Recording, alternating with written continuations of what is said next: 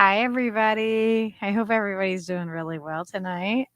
Um, why is it? All right. Welcome to Fearlessly Authentic.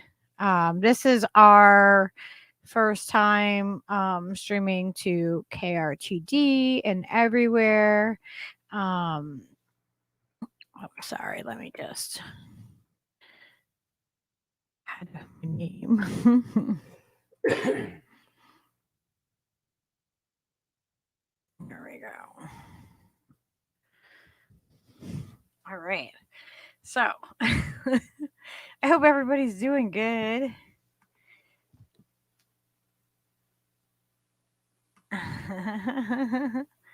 We have Peace Dove, and we have Vicky, and we have Dingo, and Horny Unicorn. Who else do we have up here? And we have Choosy and Yona. And I don't know.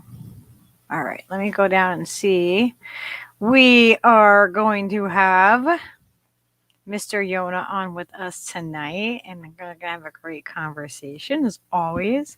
And I put the link in the StreamYard link in there if anybody wants to join us. And also we have Steve Cutler on the other mic. Who's that? All right. Oh yeah, where is Leo? Is he inside? Yeah. Leo. Come on. Leo. I'm gonna get Leo over there to say hi. One of the British guys. Hey! K to the C. It's good to see you. Yay! Wilson fam. I know. I love Mr. Wilson so much. All right. So I'm going to bring Yona in real quick. So I can stop being like a space cadet and get this show on the road. There's the Yona. How are you? Namaste. Namaste. Yo, brother. Oh no, this thing. I'm not used to this. We're on the KRTD StreamYard thing now, so I'm totally not used to what I'm doing here. It's the same. Oh, cool! Surprise, Lucky! Surprise! Yes, this is our first stream over to KRTD. A maiden voyage On YouTube and Facebook and Twitter. It's all good. It's and all good.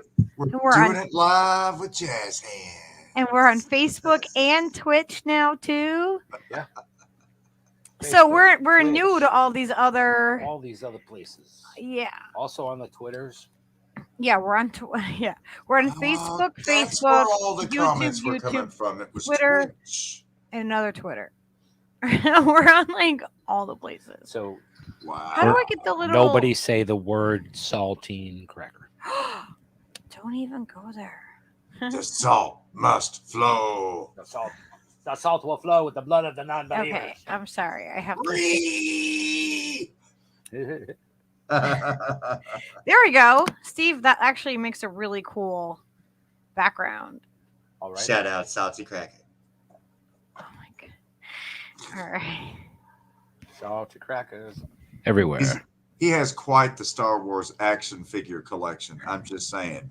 Don't call them dolls. Don't call them dolls. I used to have a buddy in Florida. His name was Cracker Six String. That was his nickname on the interweb. Oh, there's a lot of the old tabby Florida crackers down there. That's where the term originally comes from. Yep. We were just talking about this on Reef Show a minute ago. There, Florida whipper crackers, cracking that whip. Yeah. We have Gaber. That was also an awesome song by Devo in the 80s. That's right. You must whip it. Oh my gosh. So I absolutely did not do my picture and email of the card. So I don't even know what it says. I just randomly grabbed it. So this is our card that we usually try to read, a 4 agreements card. And this one is don't make assumptions. Wow, that is a really good one to start with. Be Assuming you aware. like assumptions. Yeah, when you make an assumption, you make an ass out of you and me, is what that means. Okay, be aware of unconscious assumptions. That's true. That's one thing that we like to do here is point out the assumptions that we make without thinking about it. That's really important to think about. So let's see what the back of the card says. Oh yeah, so there's the front. Wow. Oh, can you fix the light for me? So the back says assumptions are made so fast, and unconsciously most of the time because we have agreements to communicate this way.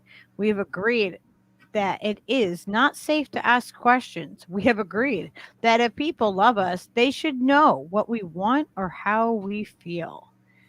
That is a big thing, and it that lack of that communication right there can be such a big thing. It can cause so many fights, and it's like just properly communicating and not assuming things is one of the best ways that you can like avoid so much turmoil, so much pain and hurt, and it's just it's such a simple thing to do. It's just not assume. Don't assume things. Ask. Always ask. I'm going to tell you what. Whenever you have to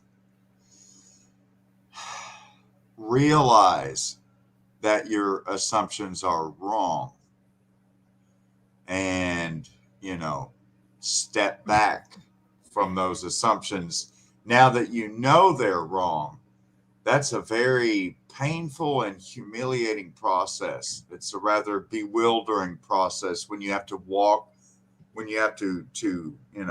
walk back from assumptions. Like, for example, I mean, that was really hitting home to me when you was reading that card. When you were reading that card, I just kept thinking, I've flown on airplanes many times, taken numerous passenger flights. I used to use the orbits and, other sites for getting, plane tickets and stuff like that, And I was always under the assumption that the FAA actually inspected the planes and made sure they were safe.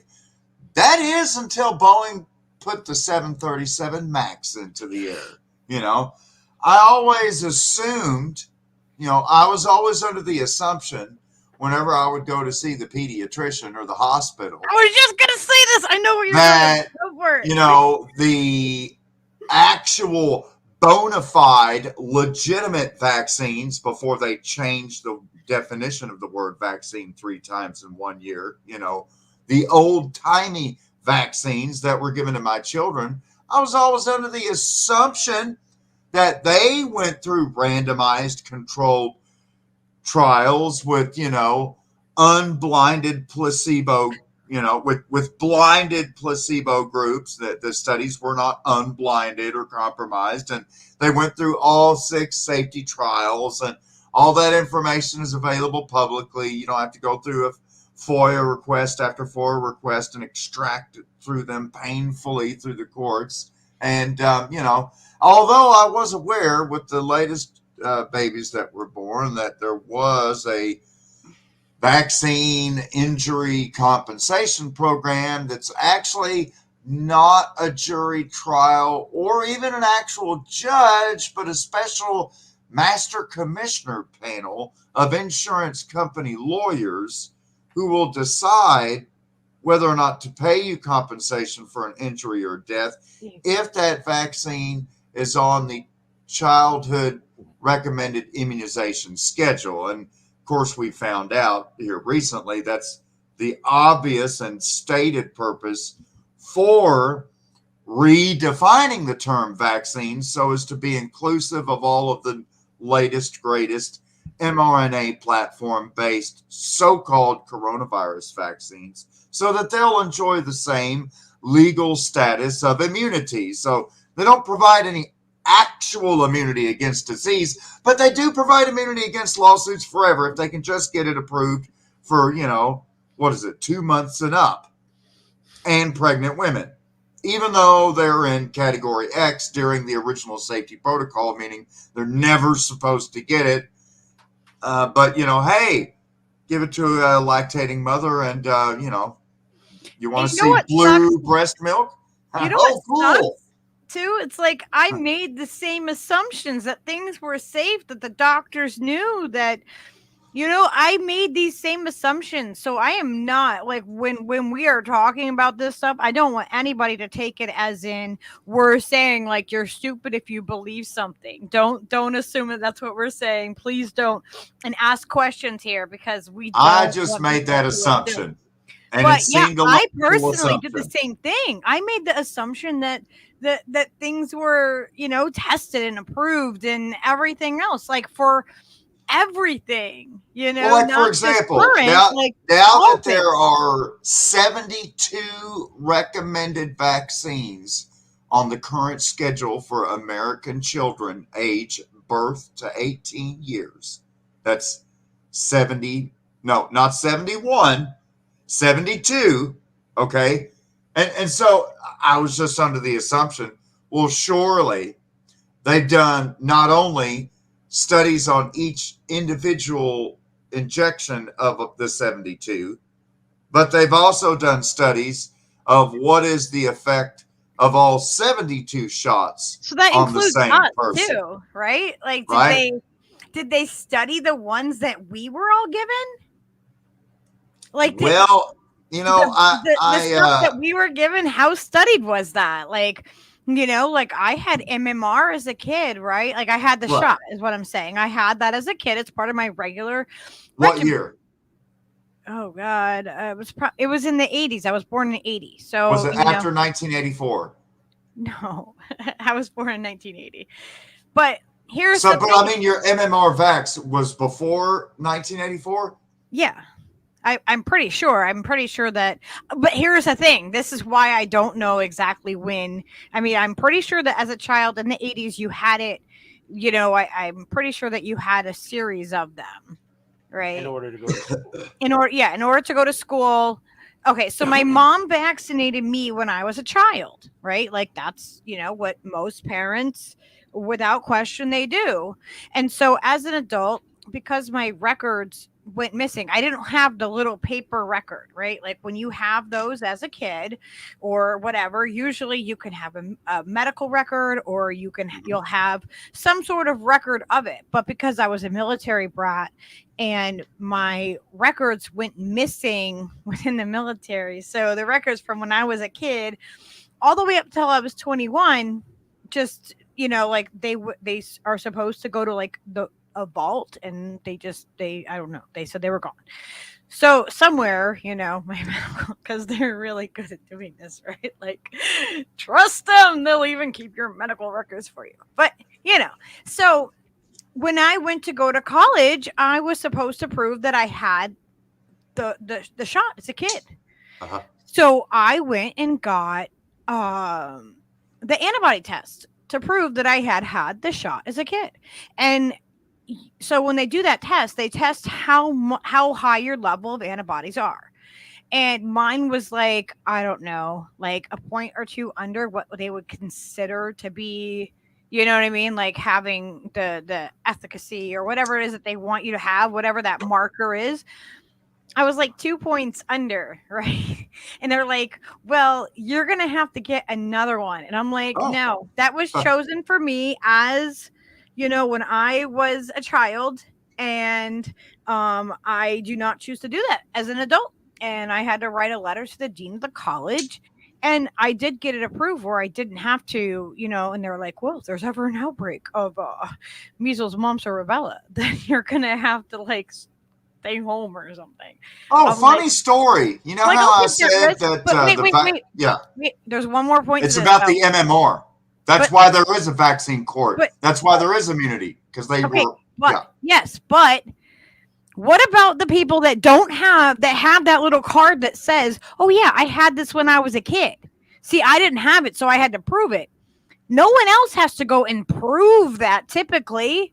So like people could think that they are protected because they had something as a child, but that wanes over time. So this whole like thing of, you know what I mean, like we had it as a kid, we don't know, we don't like, you're given that as a kid, but you're supposed to maintain your own, like your body's exposure over time gives you the antibodies to things.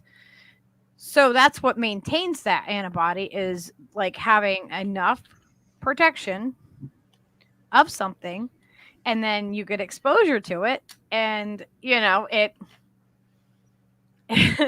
your body remembers that and fights it off. You know, it's like, so the same case should be made, you know, with all this. Well, particularly the makers of the MMR vaccine at the turn of the decade, the roaring 1980s. The MMR was causing so much damage, and there were so many lawsuits because of the MMR that was being given in 1980, 81, 82, 83, up to 84, which would be the one that you had. That led to the vaccine makers giving the ultimatum to the United States that they would no longer produce or offer their vaccine products within the United States unless, gun to the head of Congress, they're given liability protection and immunity from any lawsuits forever and ever. Amen. Well, once they did that, and they could never ever be sued again, as I found out, you know, I want to keep it chronological. I'll just footnote of how I found out. But anyhow, in 1984, when they could no longer be sued for liability, due to injuries or deaths, funny thing happened.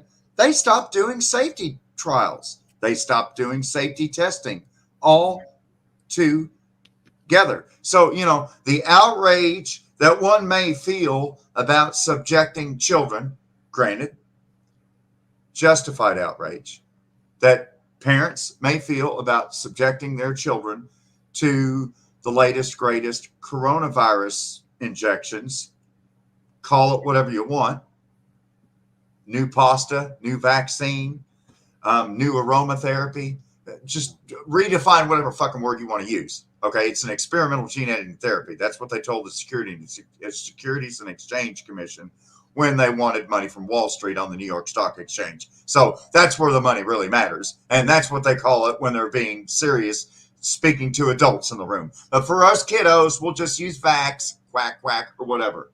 Boop, boop. So anyhow, parents are outraged over some parents, not all, unfortunately. Some parents actually are genuinely outraged over the idea of testing out brand new vaccines on children. Little did you know. Now we'll get to how I found out. You know, I've been following children's self-defense, if they don't, which is Bobby Kennedy, Robert F. Kennedy I have a Jr. question though. If they're not doing trials, then how can they say that they're doing trials and they're safe and effective if they're not doing trials? They're not doing safety trials. So they're saying that they're doing trials though. They're right. making people Well, it turns out that right? is a lie. Robert it's an Kennedy took assumption. them to court, and under a court of It's an law, after 2 years, they assumption on found everybody's part. It's an assumption. It goes right back to it. We assume things. What ruined it for me. Circled it right back. What ruined it for me is when Robert F. Kennedy Jr., on behalf of Children's Health Defense, sued the FDA in court, and he wanted them to produce all studies and all safety studies that have been done on vaccines administered to children on the schedule since 1984. After 2 years, the only response he got was they weren't going to give all studies. Okay. So then he sends back, give me any study that you've done. Another 6 months goes by. They finally have to give an answer. Finally, under oath, the FDA admits, okay, all right. Actually, we can't give you any data on any safety studies since 1984 because there is none, because we don't have any, because we haven't done any studies. Ha ha, fuck you. And that's when I stopped taking my children to get vaccines. Yeah.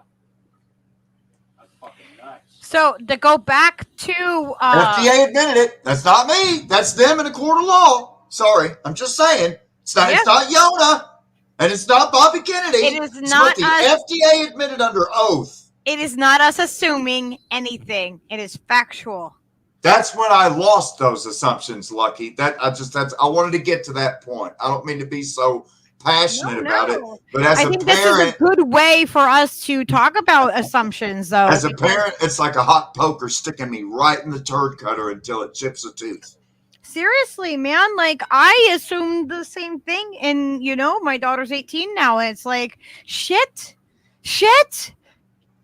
I should not have assumed that everything would be okay. That I shouldn't have assumed that I can trust the doctor that literally was my daughter's dad's doctor. Like, she had the same pediatrician. The doctor that came and first saw her at the hospital is the same doctor that saw her dad and took care of her dad and his two brothers. Like, literally the same pediatrician. He sees us in the grocery store, he recognizes us. And we're not like some small town, you know what I mean, like thing, but her it's just the last name, that it was very that recognizable in the doctor. So, when I say that there are no safety studies, according to the FDA's own admission under oath in court, okay, that's not Yona saying that they are not safe, because how would I know? And that's not me saying that they are safe, because how would I know? But for that regard, since there are no safety studies and there is no data, how in the fuck would anybody know? Right. Because we can't assume shit.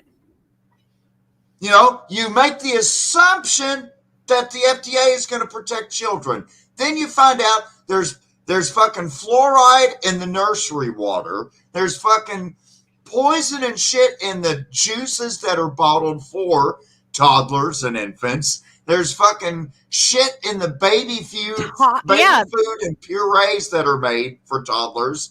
The manufacturers have openly admitted that to Congress. Congress sat on it for 2 years. They've now admitted it and then still pledged to do nothing about it, and it's still available on the shelf. So, oh my God.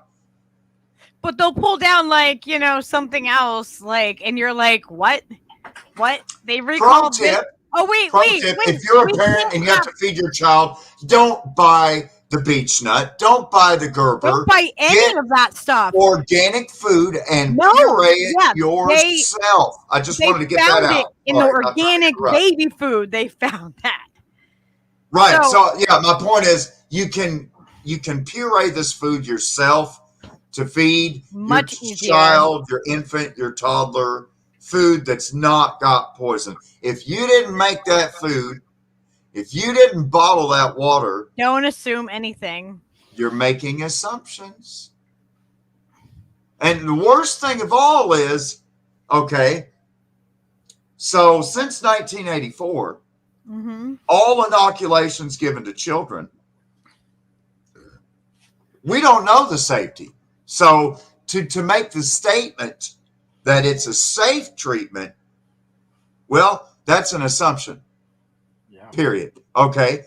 Now to go one step further and say, well, it's effective enough that, when I go to college and they do my antibody testing, because I can't produce a document showing that I got the measles, mumps, and rubella shot, for example, that the titers that they're looking for amongst my antibody count is not high enough to meet their requirement or whatever, well, that kind of brings up the second part of the vaccine mantra, which is, of course, safe and effective. That is the vaccine mantra. But when it comes to efficacy of vaccines, again, with no studies, how the fuck would they know whether or not it works? They're assuming. They don't know whether or not it's safe.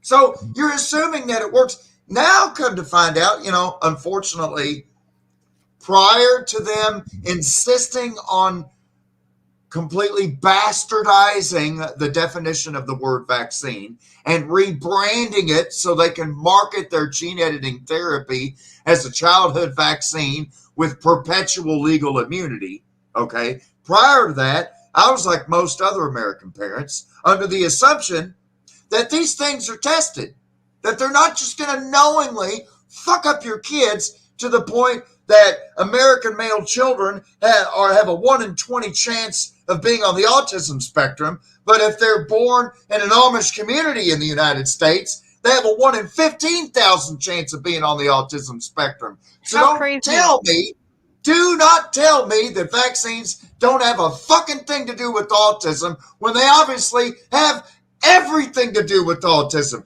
Don't tell me SIDS, sudden infant death syndrome, is the result of irresponsible parenting when we now know it's yet another fucking vaccine adverse event. Okay?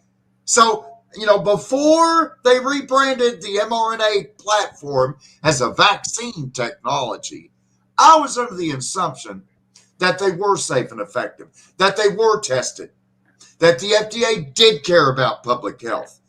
Now that the gloves are off, now that we've been 20 months into this process, now that I've actually gone down that rabbit hole and gone to look for clinical safety studies myself and come up empty-handed, now that I've actually sat in on YouTube live streams during the ACIP and VRBAC meetings, vaccines and related biologics advisory council, and ACIP, the American College of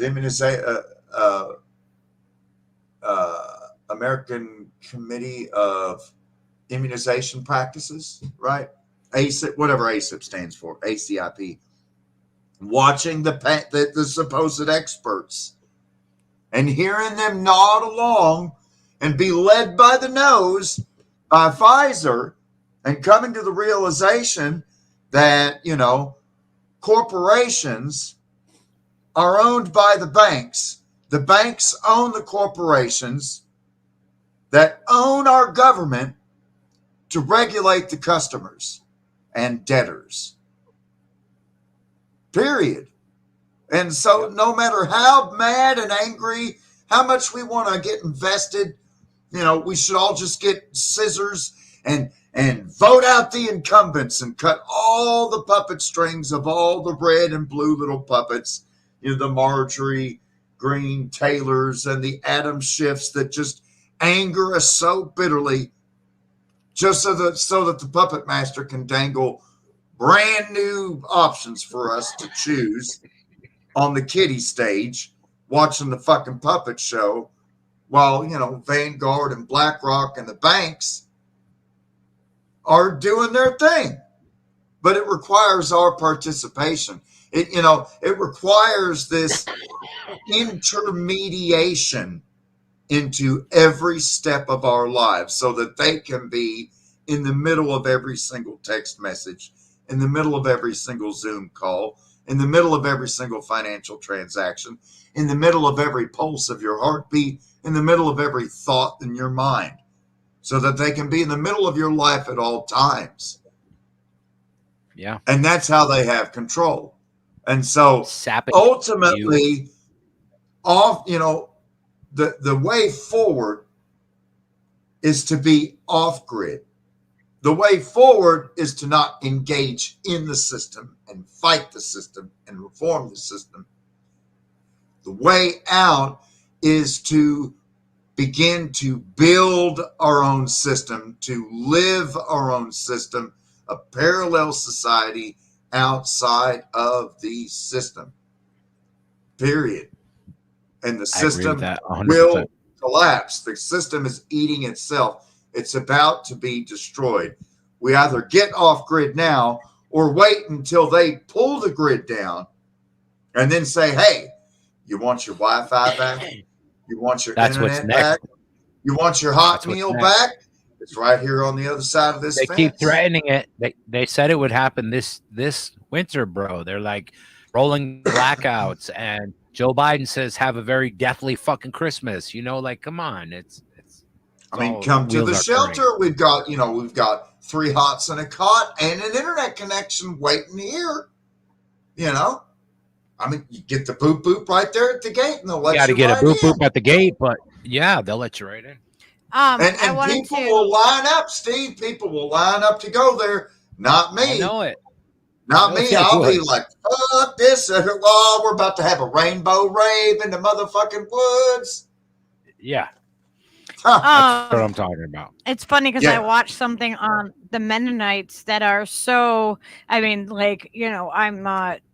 Their religion is their religion, but these Mennonites actually wanted to go farther into they went into the Amazon jungle, as far in as they possibly could to be away from all the civilization. And imagine, like, you know what I mean? Like, you have to go that far in to get away from all the modernization. Want to be off grid, then that's great. I would love to be off grid too. Fuck yeah, man. But to have to go, I mean, like the trek that they had to go, it was just insane. The global south is pretty fucking beautiful.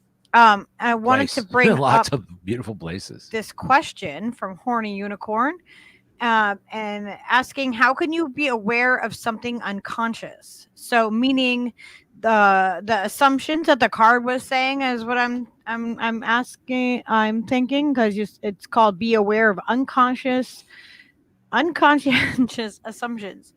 The way that you can be aware of those, if it's oh my god, if it's an unconscious assumption that you're having, god, that's a mouthful. Now, is it unconscious assumption or unconscientious assumption? Yeah, because those are two different. Unconscientious. Those are 2 different terms. Unconscientious assumptions. Well, unconscientious assumptions are assumptions that you've not reflected about and done any analysis upon. So that's different from unconscious being, out of a state of awareness. Well, I mean, it's pretty close, yeah. But I mean, like, either if we want to be consciously aware of things, then we need to question our own thinking and our thought process, and that's kind of what we're here to do. Is to question even what our thought process is. So, like, say I'm like feeling a certain way about somebody, like you make a judgment, a quick flash judgment when you meet somebody or a situation, and this goes back to the stuff that we talked about before with trauma.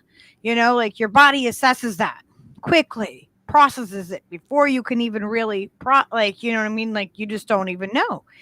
And so when you come to that assumption of what that situation is, you need to make yourself be aware of why you're feeling that way. Call yourself out. Don't just take, like, okay, yeah, I feel this way about this situation and that's it. Question why you feel that way. Question yourself just as much as you would an authority. Like don't assume that what you're kind of assuming, you know what I mean, it is true. And in that context, awareness and unconsciousness are pretty much one and the same thing, because I made what I considered to be a safe assumption when having my young children vaccinated, because I was unconscious of certain facts. Yes. Now you get Once I became aware of those facts, then they were no longer unconscientious assumptions, and I became a what's it called? When Ooh, this is when good. you're on the battlefield and you have a change of heart and you're called a conscientious Objector. Oh, no, no, no, no. objector. Well, yeah, When it's you like have a conscientious objection. And so, I now make a conscientious objection to the Yeah. safety of vaccines because you're aware. the reason I make a conscientious objection is because they seeded the vaccine safety and efficacy debate when they stopped doing safety testing. They seeded the debate when they stopped sharing any data. They seeded the debate when they stopped collecting any data. Right. And now we find out pretty much all safety data that has been shared ever since is the basis of billions of dollars in criminal fines that they've had to pay for falsifying this. And then there's Brooke Jackson, the Pfizer whistleblower that worked at, it's going to escape my mind now, the name of the subcontractor that Pfizer subcontracted out to their, not Verizon, but something Verify something. I know, I forget the name of it. But I watched her interview on T-Lab with Ryan Christian. But anyways,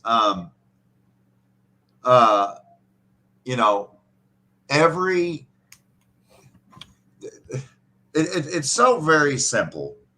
You see, when you examine the flow chart of power from Vanguard and BlackRock, which are the top banks, and the Bank of International Settlements, which is unironically in Switzerland next to Klaus Schwab Central there. Unironically. And then you follow that, from the top of the pyramid down through the multinational global corporations that are then controlled by these banks, lucky, and then the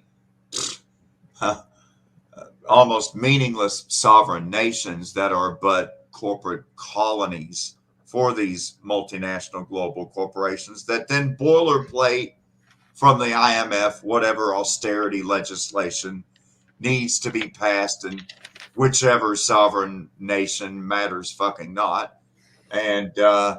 And now we're seeing this, novus ordo seclorum, this new world order of basically financial diktat from Switzerland for the entire world to follow along to. And I was it's watching clearly part of something the about that. human global depopulation scheme.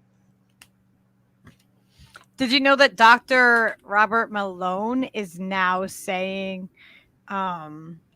that he sees why people were talking about the New World Order and all of that? Like, he sees it now. And I have a whole theory and an opinion about the doctor, but I'm surprised I wanted to that show... he only sees it now, considering how closely the good Dr. Malone has worked with the Pentagon. But before we go into that, the CIA, I want to just acknowledge a couple people. We kind of limited hangout. Anyone? we jumped in before really saying hi to everybody. We got a little piped up there, so I wanted to say hi to everybody first. Hey, everybody! Before we go too much further. That was our preamble, Lucky. That was the preamble. That was a preamble. That was okay. The prologue. So P Stuff said when somebody says "I know," generally they're generally their own assumptions. So like they're acknowledging their assumptions. Is that kind of like what I'm getting? That sketch I'm asking. In your hand is Leo if he was a werewolf. Oh, okay. And Steve has Hi, Lana Del. drawn some. That's Leo if he was a wolf man. A werewolf man. Or a werewolf. Yes. Lucky, you see, it's very simple. To truly do the truth dance, You have to shake your assumptions off. Shake That's your right. assumption off. Shake your assumptions off and do that truth dance. Howdy, Lana Dell. Now walk it back. Now walk it back. Now walk it back. Walk it back. Shake your assumptions. Oh my God, that's so great. Now walk it back. We're gonna make a shake your assumptions dance. Shake your assumptions that your mama gave. It's called the truth wiggle. Oh. Oh no. So much for assuming. Oh, that's too funny. Oh yeah, usually there is a roar on tonight earlier on. I didn't see one. Usually it's accidental activists, right? Or Brave New Future. Brave New Future. I didn't see them on, no. What is happening with Woodstock here? Clash compare Woodstock with Jonathan Livingston Seagull. I still remember my 6th grade teacher, Mr. shedding a tear as he read out loud. Oh. Now I'm going to be touching a kind of loaded term, unfortunately. Tell wrong. That kind of got. Due to American history, it's kind of gotten bastardized and taken over by certain people. But hopefully, we can shake that loose tonight.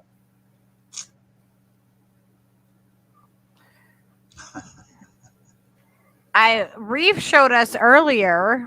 Steve was on Reef's stream. If you guys don't know, Reef After Dark, right? Is that the name of it? That's the name of it. Reefer After Dark. Reefer After Dark. Yes, you guys Briefer. should go over and subscribe to him. He's awesome. And He was Steve funny. He does on there. He does. Yeah, I was watching that. That funny fish skull was freaking awesome. Right? And Yes. that big conch shell and everything. I was checking it out myself. Do you guys see our leader? Yeah. Plus, He looks very sophisticated. Reef tonight. does a pretty sophisticated ostrich representation dance. Oh my gosh. Oh my God, he was breaking down that. What was it called? The swamp chicken or something? Yes, it's swamp The chicken. swamp chicken. Yeah, We will yeah, have to but grab it'll the stare link. at you while it's running straight ahead. We'll have to grab the link and put it in there for everybody to go find it.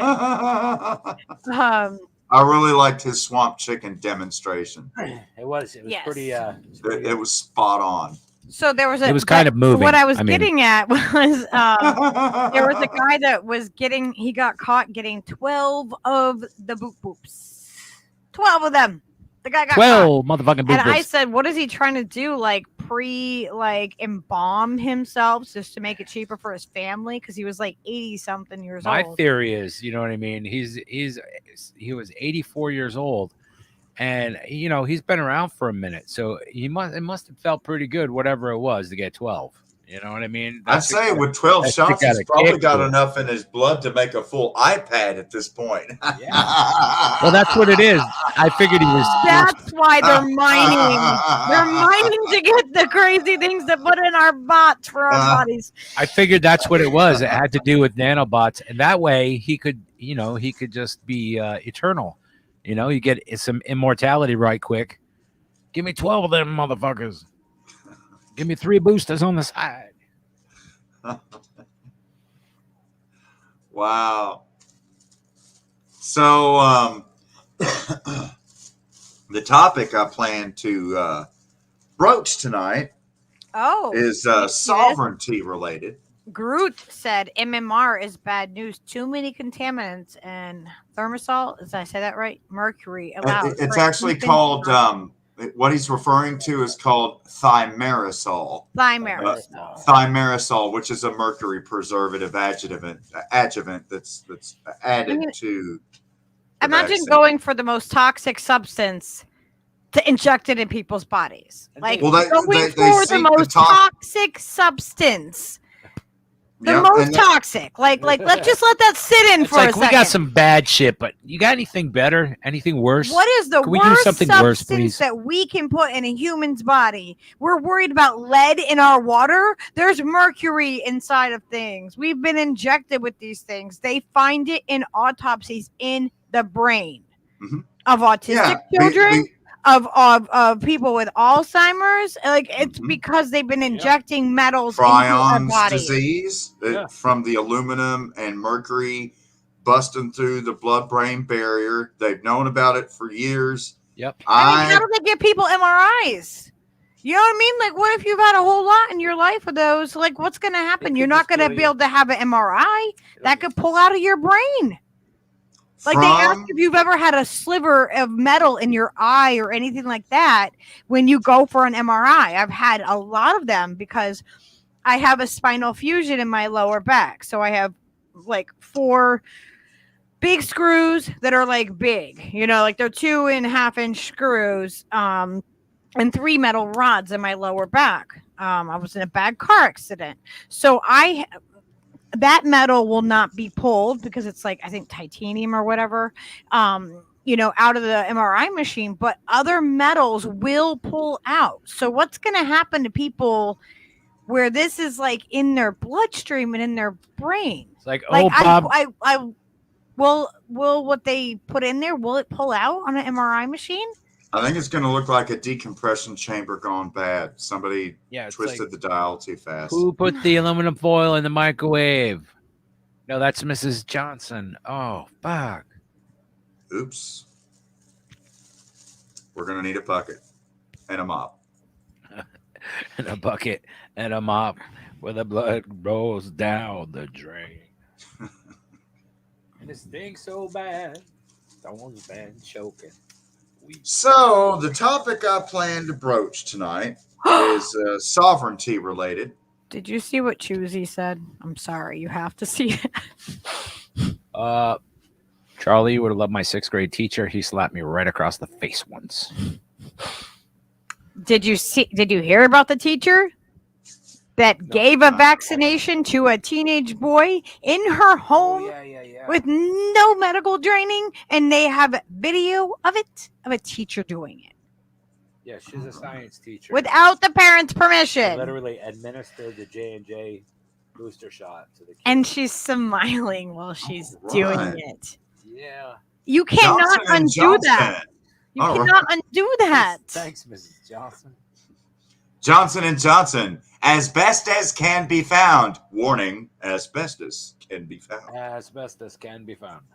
Don't assume it's not in there. We should be assuming that everything is toxic and not assuming that it's not toxic. Everything might sound okay, but some of it's got asbestos in it. I mean, they had shit in baby powder, guys.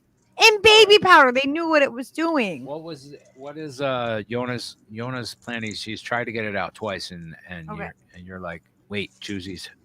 Well, I'm trying to get through the chat too. That's all. Okay. I haven't seen who. Well, it sounded like it was about sovereignty. Yeah, so tonight's topic is based upon sovereignty, autonomy, and the ability to live in allied yet independent, self-supporting communities, which is really the basis of, a city-state type democracy, which, actually was the plan for the United States. But, from the historical perspective, we have to disambiguate the mythological legends of the American Revolution and the actual reality. For example, in reality, the primary reason, at least in terms of land acquisition and what happened during and immediately after the Revolutionary War, clearly shows that the King of England's proclamation line of 1763 and the British Crown's attempts to create a buffer state or a buffer colony that would just be an indigenous province that they were going to call Charlotina, that was known as the Ohio country and the Illini country.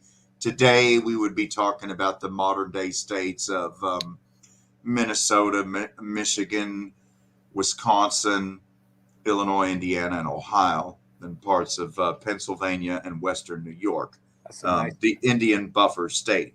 Nice cut But of land. anyhow, what they were going to call Charlatina.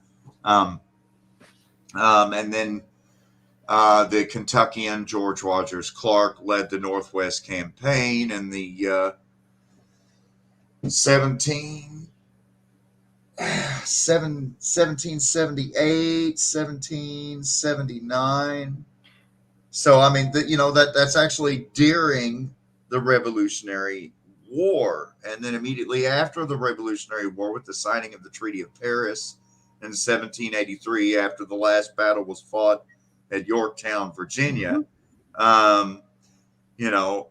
immediately you see Connecticut, Massachusetts, New York, Pennsylvania, Virginia, Maryland, the Carolinas, Georgia, all of them projecting Western land claims out to the Ohio River or all the way out to the Mississippi River immediately in 1783. So, with that being said, Revolutionary War was fought for two purposes: to keep slavery legal in the United States after the Somerset case in England had already happened.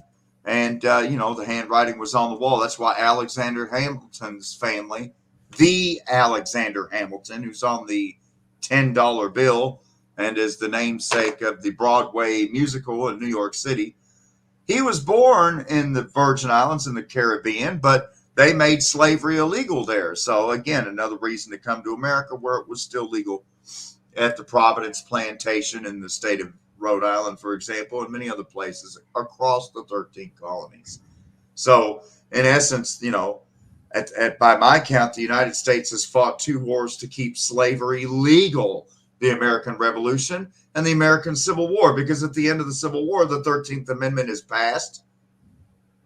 And in the 13th Amendment, they could have said, slavery is hereby prohibited, period.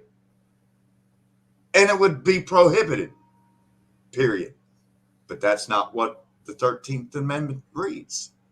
No. That's not what you'll find when you read the 13th Amendment.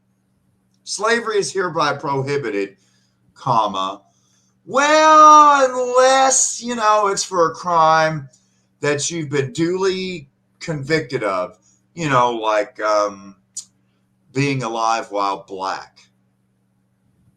Sorry, you're going to have to come with us, buddy, onto the chain gang. Make big rocks into little rocks. And you can't read. You can't read or know anything. Right. On top of it. Like, we're going to take you in and you have no choice. And we're not going to let you be educated or anything else. So, slave patrols chasing down slaves, bringing them back to plantations to improve the roads and plant the crops and everything, was replaced by cops chasing down minorities and dragging them back to chain gangs where they would plant crops and build roads. Exact same thing. They didn't prohibit slavery. They just redefined slavery. And I mean, thanks to slave labor today, they're able to put out California wildfires, for example. And, Kamala Harris defended the practice of using slave labor to fight California wildfires, for example. So, in the context of the American Revolution and the formation of the American government of the 13 colonies, the original organizing document prior to the United States Constitution was actually the Articles of Confederation.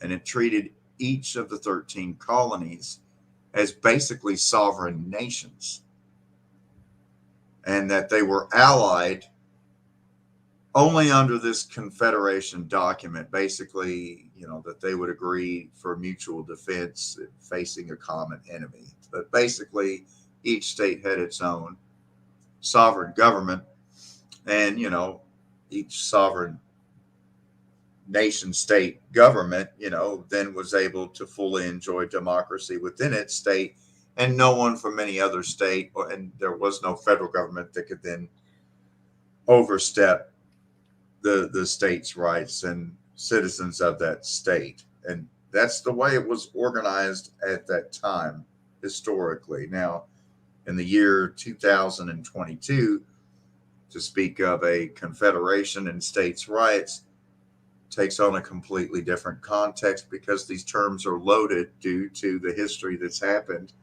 between then and now. But it's more important to look at it in the context of why did they go with a confederation when they went to organize the 13 British colonies. And that goes more to the Iroquois Confederacy and the other confederacies that existed during the 17th, 18th, and 19th centuries. And so, you have the Creek Confederacy down to the south.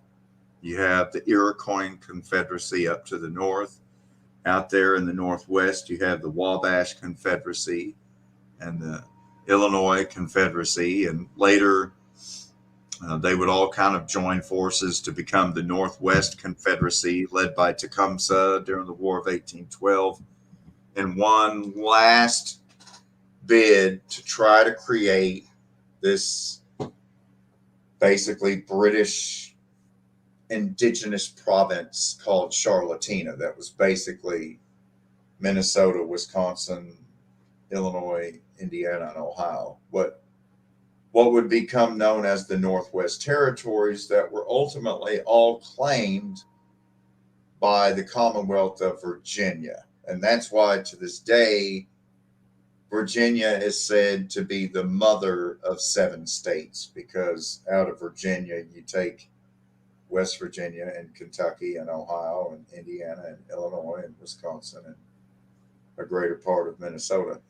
And the truth being told, everything north of the Ohio was really, for quite some time, it was actually part of the province of Quebec from 1774 up until really the Treaty of Paris was 1783. But I mean, in terms of confederation was looked at as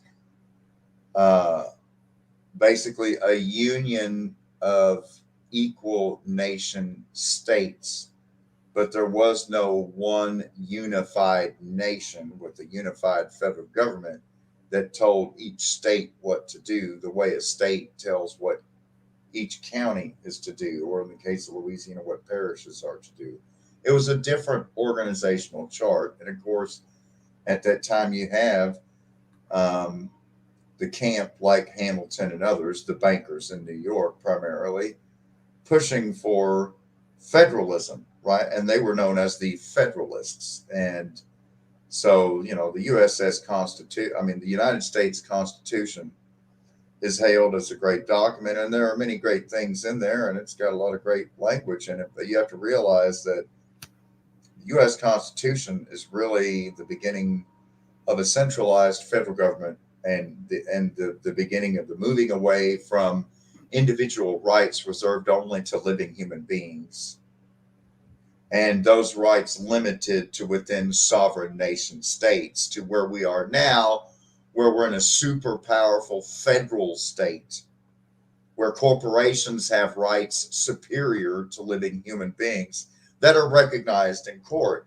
And now we've reached the point now to where corporations are supranational and really unresponsive to national courts and national judiciary, to the point that we have these free trade agreements where there's something called investor dispute resolution, where global corporation,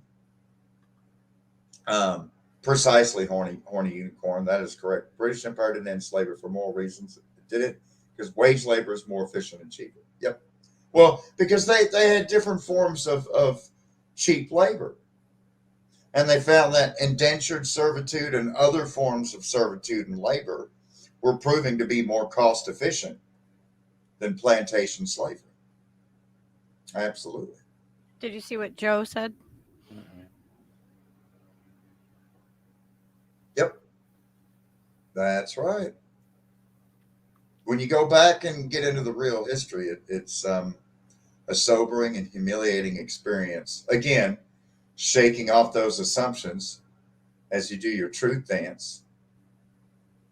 You really, it's an eye opener. But most notably today, again, I point to the confederacies of old. And so I would be remiss without at least acknowledging the 400-pound gorilla in the room. And that is, at this point, to historically talk about confederacies and confederations in the 1600s and the 1700s in the year 2022, I would be remiss to not acknowledge the fact of the American Civil War and the fact that the South called And the them commercial break. I'll be right back. 35.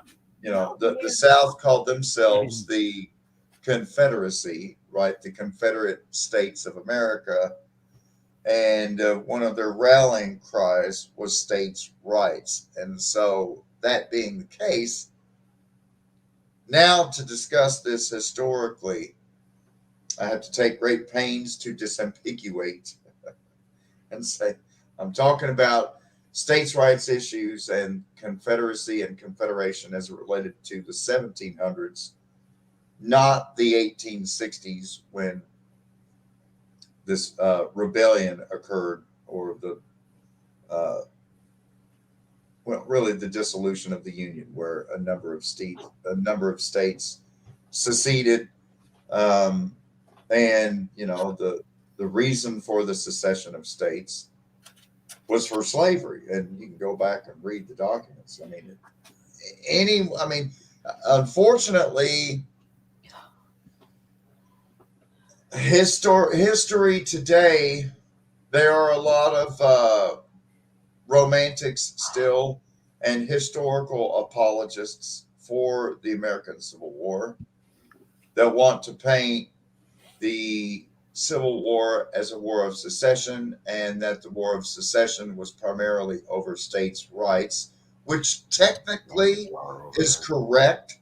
But if you then go and just barely dig into it, what was the state right that these southern states seceded the Union over? Why did they secede from the Union if it was just about states' rights and not slavery? Well, lo and behold, the state right that they were exercising was the right to practice slavery. So for people who say that the Civil War wasn't fought over slavery, it was fought over states' rights, that's a logical circles. You're running in circles, because yes, you're correct, and yes, I'm correct. It's saying the same damn thing. Okay, the states' rights that they seceded from the Union over was the state right to practice fucking slavery. So yes, when you say they didn't leave for slavery, both things are true. False. No, they did leave for slavery, but they said it was their state right to practice slavery, the state right to own human beings. Exactly. Did you see what Joe said too here? I don't know if you saw. I ran out for a Europe second. is the only country who's. Oh, sorry. So there's that one, and then he said that one. Sorry, I flipped. Yeah. Well, yeah, you look at the value of the euro compared to the value of the dollar. Yeah. I mean, Quite a difference. right now, the dollar is still pretty close to the euro. Ask me that in 3 months. We'll see. Don't think Seeds might be the thing that is worth more than anything at that point. Gamer, I don't like to call the minimum wage the minimum wage.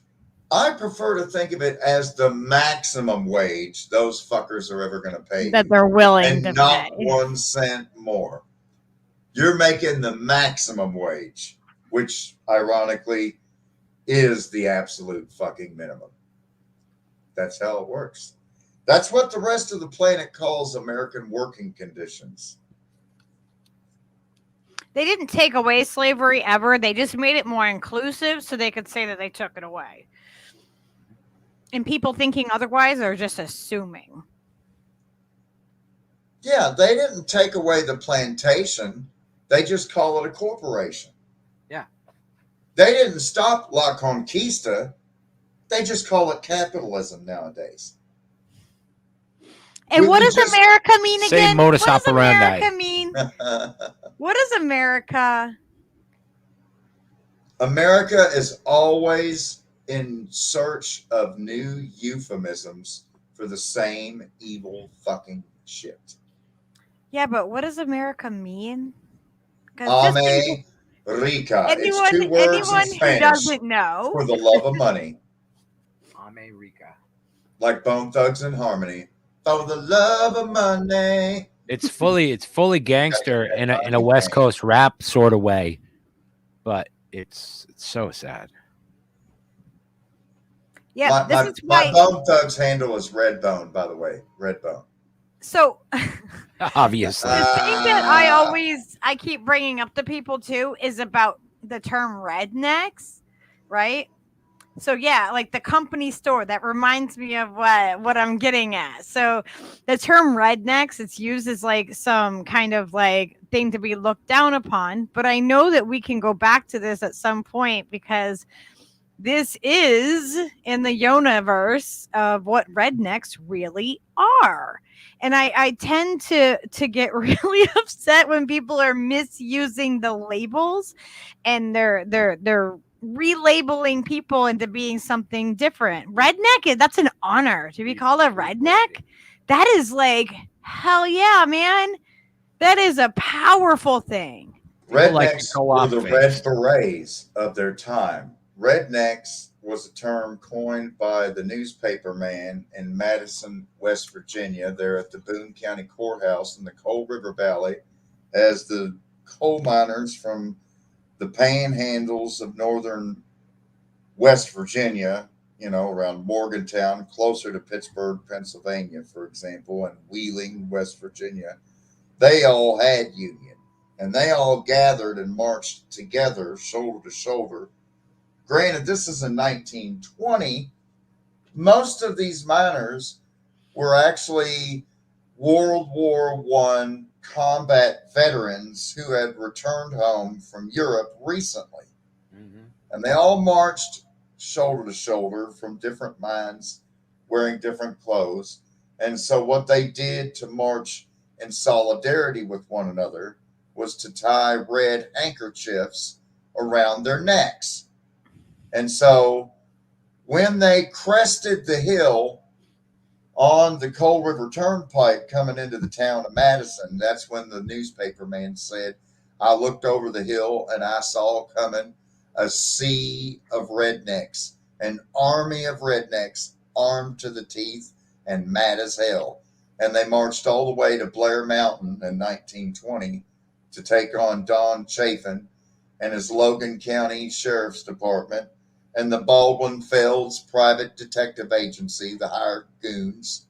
And ultimately, when they were about to overtake Don Chafin and his forces, we didn't have an Air Force at that time. It was the United States Army Air Corps, but they called in the old-fashioned biplanes, where it had wings below and wings above, think like Red Baron dog fights, right? They call in these biplanes. Again, it's 1920 under General Billy Mitchell. Yeah, it's canvas, dope, and rope. Yeah, canvas, dope, and rope. And it's the first time in U.S. history that bombs are dropped on U.S. soil, as they literally did air raids on the Redneck Army, climbing the mountain. And so, of course, today, when you drive around eastern Kentucky and West Virginia, and southern Ohio for that matter, you'll often see these blacked out license plates that are all black with a little white symbol that says Friends of Coal. And I mean, particularly where I'm at in West Virginia, You think of Joe Manchin, you think of Jim Justice, you think of Don Blankenship. It's all coal money. These are all coal barons. Coal is what built Joe's mansion, right? Coal is what floats Joe's yacht. Floats Joe's Right? boat. Joe Manchin, right? Joe Manchin's Did you yacht's see boat. Peace Stuff Yeah, said? Morgantown, West Virginia. That's home to West Virginia University. I have friends down there too. And also, interestingly enough, the PRT system, which is one of the most coolest little public transit systems in the entire United States, and of all places, it's in Morgantown. Did you But see what anyhow, Joe said? well, if you go back to when the term redneck started. We should read what the comment is, though, just in case. Well, I'm from the Southeast and have a whole different version of how the term redneck started, but you will That's not the find, comment. right, you will not find any earlier reference to the actual term rednecks and redneck army than the newspaper man in 1920 in Boone County at the Madison Courthouse when he wrote that article and published it. From that point, the story went out all across the South. There was all kinds of miners down in Alabama. There was all kinds of miners down in Georgia. There was all kinds of miners down in Mississippi. This went out across the South and Southeast.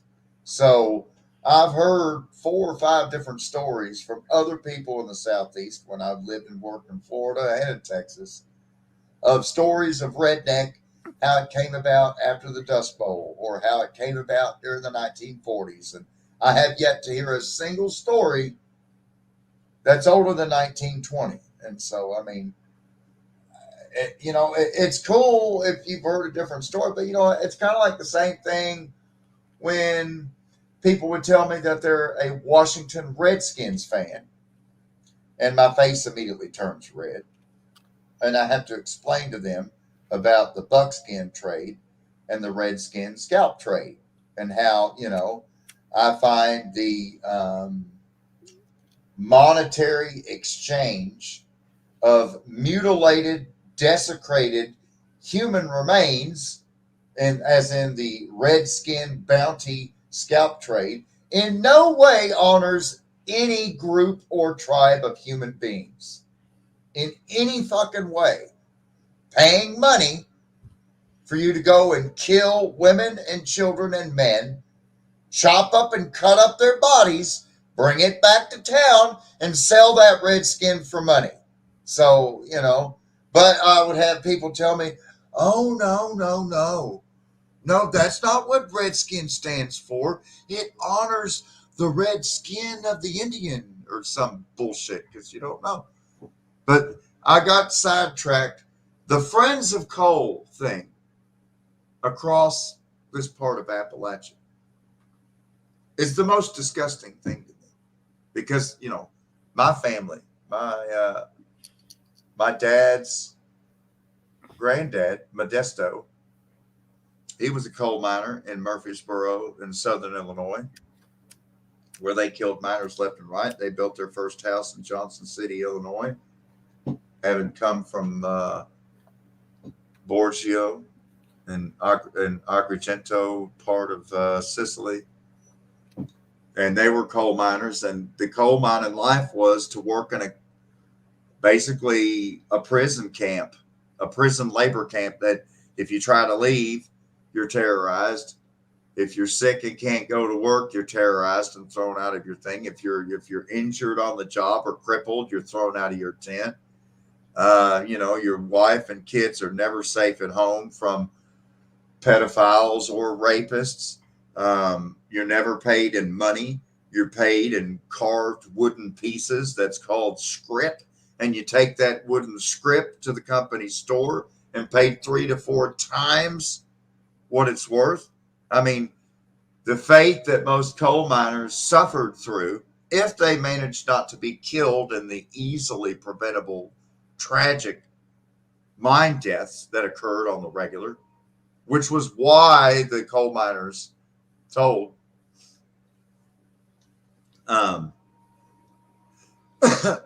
the term redneck came from the Blair Martin. The term redneck was coined during the Battle of Blair Mountain between northern miners of West Virginia trying to bring the Union to the miners in southern West Virginia. Historical fact. From that point, the lexicon of redneck spread throughout the country, and it became to mean different things to different parts of the country. But that's where the term was coined. There was a question up here. Okay. Oz Whistle says, Yona, I was told that farm workers were a big part of that. Was I misinformed? That was a few minutes back. Yeah, that again, after the Battle of Blair Mountain and the Cold Wars of 21 and 22, I've seen and heard and read, other etymology stories for the term redneck. Joe has a reply to you, I think, too.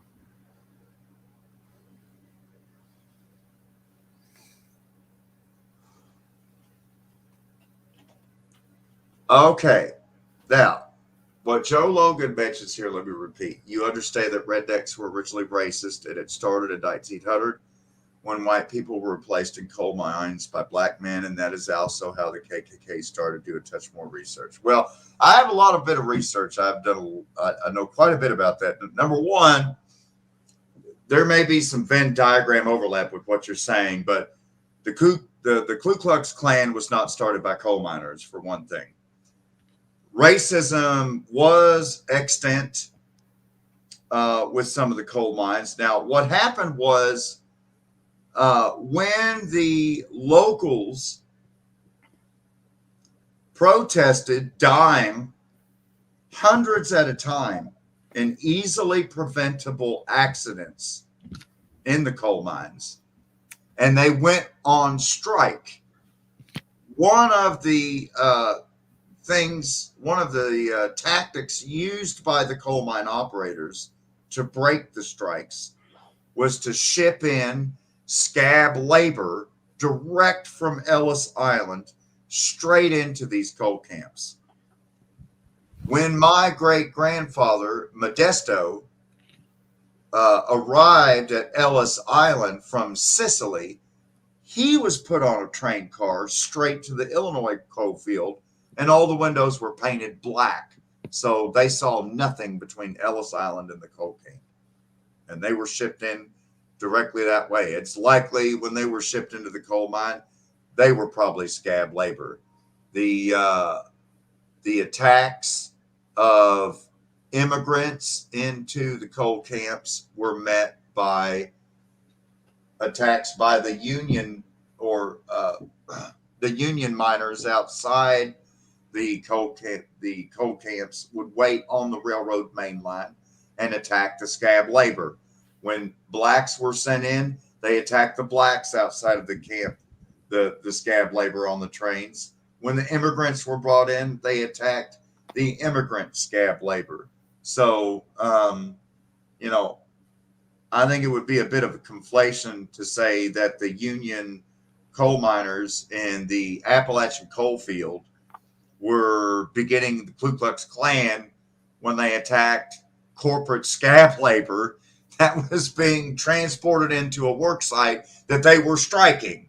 So I mean, striking workers attacking scab labor is a different context from white people hating black people and starting the Ku Klux Klan with a miner's pick and a miner's shovel in each hand.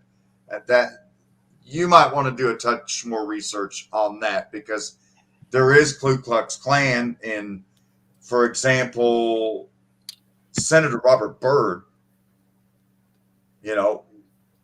beloved in the state of West Virginia, was a member of the Ku Klux Klan. It's facts. FACTS, facts. So when I say it's a Venn diagram of overlap, that's true. But, I look at those attacks that happened in Matewan and Blair Mountain, in the context of a labor struggle. But to say that there was not, and furthermore, shipping in Southern blacks and European and Southern European immigrants into the Appalachian coal field and then being attacked, I see that more through the lens of xenophobia, and they attacked anybody that's not from the mountains. Yeah. Whether you're an Italian or a Polak or black or Chinese or whatever, it's more xenophobia than racism. Whereas that's the distinction I'm making. Now, granted, xenophobics can also be racists, and so again, yes, there were white racists in the coal field, but generally speaking, we're talking about striking workers, attacking scabs, and a general feeling of xenophobia all across Appalachia, where they hate the outsider, they hate the folks that come from out of town, don't give a fuck what color you are, don't give a fuck what tribe you come from, don't give a fuck where you came from, you ain't from around here. Ain't from around here. They don't like you at all. That's what that is. Yeah, there's a lot of overlaps with things, like Yeah. that's why it's good to talk about where they do overlap and where, the origin of each of those stem from. Because, Now, to be fair, I said my great grandfather was a coal mining family that was brought in from Sicily.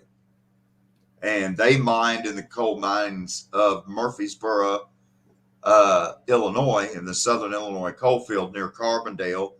And the first home that my Anselmo family ever built in the United States was in Johnston City.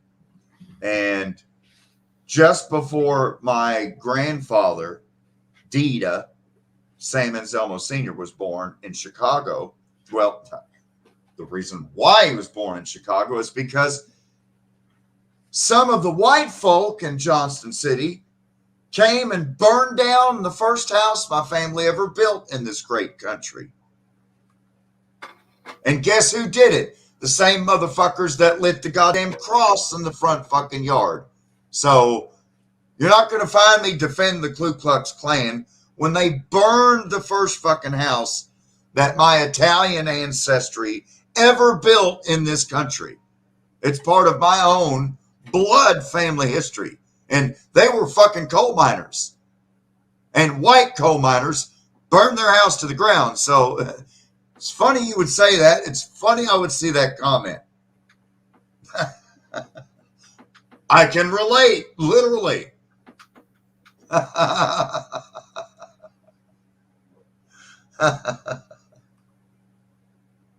Wow. So much history. Historically authentic.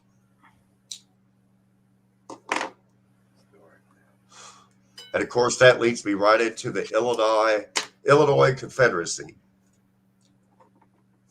The Illini.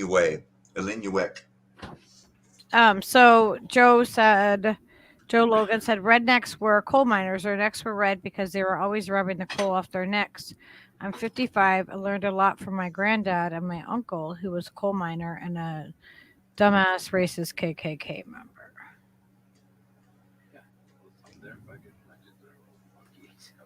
There are pictures of the miners with the red handkerchiefs tied around their necks. And that was the basis for the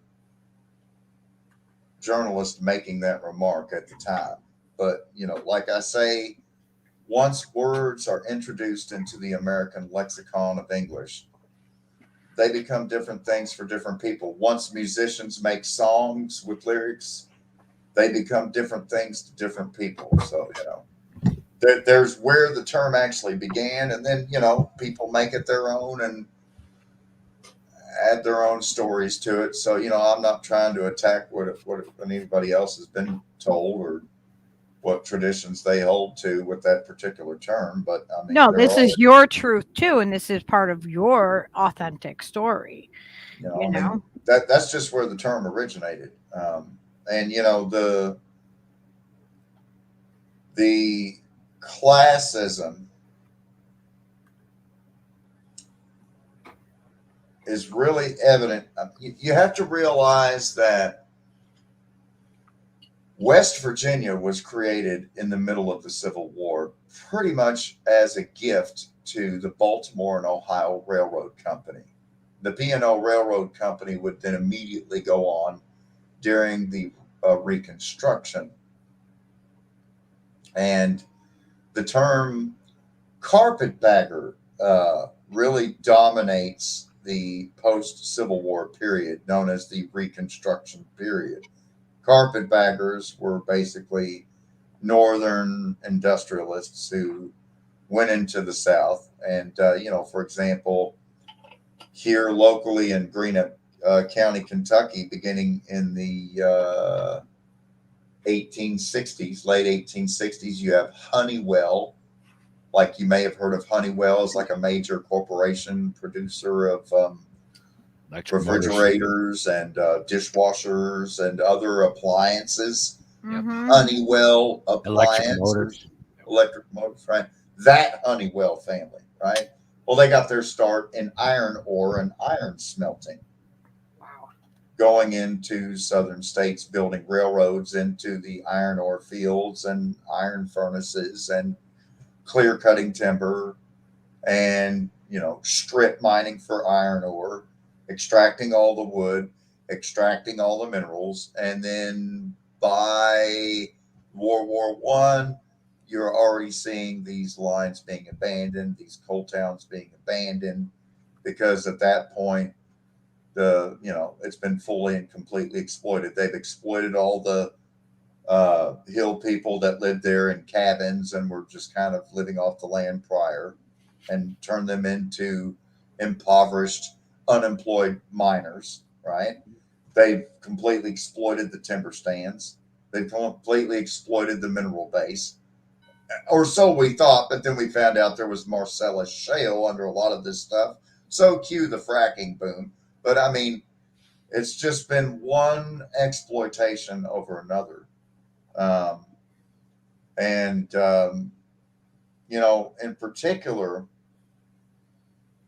as pertains to the role of racism became the glue that has binded this elitist empire of genocide together ever since Bacon's Rebellion in Virginia in 1676, when poor people united, and the British aristocracy vowed, well, this will never ever happen again. We will never ever allow indigenous people and we will never allow people from European tribes, North American tribes, or African tribes to intermarry. We must keep them separate. So we'll call all people from North American tribes red, and we'll call all people from African tribes black, and we'll call all people from European tribes white. And that way, we'll write it down in these Virginia race laws in the year 1705. We will define what is white. We will define what is black. We will define what is red. And never the twain shall meet or marry again. And this way, we can create a racial system of racism to protect the elites from ever being ganged up on by the majority of the oppressed, to prevent that from ever happening again.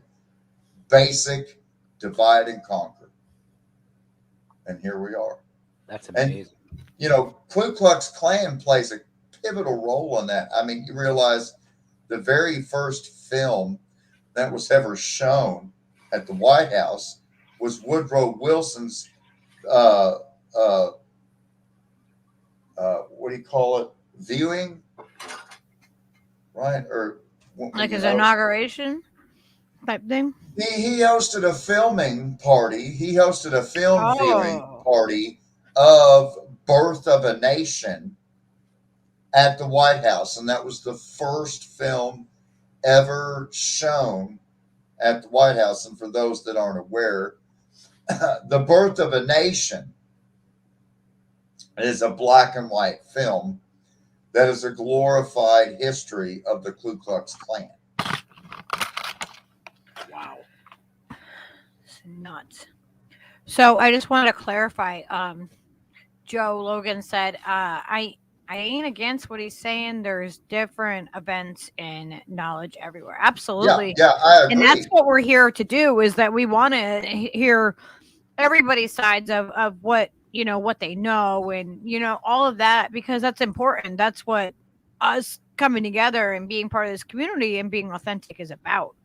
We want to have those discussions. Like, we want to be challenged. We want. I didn't find out about the Battle of Blair Mountain and all this labor history to do with coal and everything until I moved up to Huntington in the year 2008. Prior to that time, all I knew about redneck and where the term come from is what I had been taught and what I had heard, working tobacco down in Marion County. And, and it was just a, thing. Rednecks are, because they're out working in their farm. It's a farmer's tan. And I heard all these other things. I see what Charlie Brown said too. Yeah. We were never taught about the Battle of Blair Mountain or the Haywood Market Massacre in school. Nope. Yeah, Nope. the Haymarket. That's the Haymarket Massacre in Chicago, Illinois. That was on May the 1st. That's why we used to celebrate Labor Day on May the 1st, and why the rest of the world still celebrates Labor Day on May the 1st, but the United States moved it away from May the 1st in order, again, to obscure and fully memory hole the Haymarket Massacre. The other one, and Ludlow Massacre, that's been memory hold. All of the labor history is Massacre, memory hold. Yeah. What's the other one? There was a bombing in, they called it Black Wall Street. Oh, that's the Tulsa Massacre in 1920. Yeah. Yeah. That was next to Cherokee Reservation. That's another one that's just like, they whitewashed that shit right out, man. They didn't teach anybody about that. Any of those things. Plymouth Rock is still a thing, and There's still a another place bombing where they take kids, like, we're in Connecticut, and like, there's all these places that are named after like awful things, and you take your kids to Plymouth Rock. Why would you take your kids? As a child, there? I went to Plymouth Rock.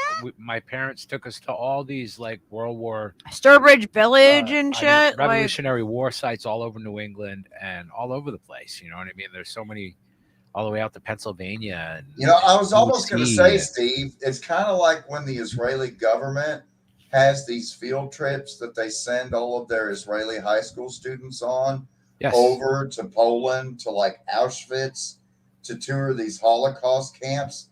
We kind of do the same thing in the United States, except, when we go to Plymouth Rock or the River Mystic, we're like celebrating what the Nazis did. Right. We just got it backwards. Am I wrong? No, that's absolutely. We're not celebrating the Wampanoag at Plymouth Rock. No. We're not celebrating the Pequot in Mystic. I mean, we are not. That's absolutely spot on. But when the Israelis send their high schoolers to Auschwitz, they're definitely not celebrating the Nazis. I can say that for sure. Of course, it's a different type of indoctrination. Well, you would think. Gets into a whole other thing about the whole. That's the other thing about Israel. Propaganda thing that they've got going on. I just thought it was an interesting comparison to look at, Yeah. I just want to let Oz know that all about perspective. Someone might not have you, but we're streaming to Twitter for KRTD, YouTube, Facebook. Is that Shane's Facebook too? Yeah. My YouTube, and we are on Twitch. So like when I'm that's why we're reading the comments and I'm putting them on screen too, trying to do that so that everybody can see where they're all like coming from, because they don't all show up on one. And thanks for hanging out with us, people. Yeah, I'm so glad everybody is here. And I actually have something that I want to play real quick, because it's just always awesome. So, ooh, I can go to the little boys' room real quick. Yes. All right, I covered for you, and now you can cover for me. We're like Wonder Twin Powers, Lucky.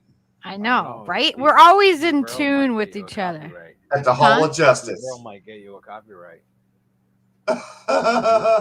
Okay, that there's no monetization. I don't know what. Oh, to say we're Wonder Twin Powers. Oh, right. Oh, I don't want to get a copyright strike, so I'm going to say we're Wonder Twin Powers like. Yeah, there you go.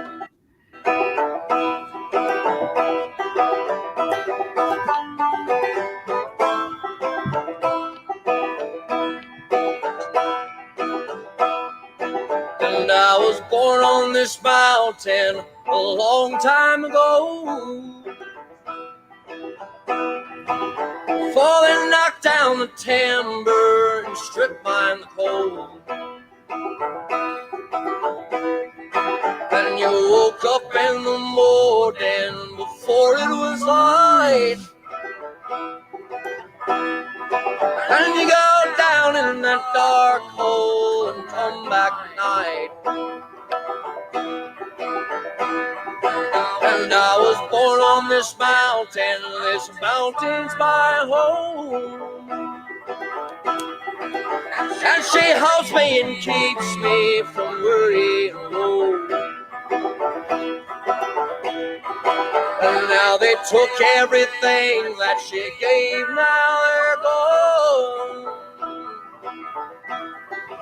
But I will die on this mountain's my home. And I was young on this mountain, but now I am old. Yep. And I knew every holler and cool swimming hole. Till one night I lay down and woke up to find that my childhood was over and went down in the mine. And I was born on this mountain's my home. And she holds me and keeps me from worry and woe. Now they took everything that she gave, now they're gone. But I will die on this mountain's my home. I love this song.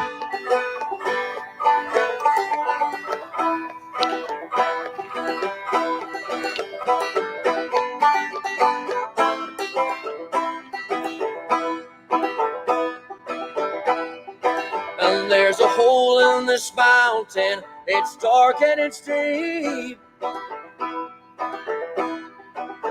Oh, and Lord only knows all the secrets she keeps.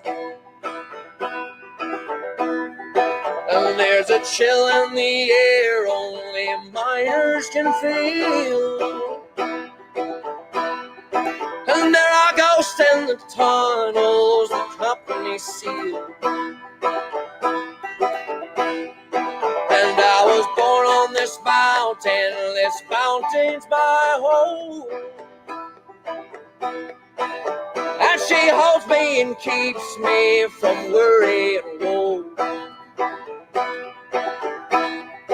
And now they took everything that she gave, now they're gone. But I will die on this mountain's my home.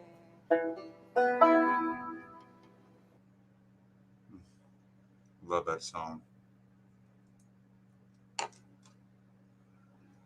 That's friggin' Yeah, I like, choice ass fucking song and just killer rendition. So I good. just love them so much. I'm gonna grab their link to that song, and so I can put it in the StreamYard for you guys. I love the band. They are, they are down south. Whoops, what am I doing? They are a band that's down south. It's a Lost Dog Street band, and they're just awesome. Friends of mine have actually met them and stuff.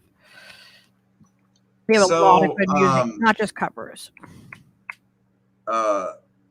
you know, I mentioned earlier today that I wanted to talk about the Wabash and the Illini and Iroquois confederacies because I think it offers some lessons pertinent to today when I talk about the formation, the creation, or the maintenance of parallel societies. And when when you look at and make a comparison of the Iroquois Confederacy and its tribes, and the Wabash Confederacy and its tribes, and then the Illini Confederacy and its tribes. One thing that they all have in common is that they were all going to be sharing basically a province of the indigenous that the British intended to call Charlatina. And of course, the Illini Confederacy was the tribes that were concentrated in the lower Mississippi Valley above the confluence with the Ohio, primarily in Illinois, but also in Missouri. And then the Wabash Confederacy was primarily in Indiana and parts of Ohio. And then the Iroquois Confederacy was, kind of spread across parts of Ohio, western Pennsylvania, and upstate New York. And, particularly the Iroquois Confederacy survives to this day as the Six Nations. The if I can remember them off the top of my head, I don't have it written down, but I mean, I'm pretty sure it's the Mohegan, the Mohawk, the Cayuga, the Seneca, the Onondaga, and then the Six Nation migrated up from North Carolina and was adopted as an Iroquois nation, and that's the Tuscaroras. And then you have the Wabash Confederacy, which is Wipasha, which is Wabash, where it comes from their language, their Algonquin language, and the Wabash is basically the Miami and related tribes of the Miami. So let me see here. I had some notes written down on it somewhere.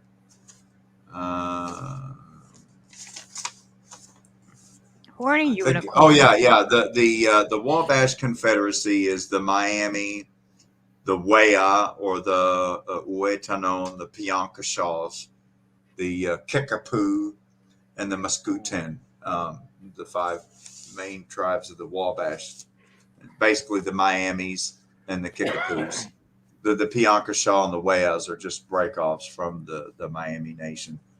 And then the Illinois Confederacy, or the Illini Confederated Tribes, which is the most interesting because, you have to realize this Charlatina was a proposed indigenous province that never came to be. It was always, in fact, part of the province of Quebec. And of course, prior to 1763, Quebec was French. But as a result of the French and Indian War in 1763, you have the Battle at the Plains of Abraham and what the Canadian French call Le Grand Dérangement, where the British evicted the Acadian French, and the Acacians left Acadia, and the Acacians went down to the swamps of Louisiana, where they're still called Cajuns to this day, right? The Louisiana Cajuns came from Acadia, which is next to Maine. The Wabash Cannonball. And that happened in 1763. So anyhow, prior to 1763, so you're going all the way back to the mid 1600s when Jacques Cartier and Pierre Marquette and Champlain and La Salle and other French explorers made peace treaties, that they went down and they founded the Illinois community of Prairie du Rocher, and they built Fort Sharps the stone French fort there, which is still there to this day, and that was right next to the heart of the leadership of the Illinois Confederacy with let me see here, what was his name? Mamentuasa, who was the chief of the Michigamea neighbors to the Cahokia tribe. So we'll get into the Illinois Confederacy real quick. It's not really until you start looking at the Northwest Campaign and how the different First Nation confederations were militarily attacked and the genocides ensued. And you look at it in the context of today and what's left in Oklahoma with the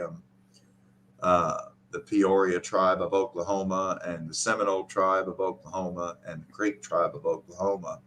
And just for example, the Illinois Confederacy, the Illinois tribes was 12 tribes.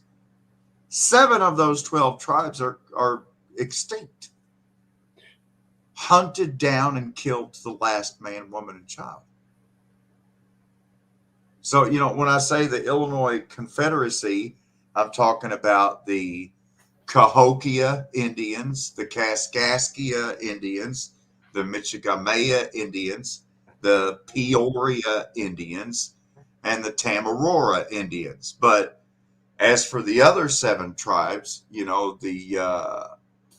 Moinguen, the Chapusa, the Moinguena, the Chapusa, the Chinca, the Coiracantanon, the Warea, the Espiminkia, the Taparora. Oh my God, there's so many tribes of just completely extinct people that, I'm sure, like, outside of this podcast, people have probably never heard of Agapic, Chicago, but I bet they've heard of Chicago. It's a really big city in the Illinois country. And, Chicago, Agapic, Chicago,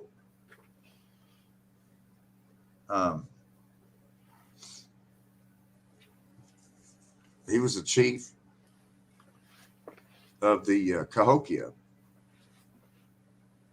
And, Cahokia is known for the Cahokia Mounds in East St. Louis, Illinois, right next to the Amazon warehouse that was flattened by a tornado, killing a number of Amazon employees there in the St. Louis suburb of Edwardsville, which is in my Yona rhymes. If I can ever get that figured out, I'll have to get with the guys tomorrow, now that I've got all my text in there, to figure out how to get my first KRTD article actually put up on the blog thing there.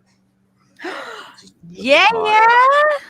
Just because of my ignorance, I'm slow to figure things out because it's the first time. Okay, Shane and Steve had to have a thing because I was like, listen, I don't know what I'm doing.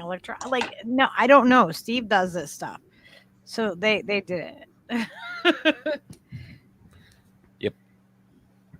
I was putting in my bio today, and first I accidentally put it like a contributor in the middle of my bio text. And Shane was like, "Oh, so you're going to be a contributor? I thought you were just a writer."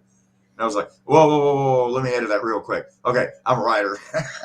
I put it in position writer. And I don't want to guarantee more than I can provide. I know, right? It's not that I don't care to contribute. Maybe I have commitment issues. I do. I have a hard time with this kind of like a commitment issue. Like when it comes to I have to do something in a certain time and stuff. I'm like, oh man. Well, the thing of it is, I have the worst. I'm the world's worst about putting too many irons in the fire, starting on too many things and never finishing them, putting my hands in too many different pies at the same time. And I thought, I look at it as such a high honor to be able to try to represent the perspective of just the everyday worker and to represent the Appalachian perspective and bring that to KRTD media.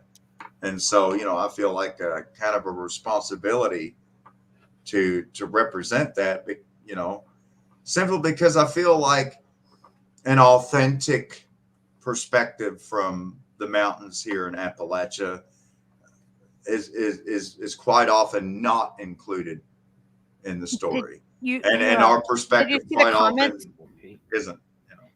Did you see the comments?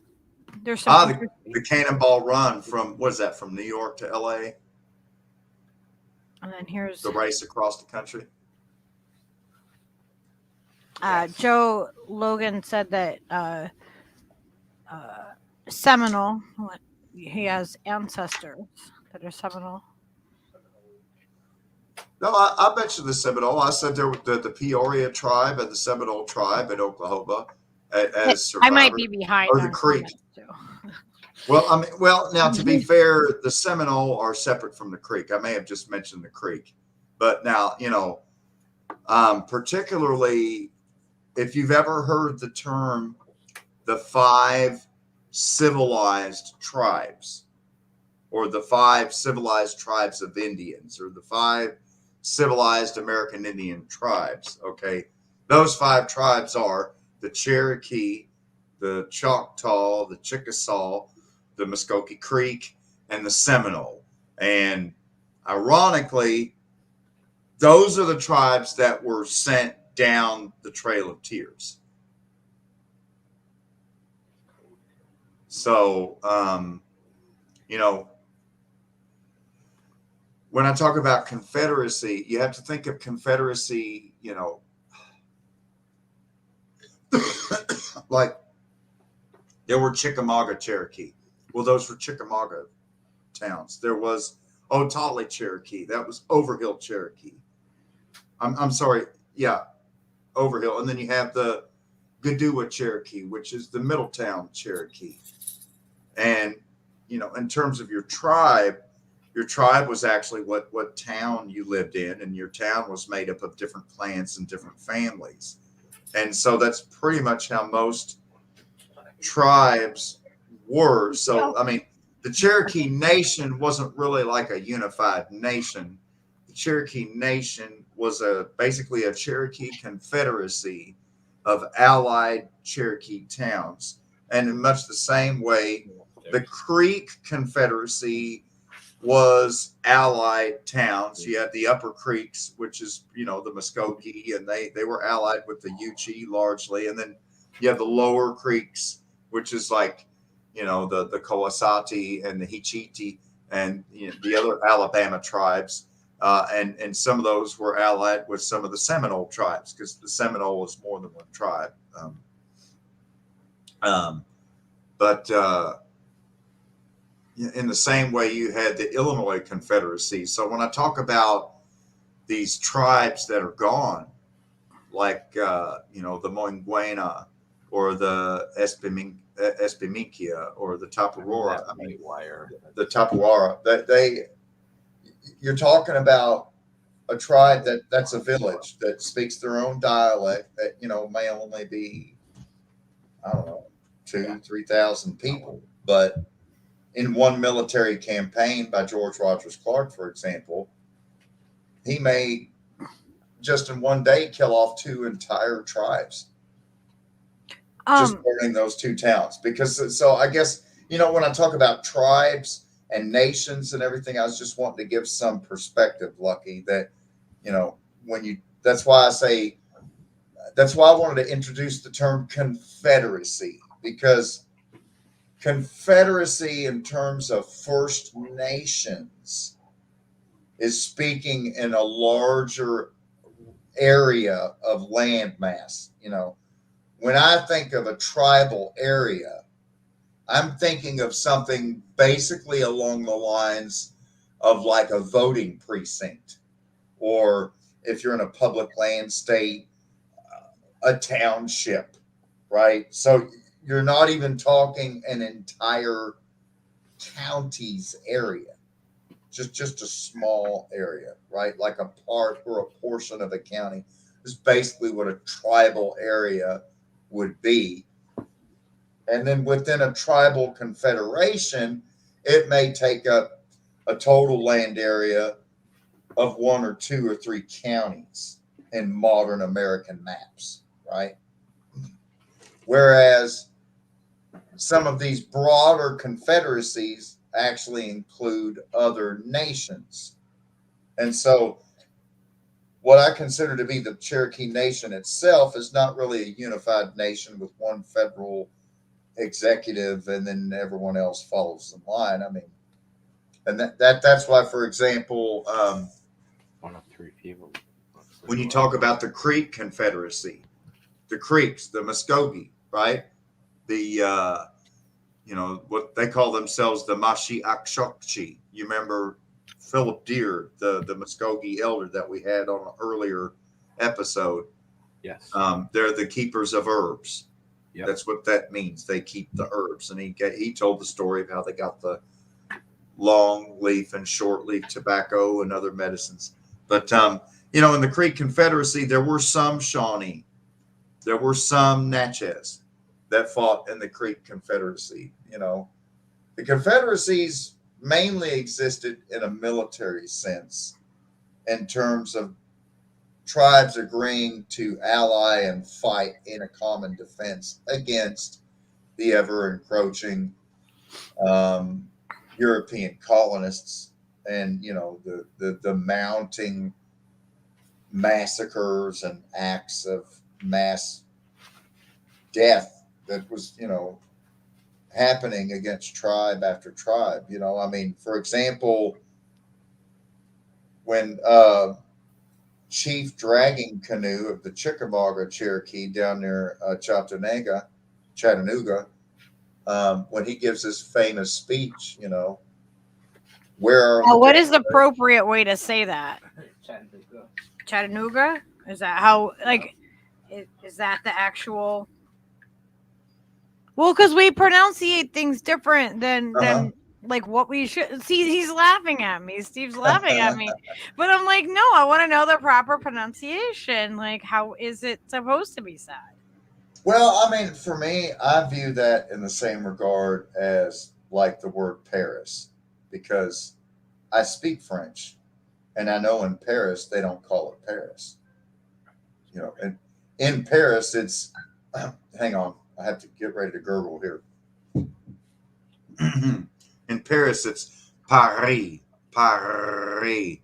grrr, like growling like That's kind of how Steph Paris. Zamorano says "lucky burrito." She's like "lucky burrito." I can't even. Well, except that now the Spanish R is a fluttering of the end of the tongue, like like you're purring. The R in French is not a Spanish trilling tip of the tongue. It's a very guttural gurgle, growl in the very back of your throat. On the very back more of your so tongue. how like the Cherokee is spoken, right? When it comes to Eastern Cherokee, what I've the little that I've picked up and listened to on YouTube things and stuff, and what you've like, it's a different, like, it's a guttural, like a lot, some of the, like, the H, is it the H sound? I'm trying to remember properly here. I don't want to say the wrong thing, but like that, there's certain sounds that are very like it comes from your stomach, not just from like the tip of your tongue. Right. Well, it's called aspiration. And we have pre-aspirated and post-aspirated consonants. So, like, for example, with the N sound, right? So you can have like, to say Nawi, Nawi. That would just be normal. Nawi. Nawi. But then there's the pre-aspirated. So that would be, and it sounds like Snawi. Snawi. Yeah, it sounds like you're about to have a sneeze. Right. Snawi. Snawi. Right? Yeah. And so that's the pre-aspirated. And then the post-aspirated would be na-fui. Na-fui. Nah. Na-fui. So nawi, snawi, na-fui. There's 3 different ways. to say that nah. Nah, nah, and nah. What I call Klingon nah. Like, it's got the H at the end. Nah, drach. Oh, I did have a question. Earlier, I think it was Mystery was saying something about arrowheads and how they're still found. Let me see if I could find that. Yeah, there's still arrowheads found. That's cool. That's like Is that what did you say? Miss Tree said that? Miss Tree said that there are arrowheads still being found. Yes. Mm-hmm. Yeah, Uh-huh. I just put it up on the, All right. on the thing. I just want to make So sure. I have a question about that. So I, as you know, I live in a very populated area where the Mohegan and Pequot tribes were in Connecticut. And just anybody that doesn't know that, where we are in southeastern Connecticut, we live very close to where, the tribes before they really separated, that they were here, and we are on sacred land is where we live, and we respect that. And I clean the river that's close to our house, and a lot of times what I'm finding is just random boots and pollution and stuff.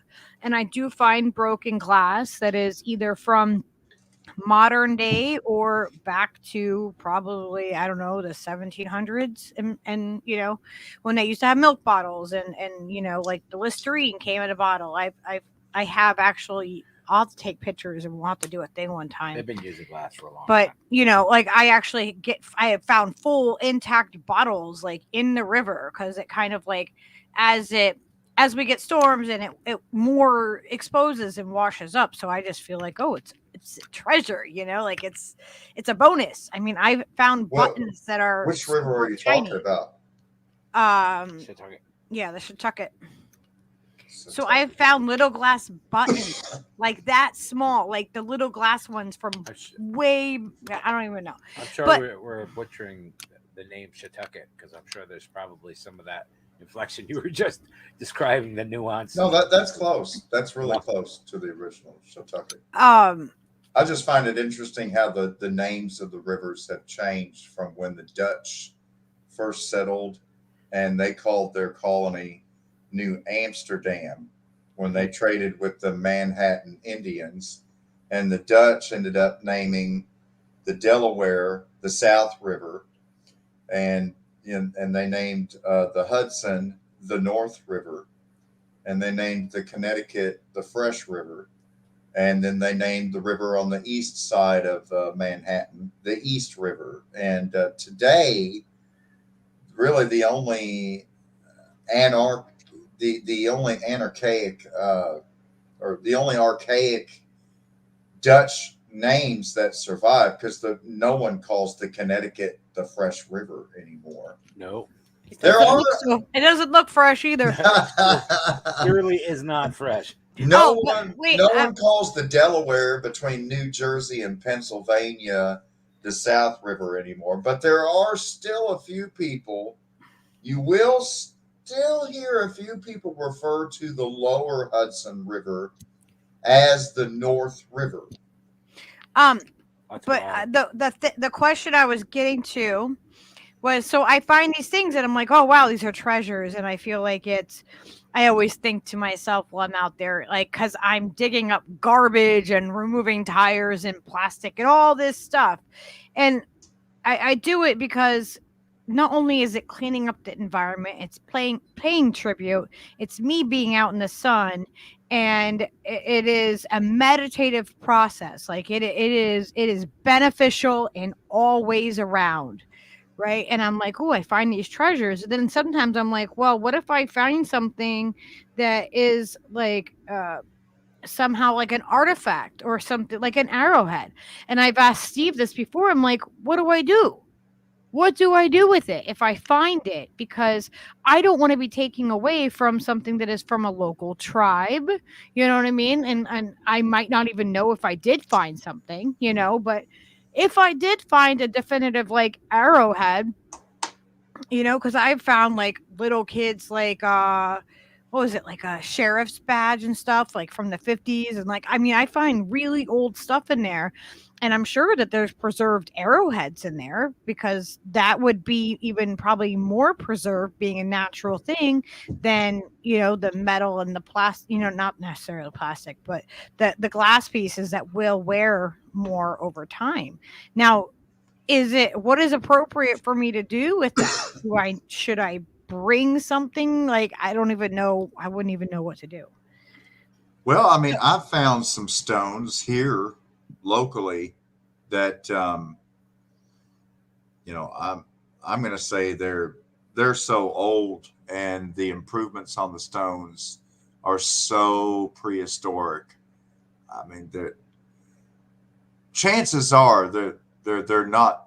I mean, they predate Cherokee probably. I mean, and so I'm not quite sure what to do with them, but I got them up here. Let me see if I can move this thing around. Yes, there they are. They're holding down my router.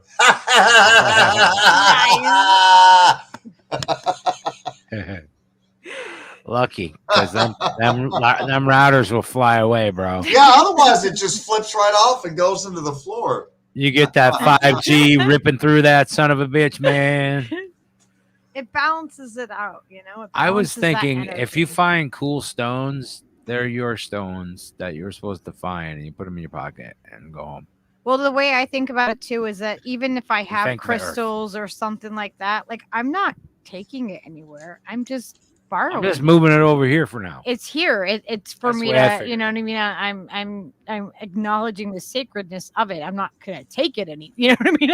I'm not taking it off the planet.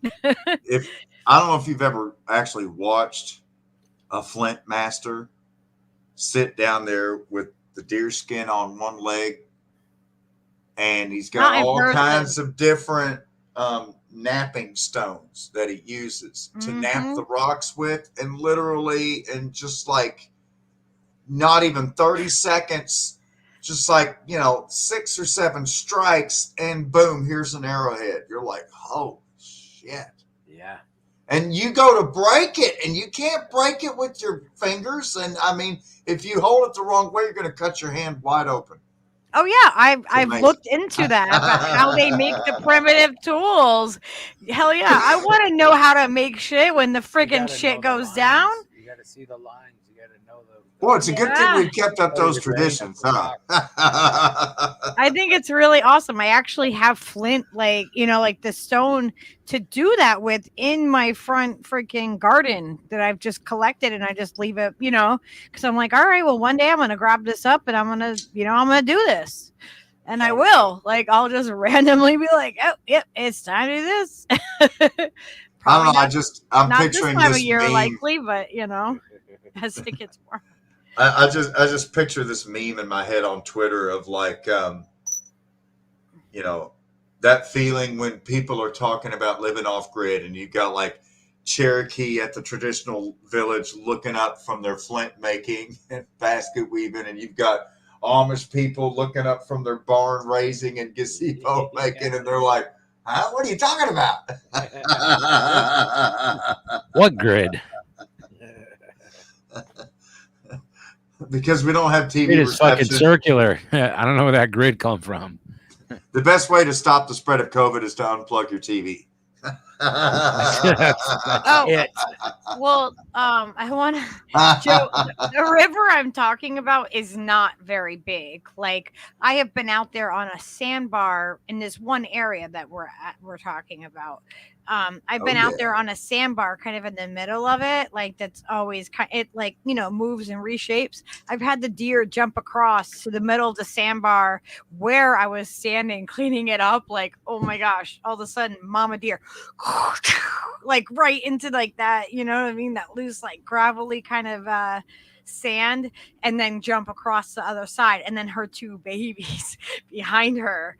The area I'm working in is not a wide, it's not, it's we don't let her go out there when the river's raging. It's got to be, the water's got to chill out. It's got to be low. It's summertime, The best arrowheads I've ever found in my life, I found in the rolling fork of the Salt River on fresh sandbars, but it's, Yeah. you have to wait until about the middle of March when the big fields of 1,000-acre spreads are all tilled and disked up for the New Year's planting. And then as soon as a good hard gully washing rain comes, right after they first broke and tilled the ground, that first hard rain will wash fresh arrowheads and everything else out of the freshly disked and broken ground. I have a friend in Missouri collect on the mud bars and the sandbars. That's why I always truck pay dirt at the end of March, beginning of April with the first spring floods, because that's when it would. That's a thing too. That's a thing with the flood. No, the Rolling Fork River I'm talking about is a bona fide river.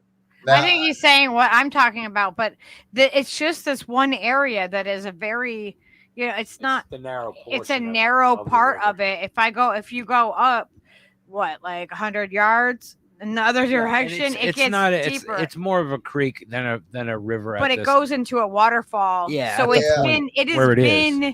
has been altered, and that is it's just a smaller part before it goes on. To be fair to Joe Logan and his comment there, where he says that's a creek, not a river. It's pretty much. Being a land surveyor and having surveyed in different states and different localities, what is a creek and what is a river is up to a wide variation of interpretation. What some people consider to be a creek, others would consider to be a river. What some people consider to be a river, others would consider to be a creek. And then there's the whole issue of up here, they don't even have creeks. They're called cricks. Well, here we have brooks and streams. I didn't name it. I didn't say it was either one. It's just what it's called. What the fuck is a brook? It is a river down below the falls and stuff. That is a river. And upstream of where I am, it's a river. What is a brook? That's what I want to know. Where did that one come from? Basically, my definition the difference between a creek and a river is a river has flowing water in it year round. Yeah, this is flowing year round.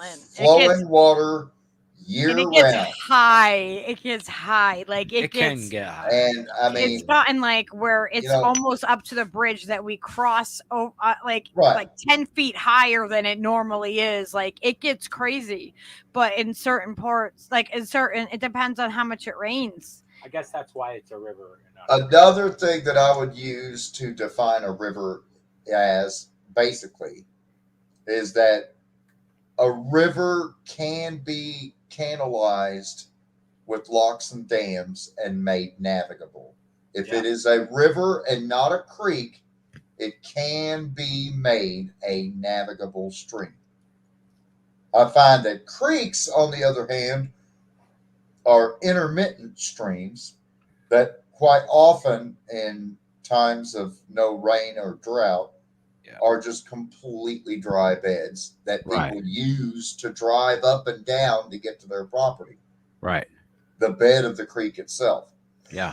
That's a practice all over. That's what I was going to say. I believe it's the creek bed. By Muscle Shoals. My friends live. Look what awesome. And they wait for that same kind of flood to happen to go out and hunt amethyst and different kind of crystals and different kind of things. And I'm so jealous. Oz is talking about my ex lives on land with a permanent stream, and damn, it's a creek. But Oz is in Australia. Australian rules are different, mate. And I can remember seeing creeks. And there's no shrimp on the Barbie. That's a falsehood. That's what I was told. I would have thought that was true. Prawns, they'd be like giant prawns. Prawns, big and ass they don't put them on the Barbie. So where the hell did that? Well, it's not the best way to cook them. Is that like a Crocodile Dundee thing? Is that where that came from? I think it came from a movie. Throw a shrimp on the CIA and their fucking twisted fucking worldview. On Franco's stream, they were talking about movies and stuff in Marvel, and I'm sitting there going, Oh, I used to enjoy the movies, but I have a really hard time enjoying them now. Right? The movies that I used to watch, that I used to enjoy, I'm like, oh man. I'm like, I can just see the freaking CIA in the movie. It's like it was so much easier to suspend your disbelief. Ah, You know, The last 2 times I've tried to 10 years enjoy the ago. movie, the second to last time I was one of those smart aleck robots from Mystery Science Theater 3000. Mhm. And then the last time I went to the movie, my Inevitably, that's going to happen. It will turn into a Mystery Science Theater 3000. Like, you can't avoid that. so little Joe did I said, know until I was dragged to the movie theater for the last time by my better half that there was a third movie to Is there 50 another? Shades of Grey. Is there another option past Mystery Science Yeah, Theater? there's not one, there's not two, there's 3 50 Shades of Grey movies. yeah, it's like Oh, 50 It's a Shades trilogy. Darker, or Yes. painful. Yes. And the listen, third, that was respectable porn for housewives. That yes. makes- Thank you for saying that, because I was so embarrassed during that is. movie. It was acceptable fucking smut. That, I mean, I don't whatever. You know? I was like, I kept looking around, and I'm like literally the only dude in here, and I'm like, I gotta go get another cigarette. Yeah, no, like it is definitely like it was geared towards. It's like, okay, so I used to go out with a group of women, and we would go out to like the strip club. We were not going out to see the males dance. We would go there to the friggin' strip club, and we would just hang out and talk to the women. And sometimes it was just it kind of reminds me of that same thing. Like, these women weren't there like to like drool all over the women. It was, it was just a fun way to kind of like for them to explore the other side of themselves, and where it felt like they could be comfortable to do it, so it's that same type of thing. Like it's it was a horny housewife, like freaking acceptable housewife for her. Acceptable housewife porn. It's like the Brought to you steamy by romance Pfizer. novels that women like, I don't know. I loved going there and hanging out with them. Like, we would go to the strip club and like just, that's what we have, ladies' nights purposefully to go hang out. I never understood. I've never understood know? the United States titty bar thing. Like, the idea of it is just, it's defeatist as fuck. It's like, what are you doing, man? You're going to go get drunk and get horny and ogle some fucking girls that you can't sleep with. And then what? Why? Why do they have that? You know what I mean? Like, anybody with a brain would be like, the women go home to the men work? that I knew. You know what I mean? Most of these women were, well, I don't know. Then I realized later in life that, like stay-at-home moms that had husbands, and they enjoyed going there and then going home to their Ecuador, husbands. they have a different system. In Ecuador, they have it's called a chongo, CHONGO, chongon, Japon. chongon. Gotcha. CHONGO. It's basically a brothel, but it's got the drinks. You have to buy a drink when you go in. And there's like a dance floor and then over against one wall are the booths that are basically about the size of, for the Catholics in our audience, think of like a confessional booth type size, just big enough to fit a bed inside of and a sink. And each one of the booths, they're all lined up side by side against the back wall. And each booth has 2 light bulbs over the door. A green light bulb and a red light bulb. Right? See, now that just makes good business sense to me. And if there's a red light bulb, it's occupied. If there's a green light bulb, knock knock. Who's knocking on wood? Knocking on something. He's Occupado. I mean, And the funniest thing happened the first night because my buddy Tim, who invites me down there, he's like, "Oh, you got to check out the chunk." I'm like, "I don't know. I'm not really. I'm married. I'm happy." He's like, "No. It's not about that. You know, just come hang out and drink." Well, I'm not really a drinker either. Well, it's coming. So one on one arm, one on the other arm. They drag me into this place. I'm in there, and I notice there's this one really ugly, pervy looking dude who is stalking this one of the cuter looking sex worker girls that's working the booth. And she's got the green light on. Well, the guy knocks on the door. She opens the door and just peeks one eyeball out, sees it's him, pulls the door back shut. Lights on. Bruh, I'm busy. Come back later. we need to have at some point a larger conversation about like just the sex industry in general, because it's so freaking backwards in the United States, and the way the entire thing is like. That's what I'm saying. That whole idea. We're gonna have a whole different stream on that though, just to give everybody a heads up. We are gonna be the covering idea that kind of topic of going to a topless bar or whatever in the United States is just completely up its own ass. At least in Europe, they have it together. You know what I mean? There's red light districts. You know, you can. It's just like the sex worker thing is such a fucking twisted idea in this country because of Christianity mostly, and people being super hung up on sexuality. It's so twisted. It's like, what the fuck is wrong with you? You know, go to the bar and get drunk and look at girls that you can't be with. That's what? George Orwell, who of course is the infamous author of the novel 1984. Very pneumatic novel, by the way. You know, oh my God. One of George Orwell's spookiest predictions to me has always got to be when he says that in the future they will ban the orgasm, and your only means of pleasure will be through the state. You will not be allowed to pleasure yourself. So, personal foul. I don't think it's going to come to that, but for those who are worried that the orgasm may in fact be banned, I would suggest you start playing with yourself as often as you can. Bang a couple out. I mean, hey, make sure that shit's working. Just in case the orgasm's made illegal. What Stever said. See, I mean, I just think that's so like true, Jimmy. That's so true.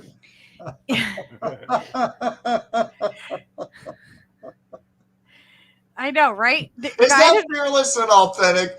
I think so. They are window shopping. They are window shopping. Well, yeah.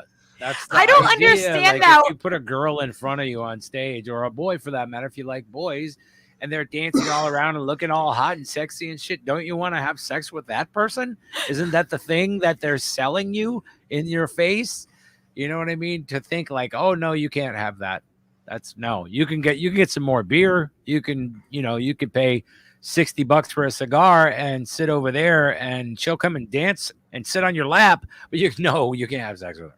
And I can't authenticate. Wait. I have to say something here, okay? I have to. Why is it that like it's okay to get paid if you're in front of a camera that's going to be shown to all the people, but you can do it for free, but you can't pay a woman and they can't have dignity.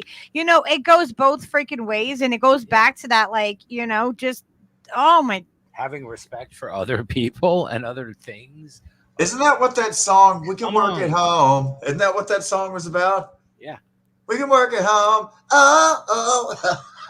Pretty sure. Oh, that wasn't about COVID? But you know what I mean? Like, it's so ridiculous. Everyone knows it happens. It's like, why is everything that people, all Secret the people women's do, business. see, like, all the people do it, right? Like, all the people do these things. Lucky Burrito. And they hide it as if not everybody's doing the same freaking thing. Not that I'm not out there like, I've never been paid to have sex with another person. That is just, but what the hell? Like, how is it? I felt like a couple times I did so well that, she could have gave me $10. I mean, I would understood, I thought a smack on the ass was a good enough smack tip. on the ass works too. But you know what I mean? Like if you I'm a cannabis whore. It's just a double standard thing, I think. I'll fuck for weed. I like what Oz said. He said, women's secret business. I think that's under Sheila classification. Sheila. Crikey. Have a look at this, Sheila. That information's under Sheila classification. You're not privy to that message. I don't understand why, like, redacted. Everybody acts as though like sexuality is like some thing that like nobody experiences. Very like, sorry. oh no, I don't have those feelings. We can't talk about has been that. redacted. It's like, are you kidding me? You guys are freaking lying to yourselves. Are you kidding? Like, it's so ridiculous. Look at what people used to do, like in France, like, the time of the revolution. They were all doing whatever they wanted. There was mistresses, there was, like, it didn't matter. So why is it now, like, as people have modernized?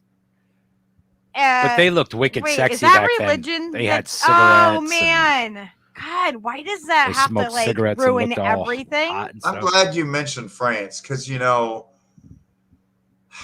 J.P. Morgan, Wall Street banker, Emmanuel Macron, who married his former teacher, a woman 26 years old, 26 years his elder.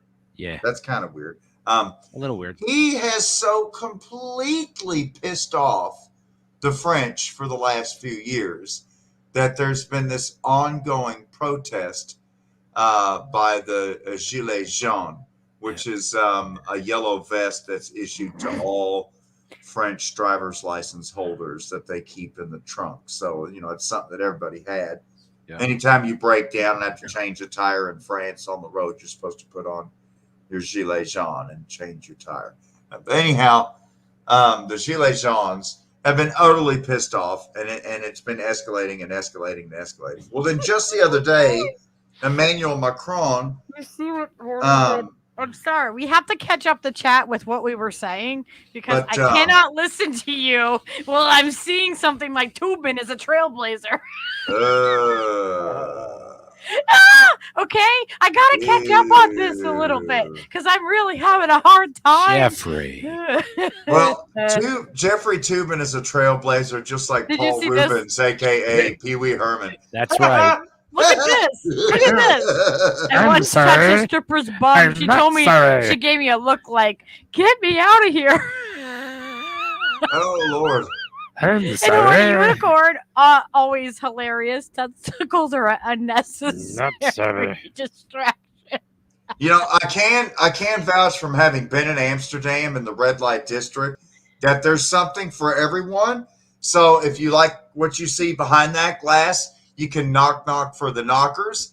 And if you like what you see behind the other glass, you can push the button for ding dong. That's right. True. It's a true story. I think they've really got their thing together over there. Or if you want both, you can pull the chain and there you go. That's right. If you're into that type of transmission, whatever, just dude. Try to, try to stay versatile, think on your feet. All bases are covered. That's what I'm saying. Okay. All bases covered. Don't worry about logistics. They've got logistics covered. Feeling more sub, feeling more dom, doesn't matter. They got something for you. Whether you want to crack the whip or chew on the gift ball, all bases covered, like I said. Don't have a gimp mask? We'll provide it. I'll be right back. God damn it.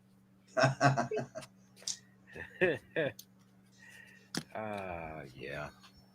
I don't know. So I was talking about these confederacies, and there was a moment when it all kind of coalesced, and the Creek Confederacy helped the Wabash Confederacy and the Illinois Confederacy, and they all combined forces to form the Northwest Confederacy, the Voltron of all Indian confederacies, Voltron. led by Tecumseh, then Blue Jacket, and yeah, so it didn't really work out. The province of Quebec went from French to British, and Charlottena never came to be. And instead, well, it all became part of the United States of America, and they're now known as the states of Ohio, Indiana, Illinois, Michigan, Wisconsin, and Minnesota. The end. I thought you were going to say Voltron formed and it was an epic battle ensued. Damn. Oh, yeah, it was an epic battle, and Voltron lost. Lost. Bum, bum, bum. Oh, Lord. Yeah, I've decided as we go through the Fearlessly Authentic, I have a moral responsibility every so often to mention the names of all these entire peoples, languages, species of human being hunted to extinction. But, they still survive in many ways thanks to American maps and weapons of war. Wait, whose maps? Thanks to Americans' maps and weapons of war. Okay. Yes. Yeah. Thanks, weapons of war. Like the Black Hawk. Yeah, I love how they come up with those names. Stole those The names. Apache. Yeah. Fucking. That is so. And fucked so, up. if people don't know what I'm talking about, the names of all these war freaking planes and all of that, they are stolen indigenous names. Lots of They them. are sacred, sacred names. Even that is stolen. And interestingly enough, I would be remiss to not mention, since I've mentioned the Redskins, and of course, Yeah, and then we got to go to France because there was something in France. I think the Washington Redskins are going to be called the Washington Admirals. That's what the word on the street is. We shall see. Now, I do know that the Fighting Illini of the University of Illinois, which is in Champaign-Urbana, Illinois, right? For the longest time, what was since 1907 or whatever, they had their fictional Indian mascot, Chief Illiniwek, who's supposed to represent the chief of the Illini, but he was a fictional character and was wearing Lakota garb, and the Lakota don't speak an Algonquin language. But yeah, whatever. So, it turns out there were Native American students there in the 70s. I think it was a Navajo member that she was attending there. But anyways, it took a long time, like over 30 years, for the University of Illinois to finally begrudgingly drop the Fighting Illini and the whole Chief Illiniwek mascot, and they're going to be called the Kingfishers. The same thing happened with St. John's University in New Jersey. Aren't they in New Jersey? St. John's? So, yeah. They're not far from Rutgers. I know Rutgers. Yeah, Rutgers. School of Rutgers is in New Jersey too, right? It's like Camden or something. Yeah. Anyways, St. John's was originally the St. John's Redmond. Uh-huh. High school Yeah. I went to in Killingly, Connecticut was the Killingly Redmen. Did they change their name? They did. And so St. John's is now the Red Storm, the last I heard, unless they've changed it again. Yeah, it's something like Red that too Storm. for our high school. Well, Stanford University, their mascot was an Indian that went out and did a war dance in Lakota war feathers. And because they were the Stanford Indians. Yeah. But they changed their name to the Cardinals. Super enlightened, huh? Yeah. That's where my dad got his master's of science in electrical engineering. A graduate of the Leland Stanford Junior University of Palo Alto, California. It's amazing though, the educational foundational guardrails, right, built into a system like that. Like, you know what I mean? It's a fucking huge school, man. That's like, you know, world-class Ivy League school. And that's how utterly racist and fucking dumb, you know, in planning to adopt those kinds of, you know, things as their mascot. You know what I mean? Well, you see, to trivialize the, you know, the horrors that fucking came before. You know, it's crazy to me. The paternalistic,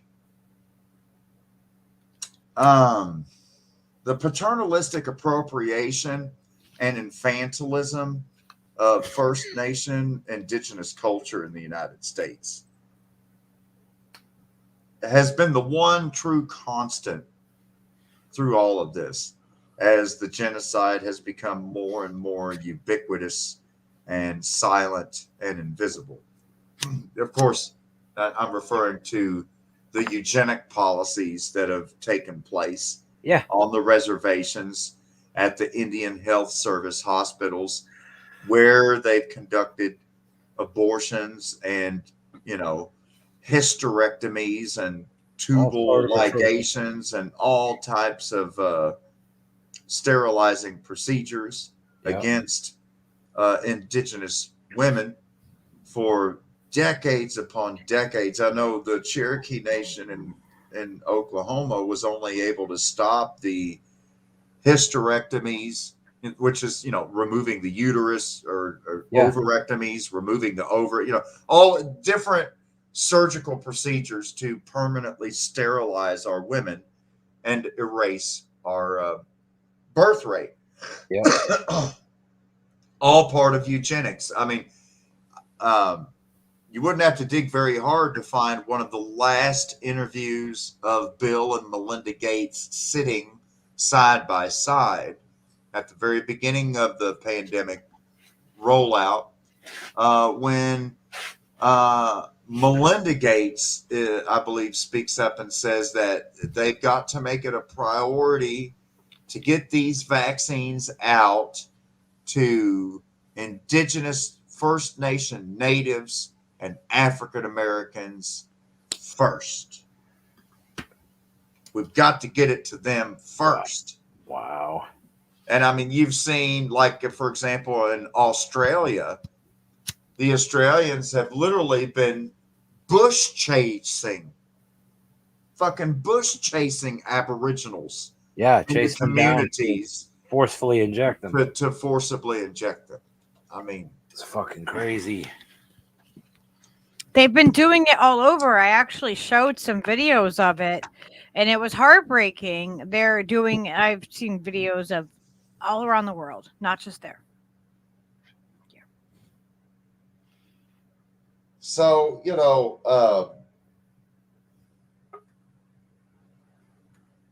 when I think of the term... Oh, wait. Knock, knock. All right. Good on you, mate. G'day. When I think of the term... Oh, wait. Anybody who doesn't know? Yeah, it's pretty brazen. I mean, they've suddenly just removed all. Oz, you have to do you have double sound looping. Good at I mean, they're just yeah. I had to mute it. Sorry, guys. When we do it live, sometimes this happens. Yeah, I I've always done that forget before. that. You have to mute your YouTube. Got it. Oh, there we go. So welcome, Oz from Australia. Oz from Australia. Okay, how's that? I think that's better. We're not looping, right? Nope, sounds right to Look, me. I'm not wearing a shirt because it's so hot here. Oh, Oz, it's okay. You sexy beast. You can wear your bikini top. Where you from? I wonder, Oz, does it make Australians proud when they hear Akadaka being blasted on radios in America and other countries? Akadaka being ACDC. Yeah, I know those guys. No, not at all. Those guys are so fucking brain dead because of all of the drugs they took, and the professional music industry is really perverse. Everybody wants to be a star and all of that. We say there's a long way to the shop if you want a sausage roll. Well, I certainly like Bon Scott ACDC more than the modern Brian Johnson version. No offense to Brian Johnson and his musical talents. It's just I no like offense, Bon but Scott. there's I'm a so Bon many Scott really fan. amazing musician people that came out of Australia, and I can't think of the dude I'm trying to think of, but he's fucking. Oh, What's your temperature? I'm gonna figure it out because it's about 93 right now in Fahrenheit. We have snow outside, so does Charlie. Charlie Brown actually has a lot more snow than we got. Yeah, Oh my God, we got 8 inches of snow here. Oh God, man! What did we get? Like a foot? Send some here. I need some snow. I'm just melting. To convert that to metric, I think it's about 20 centimeters of snow. Oh my God! Tree breaking. It was great. Yep. Oh my God! Hey, have you seen Blue? Omicron. Bluey, no, he's buggered off.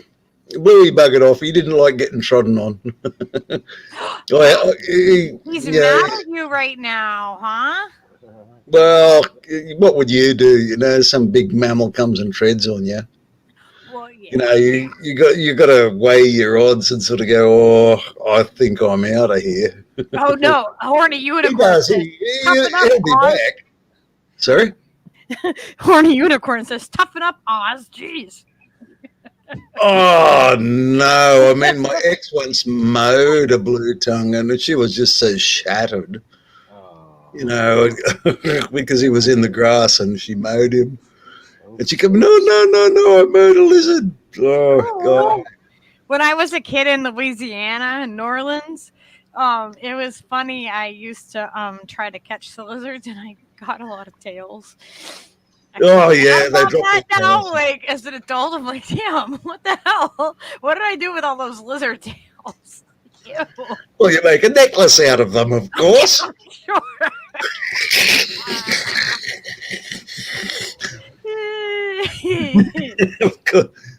I've got a lot of skinks. They drop their tails, just if they look at you, have you got skinks? They're really little lizards, and they run around they're in my house all the time.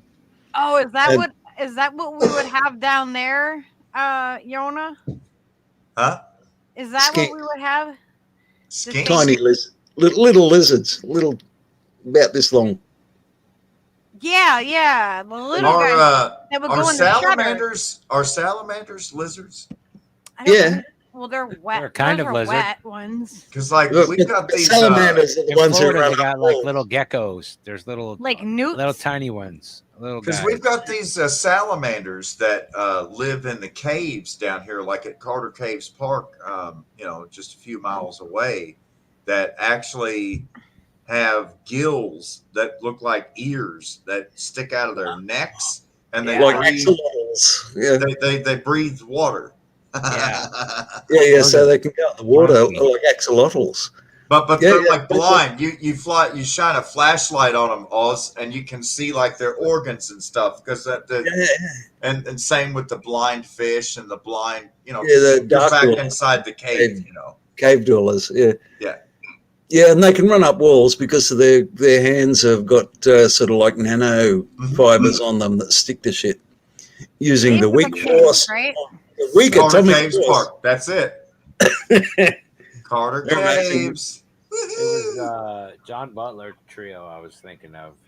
That Oh, John Butler is absolutely amazing. Yeah. Oh my god, that guy is so fucking super. See, there's a family story in my genealogy that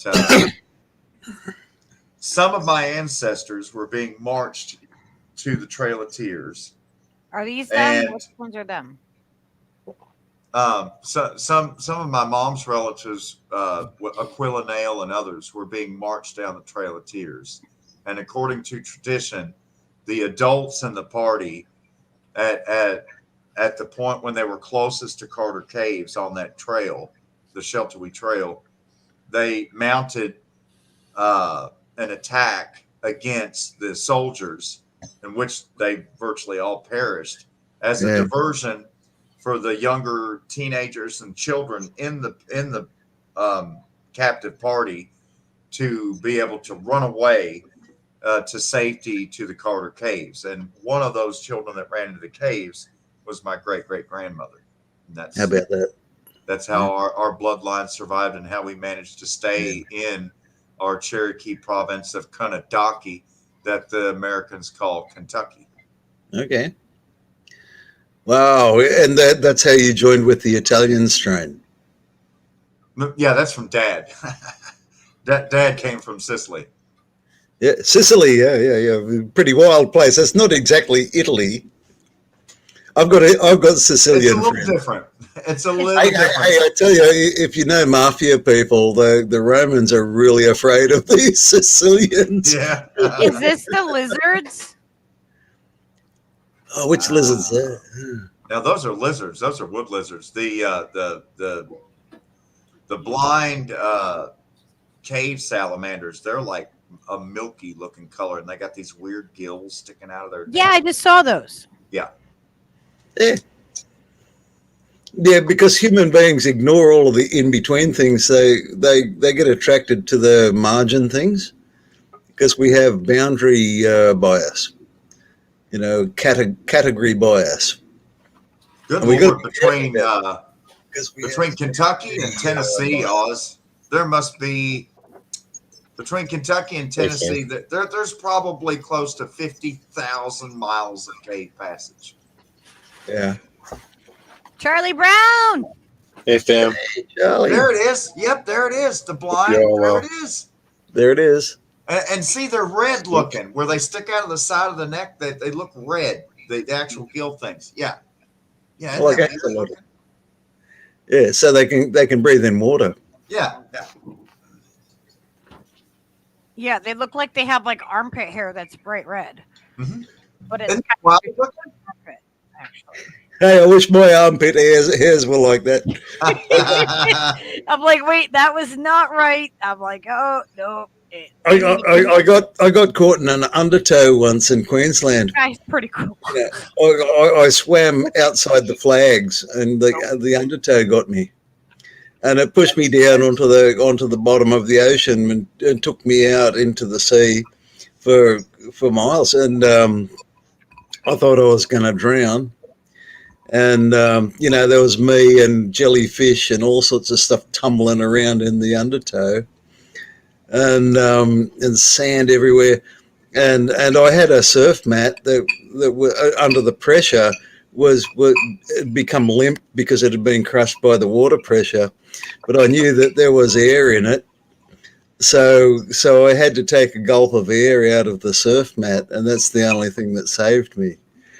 I nearly died then. Yeah, and when the undertow let go, because once it's got you, it doesn't let you go. There's no getting out, and I was so far down, and I saw the surface so far up, and I'd got one lung full of air out of the surf mat, which is not an easy thing to do, I might add. and I just made it.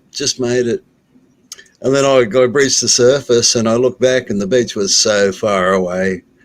So I had to. So the waves were quite big, and it was pushing me down. And so each crest, I could get out and take a gulp of air and put it in the surf mat to remake the flotation device, and then I could sort of paddle back towards the shoreline, and just praying to God that I wasn't in an ocean current. Right. But I wasn't, so I made it back, and I passed the surfers, and one of them is sitting on his surfboard. You okay, mate? Yeah, I'm all right. And I caught the next wave in. Yeah, no problem. No problem. Just died back there. Don't worry about it. Oh, Jesus, man. You can get so close to death. But, I mean, human beings have this, we can find our way out of all kinds of shit. I got huge amounts of faith in human beings. And we get in shit, and we find but we don't find the way out till we get in shit. Yeah. And so everyone's going, oh, we're all doomed. And in the back of my mind, I'm going, well, yeah, we are, but we'll find our way out. I've got a great faith in that. I may be wrong on this, but I think, and I'm certainly no fan of this feller, but I think it was Winston Churchill who said that Americans will only do the right thing once every other possibility has been exhausted, or something to that effect. But Winston Churchill was autistic, and he said a lot of truthful things, but he was not really connected with reality, poor little bugger. But he was the right guy at the right time, and the English, once they got their result, they got rid of him, poor bugger. Yeah. Hey, of course, there's that famous story about Coventry, England, where he knew it was going to be bombed, but he couldn't let them know because, then the Germans would know that we busted their Enigma code, but they already knew it was busted. But whatever.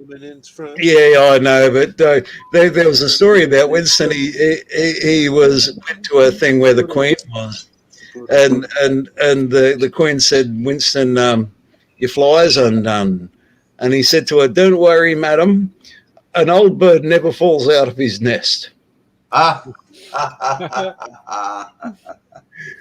the English are so perverse. But they're so funny. I love the English. They've got a capacity for grace. And, in amongst the cruelty that they do. I find it ironic that the United States feels like a floating prison, yet Australia, ostensibly was kind of founded as a penal colony for the British in some regards. Yeah, I've got ancestors from both sides. One of my ancestors was the cabin boy on the Endeavour. Hey, I want to make sure that Charlie can hear us and that we can hear him. Okay, go, Charlie. Where are you, man? Want to see you. What? Can you hear me? Yep. Yeah, you're a little quiet. Are you just being quiet? I guess. I've been up for like 36 hours straight. I'm kind of like practically tripping at this point, especially because I'm smoking this fucking awesome GMO strain. That's not like mushroom and onion, by the way. That's not GMO. You know what I'm saying? Wait, what? I'd have to let the boy. You've never heard of it? It's garlic mushrooms. Sometimes they call it garlic cookies strain. Yeah. But what you do is you get the seeds and you plant them and you fertilize them with goat shit, and it makes the most brain kick shit you ever saw, and it's better than hydro. But the kangaroos eat it, so you've got to keep the kangaroos away. Goddamn kangaroos! Fucking stone kangaroos. Do you have kangaroos that come and hang out by your house? Goose. No, not here. Up in the hills, there's a troop of kangaroos. I don't know if I'm ready to try my hand at boxing some bloody stoned roos. Do you have an ostrich? Do you have ostriches there? Emus? Yeah, not many. Okay, Reef did an ostrich impression earlier, and you must. I'm gonna have Indy clip it because we have to see this. We have to. Like, Now, I've heard in history that there was a skirmish The between emus the won. fighting forces and the Yeah. emus, and it was The called the Emu War. And apparently, the emus kicked their ass. Yeah, they did. I They hope so. totally destroyed the Australian army. That's fabulous.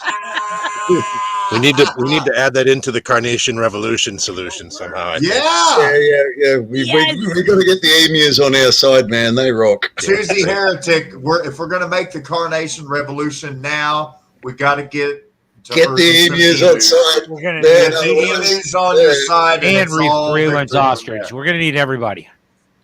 All maybe we can beings we gotta unite come up for with- life I on really Earth. agree with that statement. You know, we Protect need Mother Earth and her humans are not enough. You know, we need our animal friends, or we're screwed. Animals are people too, bro.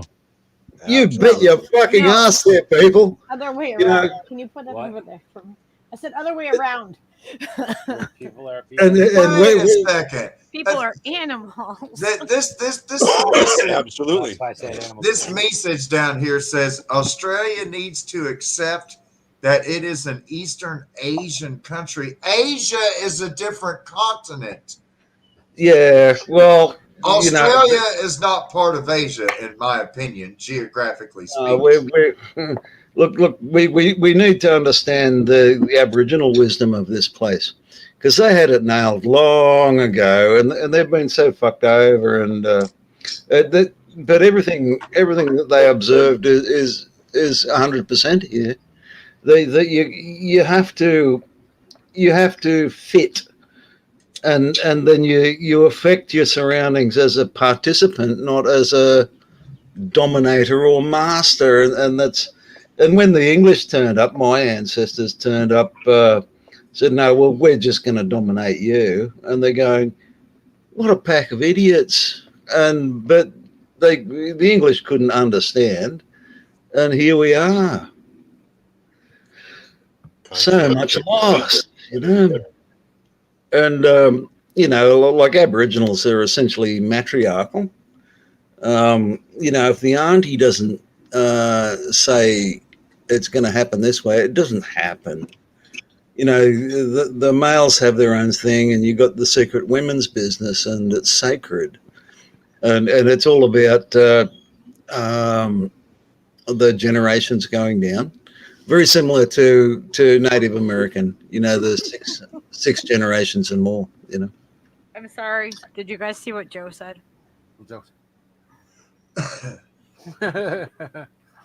He said, oh my, I wish I could show y'all the cat chewing on weed and walking only on his front legs with his ass in the air. It sounds like Leo pooping.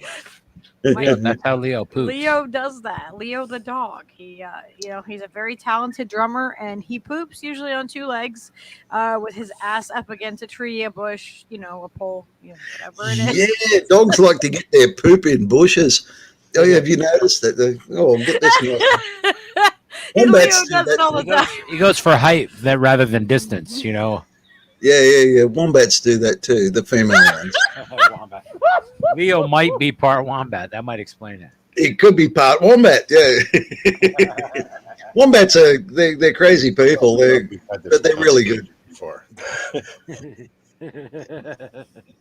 Yeah. Wombats are, most of Deja the vu. is quite sad because they've got so many invasive species, and mange is killing them. Isn't like syphilis getting some of the animals there too? Like, is it the koalas? Chlamydia gets the koalas. The koalas Chlamydia. have got chlamydia, and the wombats have all got mange, and they got it from dogs and foxes, and they've got no immunity, so it kills them. It's going to kill them all. It's kind of over for them, but you kind of document them on the way out. I was quite close to wombats when I was living up there in the bush, up in the hills. They look like rocks, and they look exactly like the rocks that are up there. They're so well camouflaged. Yeah, they just look Charlie, like a rock. it's kind of hard to hear you. Yeah, is Charlie Too low? talking behind it. Yeah. No, Charlie's good for me. Is he? I just cranked up the volume too. No, now that's you're a okay. little bit louder. Now I can hear you good. All right, let me just because I'm not coming on camera anyway. I'll just move the thing closer. I think it's just the proximity of your mouth Yeah. to the mic. Yeah, Mickey said, "What's a wombat?" is a that wombat. better? A wombat's like a capybara much better. that digs holes. So they dig holes. They dig extensive holes. They're a ground creature. They're kind of like a groundhog. Yeah, but they've A got a wombat. bone structure that you look at a wombat. Most of it is bone. If you hit one in your car, it will break your sump. It'll wreck your car. So don't hit them. I just love the name They're Wombat. just like little Freaking awesome. Here we go. stoic little fucking Mojo says hi, by the way. thick dudes. Yeah, they don't like humans very much. And So here we go. Here's the wombats, guys. someone's doing a donut next to my house. I wish they wouldn't do that. Oh, Northeastern speckle-bellied rollerblading Damn wombat. kids. yeah. I like the ones with the I'm long gonna nose. shoot that Next cunt on today. Dirty Burrito After Dark. The long. Lord has that perfect. Oh my god, I like this guy. Look, he's got the freaking stride. You see him over here on the right, the bigger guy? He's Yeah. got the stride going. Yeah. He looks like a Fucking very awesome. proud, handsome. Yeah, he's got a real can-do Yeah. attitude. That one. Yeah, He they just weigh does. There's about. something. Can Something do because about I him. don't give a shit attitude. 'Cause I'm a fucking wombat, bitch. Get out of the Oh. way. Well, Hey, yeah. at Look how, some point- look how well, big this guy do. is. Segue too much. I meant to mention you guys have all of you seen the freaking that dude? He was from a while back. What was his name? Randall, and he did the Honey Badger series. Did you all see that? I don't Is want to this segue real? too much off of this, but did you? We should check that out at some point. It was Okay. fucking hilarious. Yeah, Oz, The whole thing was Oz. titled Honey Badger doesn't give a Holy- shit. Sorry. Is that Good real? yeah, that's real. Wow. Yeah, they can get quite big. That's a Um, Gundus one. Oh my god! Yeah, they- Really? Adults are about 40 kilograms. Dude, like eating mushrooms and hanging out in Australia, and you see make that me do dude math. walk by you. Oh What my the god! fuck? Is this really They a? talk to Are you. you in Narnia right now? They Look at do have a them. language. What is Yeah. this? Is this real? No, that's not real. That's garbage. That's a sculpture. Oh my gosh! Look at this guy's nose. Yeah, they're funny. They're about 40 kilograms. Usually And they can large. run it. They can run 20 to 30 kilometers per hour, so they can run down a human if they want to. Oh man, this guy does not look very happy. They're like And they do That's bite. an awesome They face. do Pissed bite. off. He Dude, they look like like he got a Ewoks, piercing. man. He's like, like what is with a this pissed off piercing? 90-pound hamster. They look like Yeah, Ewoks. yeah, very, very Way like. bigger than I thought they actually were. They are freaking huge and adorable. Yeah, well, where I used to You don't live, wanna we- tangle with one. Oh my Yeah, god, I was look at gonna say, this. it's a respectable adorability. Yes, like a bear. Oh my God. You know what? He's a Where bear. I Okay. used to live. Where I used to live, there were lots of wombats. There was about 40 wombats up there. Fucking Wow. look at that with the koala. You do have to learn how they work. Oh my god, I love koalas. Now, are some of What them the fuck is that on the personable and bottom? Is it like a social? Are they social koala? animals, or are they just Freaking like fuck you? I'm a koalasaurus? wombat? What is? It's like a koalasaurus. Koalasaurus. Oh, somebody. We're getting echo from somebody. Somebody. There was an extinct one called a protodon, which is the giant wombat. And you know, They're awesome. That's like a rhino wombat. they were I hope really. science fucks with that. Bring that back Yeah. by accident, you assholes. We need some apex predators to fucking thin the herd. I'm sorry. At least get people running. Get the cardio up. I'm not wishing death on people. Good luck to It's- us all. Get them running good and fast. Help everybody. Hey. Everybody good jogging. You know what I'm Over saying? in Charlie, The they've original got cycle Apex version. vaccines working on They that got right Apex now. vaccine for your son of a ass. bitch. And what happens 12 when of you those feel son of a like bitch this and guy? You You will ain't turn lying. into a wombat. But Oh, I don't love you it, ever? Don't you ever feel like you just want? Look at that picture in the top right. Holy Yes, it's shit, fantastic. bro. So fucking. He's like, Oh, I am they- so Yeah. Drive fucking- angry. They look so cuddly and cute, but in nature they're really, really strange, and it's very, very hard to understand them. You can, but it takes a lot of work, and you know they have their own issues, and they have personalities. With their feet, they've got those huge claws, but their feet are extremely sensitive. and it's like they know everything that's in the dirt. When they stand on the dirt, it's like they taste it, and and they'll walk over your garden, and they will not bend a leaf. They're so sensitive. But if there's something in your garden they don't like, they'll dig it out and they'll chuck it out. It's Okay. like they work on vibes. Do you guys see the roly-poly wombat? But Like, they're really? incredibly sensitive Get creatures. along good with Tony over at Crime Pays, but Botany doesn't. Yeah, he's a great Invasive guy. species. He would love wombats. He was over here a couple of Oh years my ago. god! Oh, was he? I You missed guys see this baby wombat? Oh my Yeah, God, the level of cuteness. yeah, What's but the level there? It's It like in looks the like a negative what? squirrel. He's got squirrel eyes. but when the kind of- baby hits puberty, they drive their mother out of the burrow. Look at the claws on that. Can you blow that picture up, Lucky? That top one? Look at the freaking claws on that little guy. I don't know how. They're really nasty to their mums. You can right click it, and often it'll just the picture itself, and you can expand it in a bigger window. That's what I usually do. And they bite each other. Yeah, And but this is what the stream share thing, it's I different. hear you. Whatever. Sorry, my bad. but they've got a language. They've got about 20 words. I And don't know what I just did. That's cool. They talk. they have like a chirping noise that sounds cute, but it means that they're fucked off. They're pissed off and they're going to have a go at you. So when you hear a wombat chirping, you find an escape route because they'll go at you. Good to And know. they do bite. A bowl of food out already. I think it was on the counter. They're Speaking kind of of like an wombat, Australian. Do you guys have badgers over there, Oz? We got bandicoots. We got marsupial versions, but they're pretty much extinct now. They're like related to like the wolverine and even ferrets and skunks. Tasmanian devils, like a wolverine, they're extremely aggressive and they're very nasty to each other. look at this guy. He's Yeah. got a crazy nose, and it looks like he's got his septum pierced. Oh yeah, I've seen skulls. Their teeth never stop growing, and if they're not eating a lot, their teeth grow up around the roof of their mouth and make a cage. It makes it very hard for them to ingest things, and they die from that. I've seen skulls. The foxes move into their holes, and they'll drag the bones out to make space. I think that might be where the term "cutting teeth" comes from. Yeah, they've got to keep chewing, and if they don't, their teeth grow too So- big. Are they in the rodent family then? No, they're a marsupial. Marsupial. Okay. But yeah, you got that convergent evolution, so they look like so many like capybaras or rodents. They're very similar, and marmots. Really? Marsupial. Did you guys see these guys? Jesus. Wow. Yeah, they get Wild. They're so big. Like holy fuck. Oh, They- you see they that really 9-pound get- fucking Photoshop. hamster over there? It looks pissed off and it keeps squeaking. Yeah. Maybe See, we see should the get at kangaroos.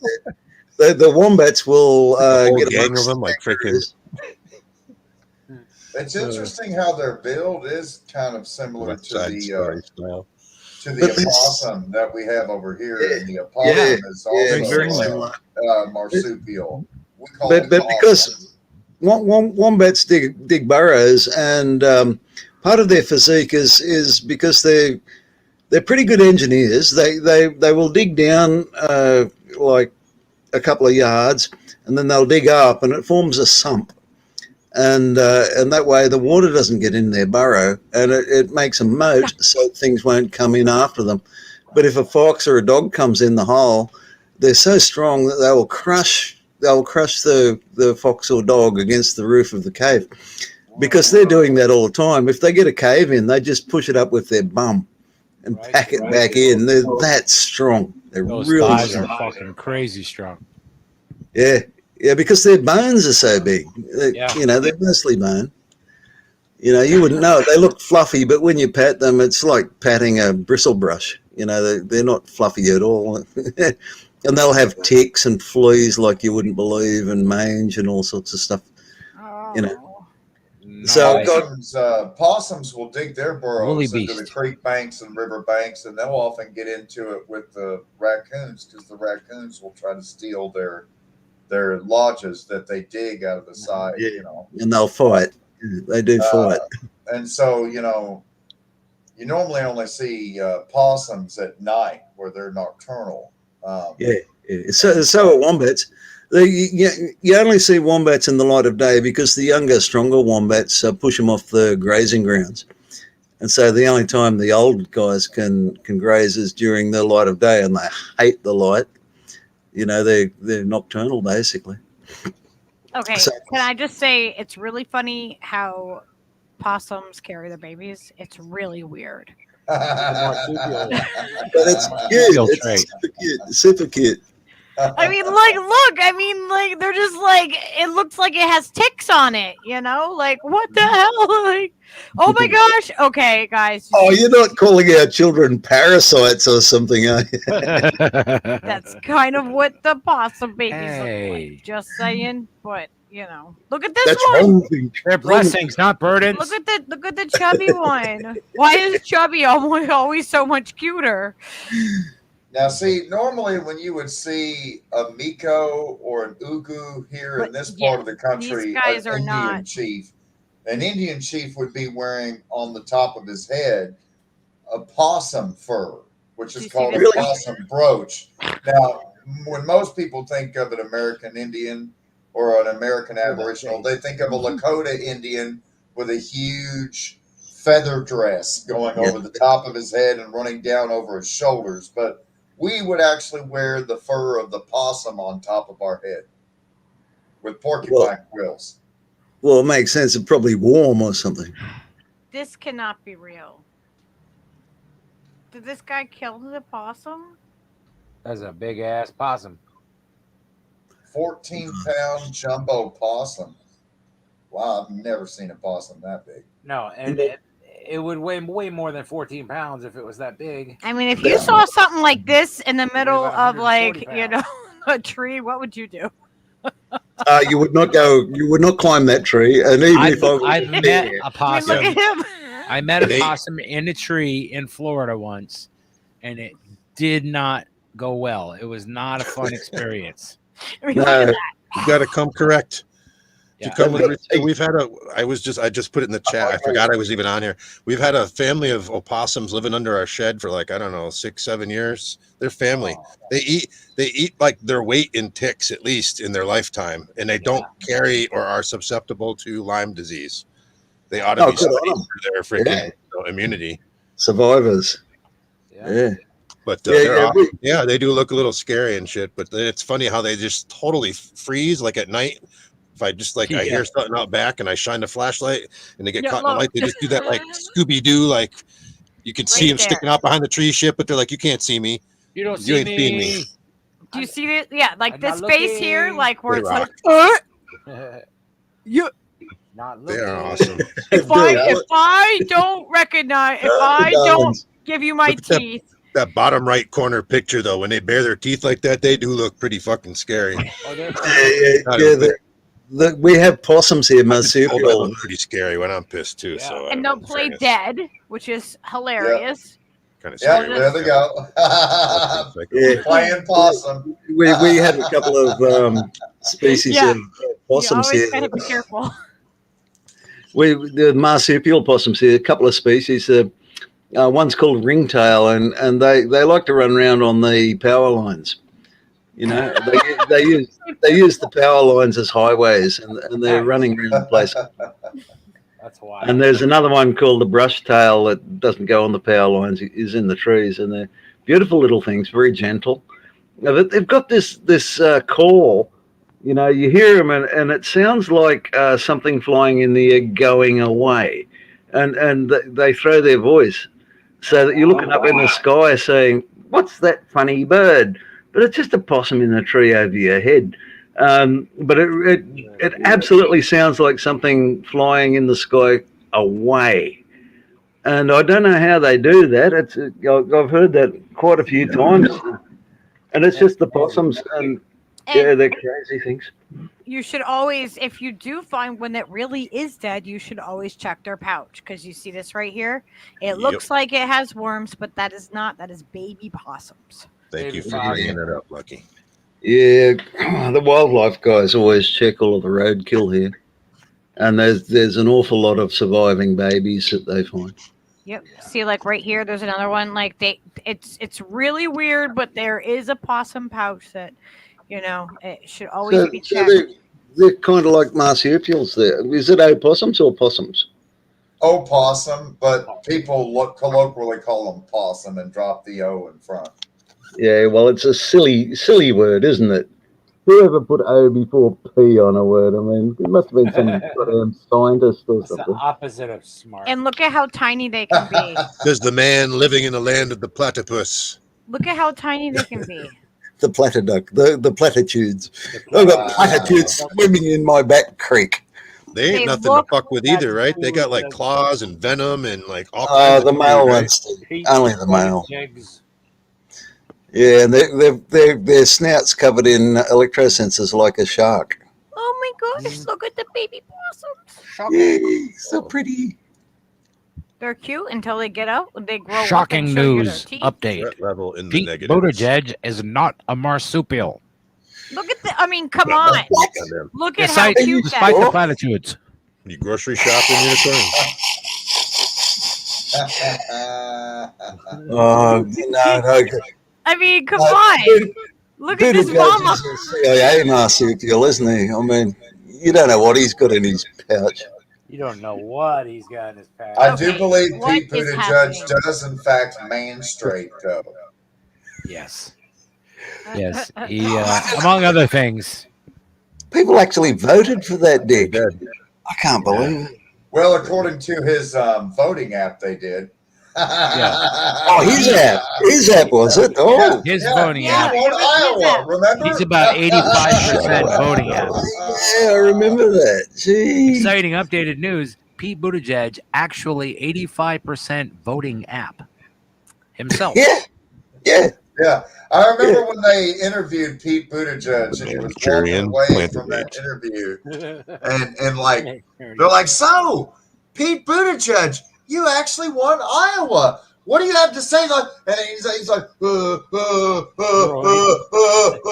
mean, he's like the principal from Beavis and Butthead. He's just like, Yeah. he's just bolting for his card. No comment. No comment. It's like. These are not the Georgians looking That's like for. the Iowa primaries or Iowa caucus. Yeah, the Iowa caucus is such a big fucking deal. It's always like the first political race for who's going to be president for the Democratic ticket, and so this guy fucking wins. And he's like, "Oh, I won't talk about it. No comment. Yay."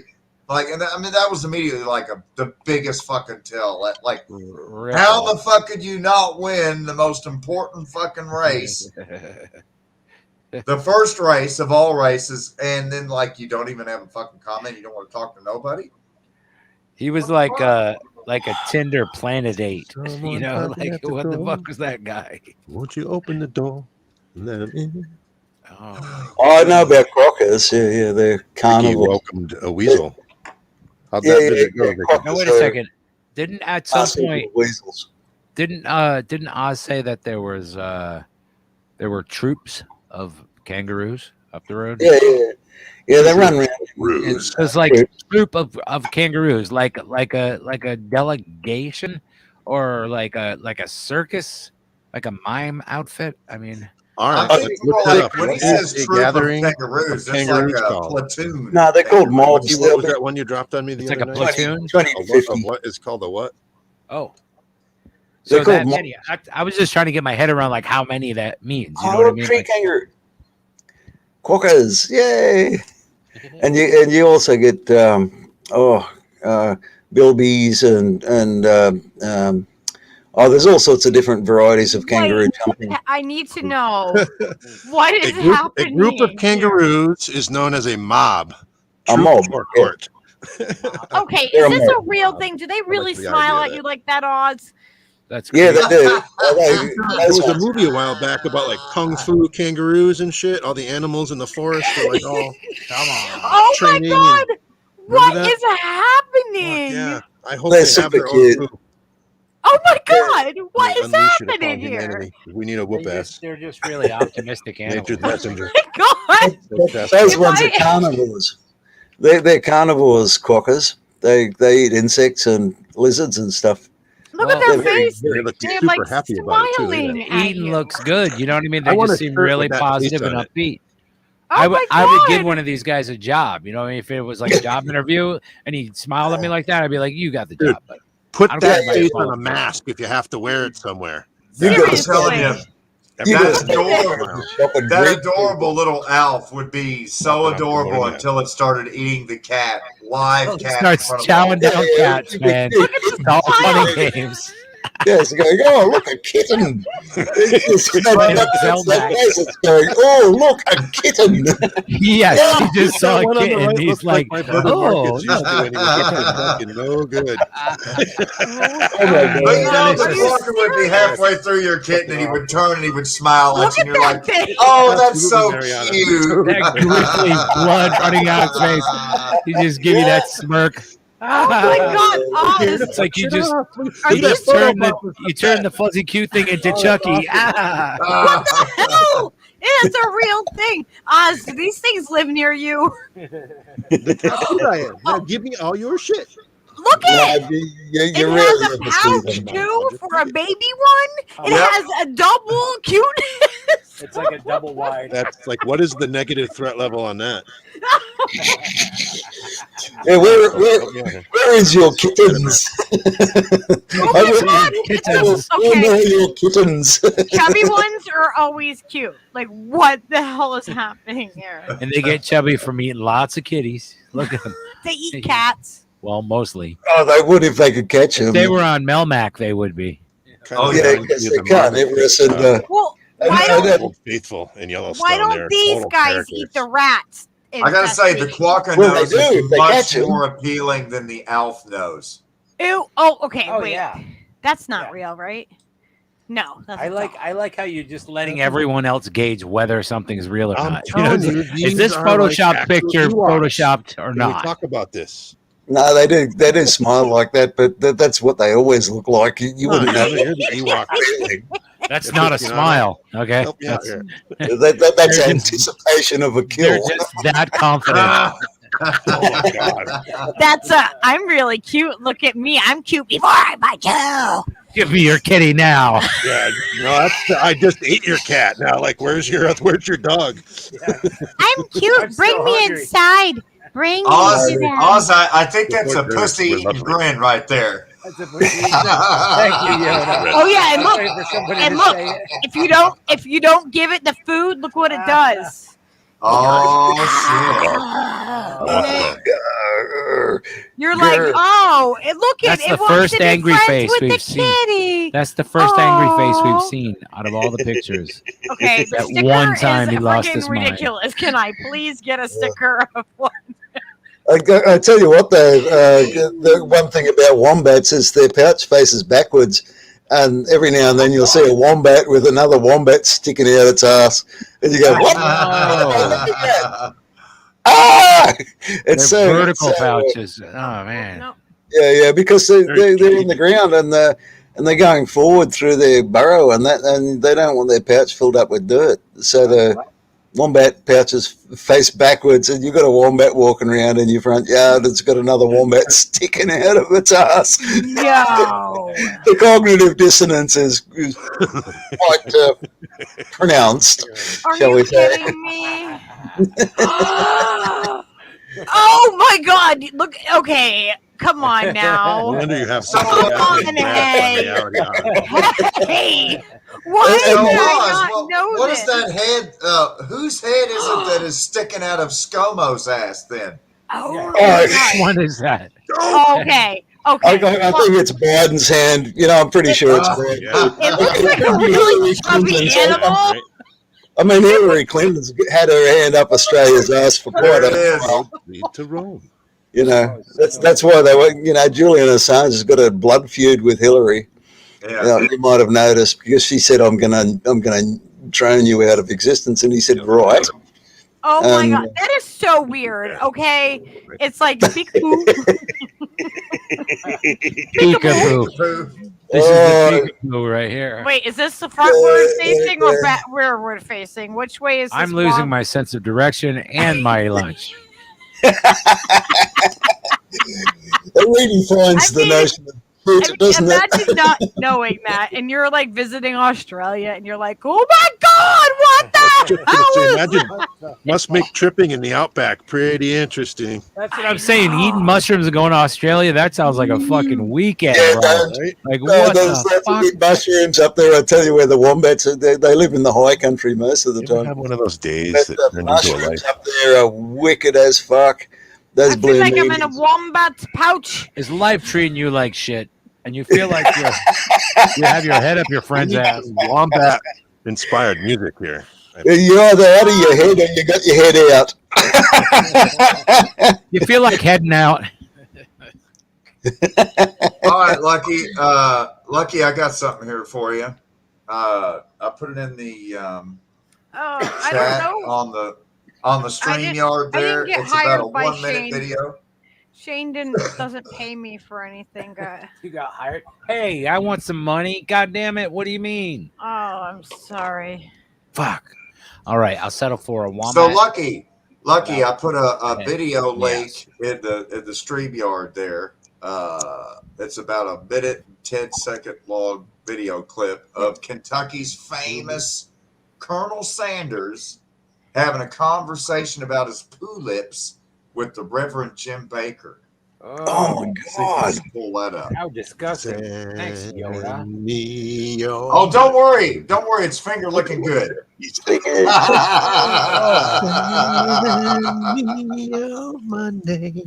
Did you see it, Lucky? Mm-hmm. She's like, Ew. Don't worry. You don't see the polyps. But he does talk about the plunk in the commode. It's funny. It's funny. We got to check this out. Colonel Sanders, the one and only founder of Kentucky Fried Chicken, the international fast food sensation. And he really looks like the guy on the side of the thing. He does. Does Wendy's daughter really look like that then? Yeah. Unicorn, you might want to close your eyes for this one. But this is I know why you you love your have KFC and bacon, brother. This is fearlessly authentic. And so You're we're never going to eat this shit see afterwards, probably. people may have seen I've seen Colonel Sanders before in KFC commercials. You've never seen No way, are you the really? fearlessly authentic Colonel Sanders. But I am you're glad I about don't to eat this see it product now. anymore. Bring it on. Lucky's going to All bring right. up that video. The fearlessly authentic Colonel Sanders.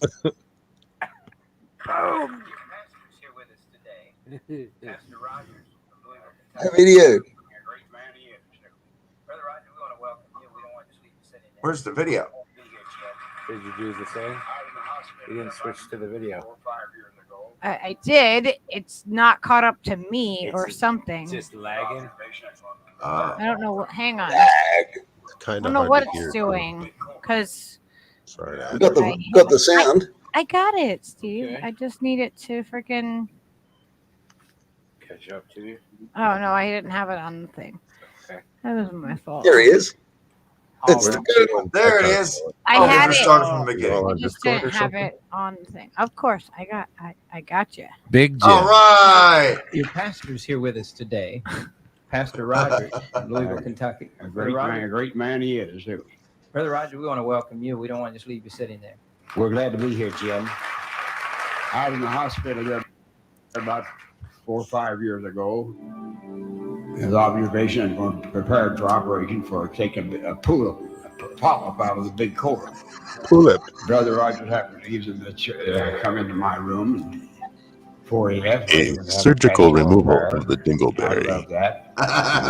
They laid his hand on. I told him how simple the operation was going to be. They just ripped the skin there, and cold there it was right before he pick out. This occurs. He laid his hand You on don't my wipe stomach your in ass prayer and for a prayed to long God period that of he'd time. remove the malady that caused my trouble. Next morning when they opened up, there was more polyp there than anything in the world. I remembered I remembered when it passed, but I didn't think of it. They gave you an enema the next morning to get the barium all out of the coat, for the surgery. And I remember during that discharge of that barium, I heard something going plunk in the commode. Plunk in the commode. I couldn't see what it was. Plunk. I just feel my face and feet no matter how the wrinkles. Time and tulip. Take care of And lo and behold, I could find nothing there. Why nothing? Order up. Put that poke away. Wow. Put that poke away. Put that poke away. Put that poke away. Pull. Talk out of the big coat. Oh God. Going Wallace. Calling us with the mouth. I thought you might get a kick out of that, Oz. That's what Kentuckians think of Colonel Sanders. Plunk in the commode, mate. At least he was being brutally honest about reality. I mean, I kind of admire that. Yeah, it is a what the fuck gross. Exactly. The funny thing is about that, if you pay attention to Jim Baker's face and the other preacher's face, they don't want anything to do with this polyp lip. See what Joe said? Joe said, I don't see shit. And I think he meant the video, but how freaking Joe, if you did it, you could, but it's perfect either way. That's funny. When the doctors went up the Colonel's ass that morning, that's what they said. I don't see shit. It's a miracle. Hallelujah. No one here but us polyps. Well, you know what? The Colonel felt down there. The Colonel felt down there, and everything felt all right. It was finger looking good. You see what Horny Unicorn said?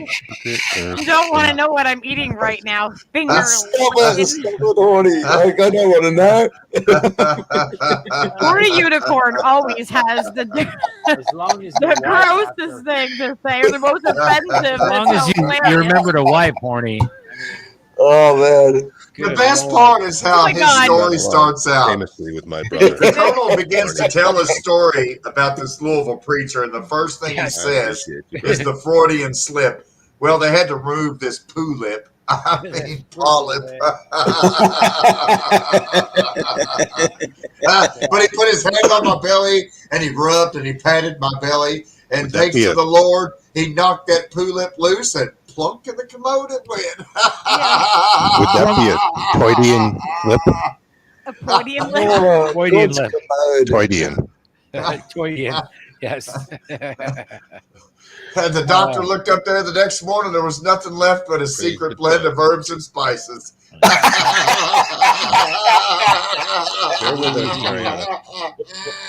Now, how many spices is it really? That's the thing. I've heard tell that it was Brown, 11. did you still eat KFC? It was did we just 13. ruin this for you? 15, 16. I'm going to say the enemy. Keep upping it.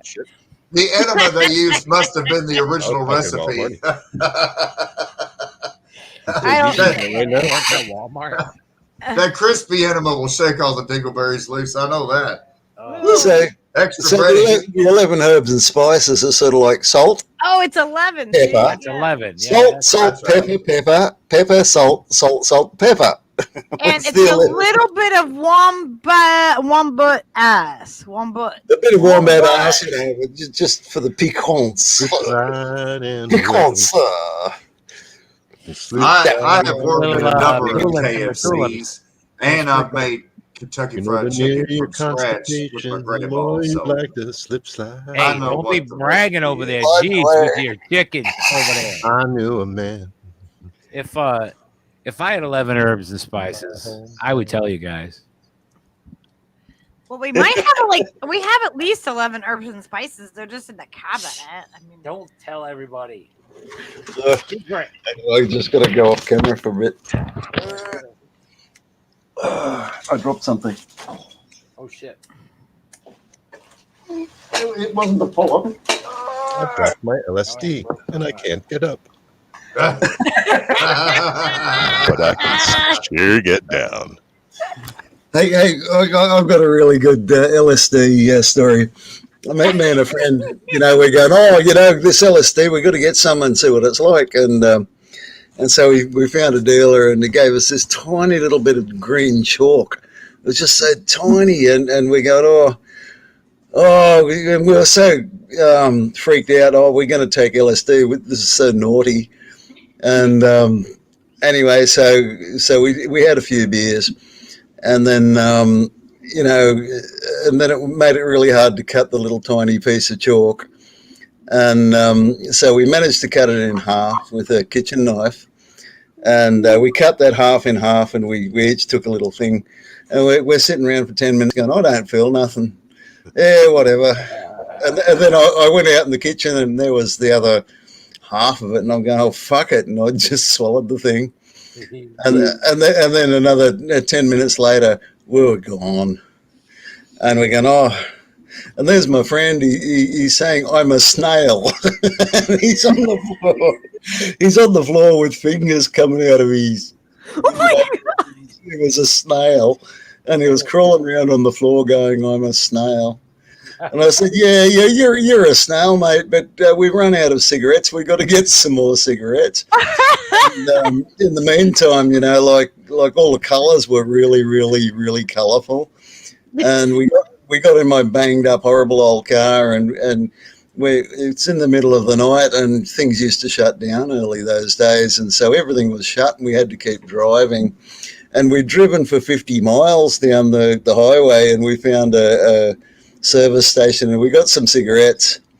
And then we realized that you couldn't turn back at that point. You had to keep going. So we just kept going and going and going. And then we found ourselves in the big city, and we're going, oh, because it was too hard to turn around. And but we knew a friend down there, and we dropped in on him, and, it was like about 5 a.m, and we said, we're off our faces. Can we sleep here? He said, all right. And then the sun came up. We went down to the beach, and then I'm just sort of watching the waves and trying to do the math of the waves. And, but on the drive down, I was doing the math of how the suspension was working in the car. And I was telling my friend, and he said, fuck the math. Keep your eye on the road. It was good advice. Yeah. Yeah, that's well. I only took LSD one time after that, but it wasn't quite as entertaining, I must say. Yeah, I like taking LSD every so often. It's a lot of fun. It's always been a lot of fun. It's never not been a lot of fun. Warning: if someone tries to give you a miniature cookie that's like this big, it looks like that Cookie Crisp cereal. Like it's a tiny cookie. A tiny chocolate and if chip Steve cookie. tells you it's a ganja cookie, you might want to think again that that's indeed. not a ganja cookie. Full that was disclosure, something else Steve on thought that it allegedly. was Allegedly. Yeah. It was Steve a thought disco allegedly. biscuit, straight up, huh? It was just, I thought it was a they were tiny ganja cookie cookies. made, extra strong, but my friend didn't mean it was like strong that way. He meant it was like dosed, and it was dosed really hard. So we got so spun. I have a So picture very of me spun. like eating And it the was like cookie, right too. before Like, I was going like, to play a gig. We got about, I don't know, an hour. Or the into cookie gig or crisp made whatever. you go, Fruity Pebbles. And I'm looking at my It got phone, crispy. and he's playing, and we're looking at each other going, oh, shit. And I'm like, is your phone like way brighter than it's supposed to be? But right you were, now? no, we were looking at each other and talking without talking because you were in the middle of playing, and we're both looking at each other, and I'm looking at my phone, I'm like, yeah, we're We're not it's here happening. Picking it intentionally and setting and all that properness is a hell of a lot different than like, oh shit. Yeah, no, Yeah. when you're That's not surprised cool. by it. It's like, Somebody- oh, damn. Shit, what we always are one tripping. thing. Shit. I- I thought so. That ain't cool, man. Like you there feel used like to be you're like, Sorry, Steve. no, you feel like a private eye or something just cracking the code. Like, we are tripping. It's not just my crazy eyesight, like. My phone The just doesn't validation. just look trippy in here for that reason. Oh shit. I better text anybody I have to now because I'm not gonna be able to use my phone much longer because that thing is gonna look way crazy. it's probably a bad idea to get that high and try and play music because, you know, if I did that, I'd be analysing the music and going on that kind of journey, and the audience cannot come along with that. And I've seen really good musicians try to play really stoned, and they suck. And yeah, Well, you it just depends. There's a fine line, bro. There's like a happy place on LSD where you can play your ass off, and it's magic, and it's yeah, energized and it's completely focused, you know. But yeah, other times you could just be a little bit higher than that, and it'll be a mess. It'll be like a train wreck waiting to happen. You're like, what the fuck is going on? Yeah, you talk How about is that. that sound coming out of my amplifier right now? What the yeah. fuck? When you get analytical, and then you lose it. All I've the been there. There's hallucinogens I've stories worked of with, like I prefer John mushrooms Frusciante by and far. No, ganja's better, you know, because you don't lose it unless you get the hydro. Can definitely send me off sideways. I've seen just like everything got all Scooby Doo cartoon, like really hardcore one practice, and like it was too much. Yeah. It was too My much. water bottle for like when I go on stage, what am I trying to Oh, the accomplish? frosting one, Okay, Lucky. here's the story. There's one time we played. This never it gets was, we were old. playing at the old Fillmore, and it was And after his Bill laugh Graham is wasn't fucking running it beautiful. anymore. So it And was some priceless. I gotta mute independent, myself. like a hippies, You- some, sorry, me too. some hippies, local hippies, rented it Like for that. some cause or another or whatever. Anyway, we were playing there. It was but Bill wasn't running it, so it was a little bit strange. And there like some weird bands were playing on the same bill with us, like cool. maybe like at that time, say like the Flaming Groovies or somebody like, you know what I mean? Some of the bands that were happening back at that time, this like the late '60s, or the middle late '60s. So this guy who was like sort of a famous freak and that ran around the scene in those days, comes in and he's got this big birthday cake. He's got this huge big birthday cake. You know, I'm looking at it thinking that thing has got to be dosed. I just know this sucker. I know it's dosed. You know, I'm looking at it and looking at it. Your wife, Yeah, she like cake. Nudge, but nudge. it looked Know good. what I mean? You Know know, what it I was mean? beautiful. This beautiful big. You know, so I thought, well, I'll just take a little of the frosting here. You know, you know. I'll just take a little snack. So I took this, and then somebody comes in and says, "Yeah, we put about 800 hits of acid in that frosting." You know, and I go, "Oh God, you know, I'm gonna, oh Jesus Christ, I'm gonna be totally fucking wiped out by this." You know, and by this time, I didn't really enjoy playing. You know, under the influence of psychedelics, because I didn't have the freedom to quit if I wanted to. It wasn't really that much fun to play when you don't have the option. You know, when you don't have options. So I mean, it wasn't something I was looking forward to. And so I'm sitting there and I'm waiting to play, and we're going later. It gets getting later and later and later, and I'm coming on. Now I'm going on like and the place is swimming, and I start to hear the overhear people. You know, and I'm going off in this paranoid space. And I think, God, this place is full of mafia guys, and they're all trying to kill me. You know, I got that notion in my head. Paranoias. You know, he looks exactly like a mafia guy. You know, he says, "Here, you want something to drink?" I look at poison. You know, no thanks. You know, it's like everybody is armed to the teeth. They're all trying to kill me. Okay, so I'm waiting there, going, "Oh shit, this is it. This is my last night on Earth." You know, I'm convinced of this now. Yeah, still in this psychedelic roar. You know. And so we're going out on stage, you know, to go play, and I'm going out there and I'm thinking, oh God, you know, Jesus, what have I done to deserve this? You know, I'm going to go out there and play, and they're going to fucking kill me, you know.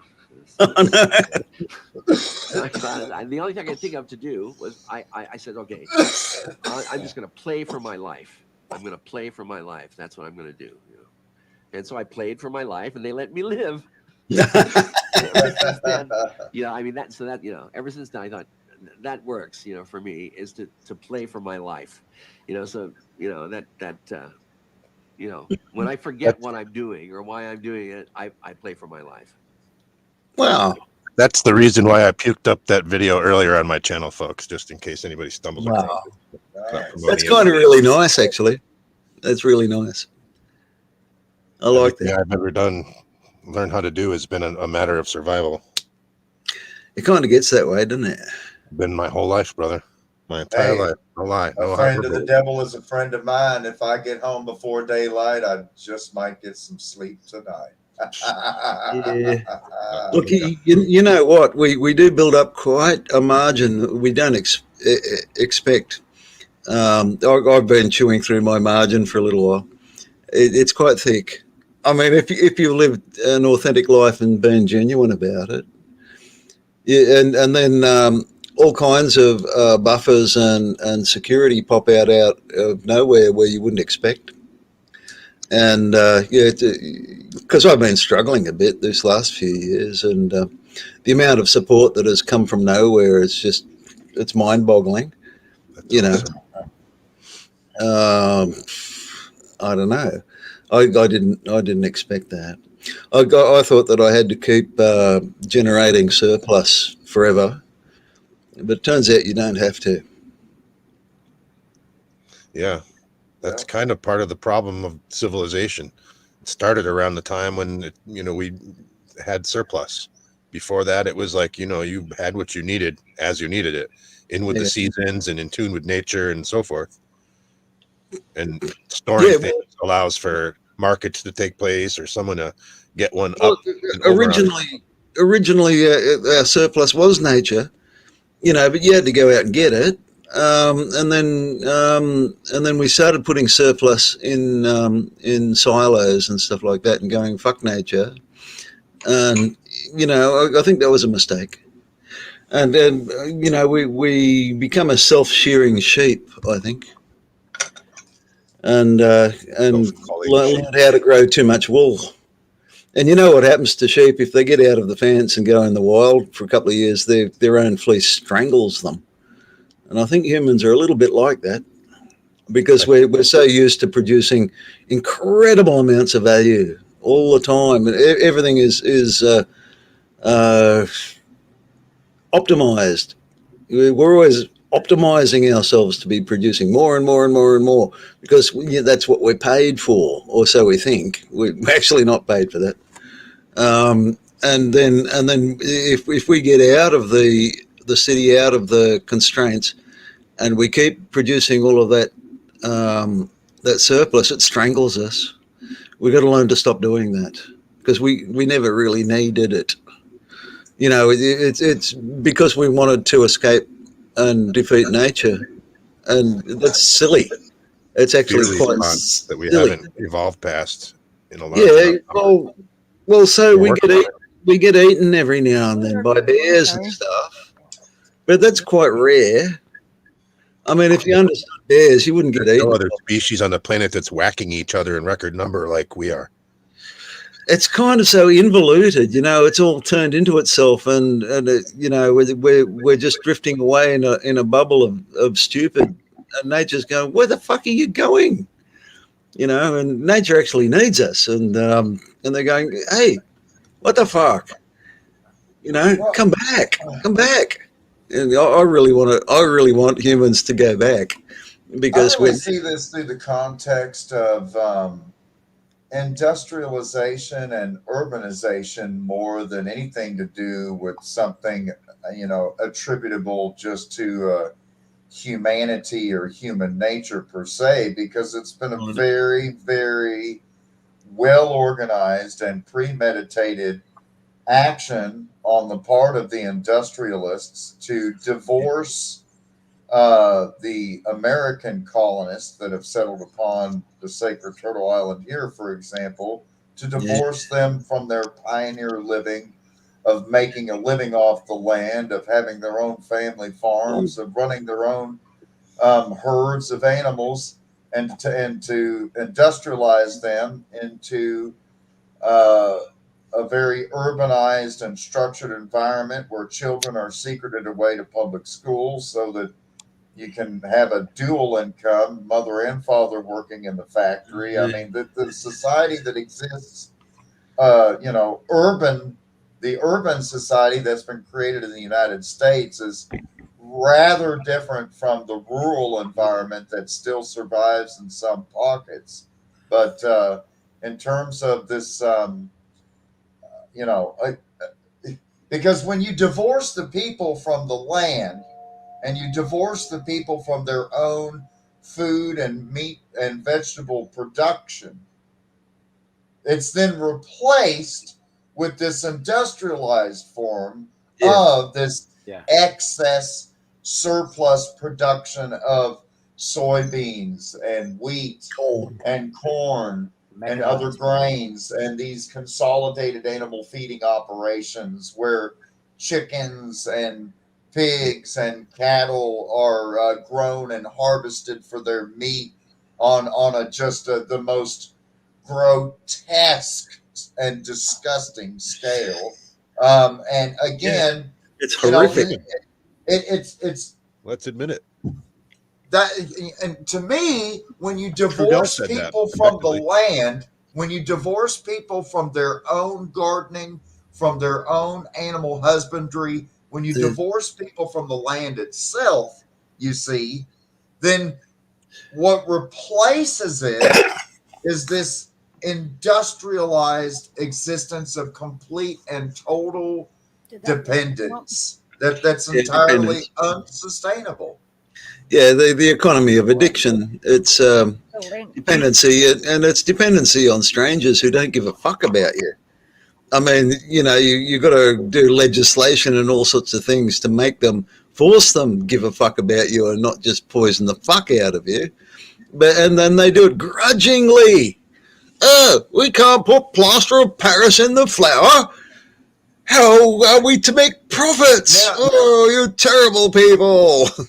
And you look at Big Ag and what's happened in terms of the family farms. I mean, Willie Nelson, of course, is famous for weed and everything. But Willie Nelson, the famous country singer, is, along with John Cougar Mellencamp and others, have been doing what's called Farm Aid for summer after summer. For years, they've done Farm Aid as a fundraising concert to try to keep independently owned family farms afloat, as family farms have been under attack, and land purchasing has accelerated on the part of major multinational corporations and billionaires. I know recently people have made much about the fact that Bill Gates, former Microsoft executive, has been buying up so much farmland here in the United States and in Africa and elsewhere. And again,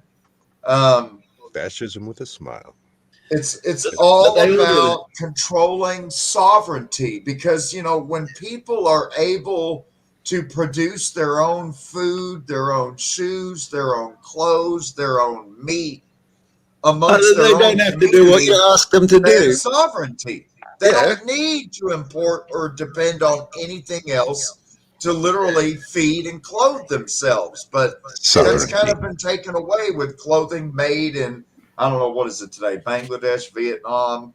Who's got the cheapest labor? And where's the meat coming from? And where's the chicken coming from? And most American citizens never even ask these questions. They never read the ingredients label, much less are the ingredients labeled. There's a documentary a while back. Somebody took someone who worked in a fucking sweatshop somewhere, brought them to the United States to like a Walmart or some similar store or stores, and showed them some of the clothing that they made over there and like how much it was being sold over here. And then that person was allowed to tell their story about like how much they live off of, and they're like basically they're slaves. Servants, whatever term you want to use. Things just cost more here compared to what they have there.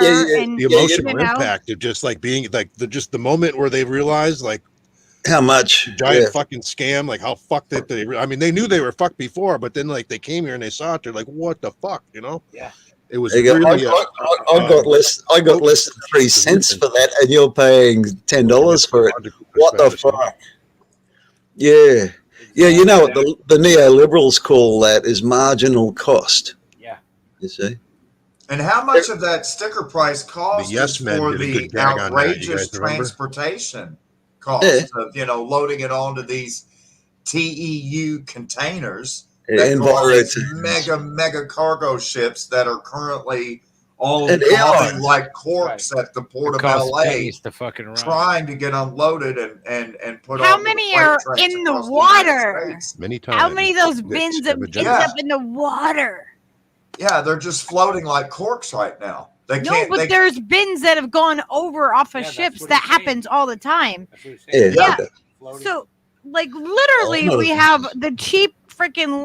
It's just more. I'm pointing out something though, that it's more insulting to the people that are already getting paid slave labor. That it's just not even that important that they are just falling into the ocean and going oh wherever. yeah, like I've seen Be right videos back. where they hit Ability, rough unicorn. waves with these big cargo ships, and they'll Smoke up lose indeed, like brother. 200 or 300 Much so. of these 200 or 300 containers that are on the edge of the ship. When they hit these big waves, will just fall off into the water, We're running and contrary they to just nature. keep going. Right? Have fun with that. She's going to hand us our fucking asses. It's happening. What's the matter, Charlie? What are you talking about? Oh, unicorns saying it's not possible to live outside of society, just as it's not possible for any country to exist independent of the capitalist world system. Both That's are not true. naive fantasies that hold the world back, but smoke up, there's no hope anyway. Well, you know what? I would say it's a tad bit of projection, perhaps. I don't know. Okay, so take that today merit. I watched a documentary on Mennonites that went literally into the freaking Amazonian jungle to get away from humanity so that they could live themselves in their own freaking society. Not that I want to be a Mennonite or be restricted by those religious, their religious beliefs, but they do it. The Amish do it. Like, they do it. It's not impossible. I mean, perhaps what you're speaking to is like the inevitable clash between society creeping in on people who want to be left the fuck alone, who are actually doing it, that we get like gaslit about that exist. What's that culture in like Papua New Guinea or whatever the proper term is for that culture up there? They fucking went in there with the helicopters. Yeah, the headhunters. Fuck them off. The headhunters. And they drove like the military away with like spears. Yeah. And like they don't fuck around, and they got all means of self-sufficiency. It's amazing. There was a really cool documentary. Anybody see that? You know what I'm talking about? I think to comment on this on unicorns thing is it is possible to live outside of society. And why would we people have not been doing smoke it. weed? People will have been doing it since millennia, and it's also possible for a country to exist and figure out its own fucking currency and not play ball with every single fucking other country. Things are possible.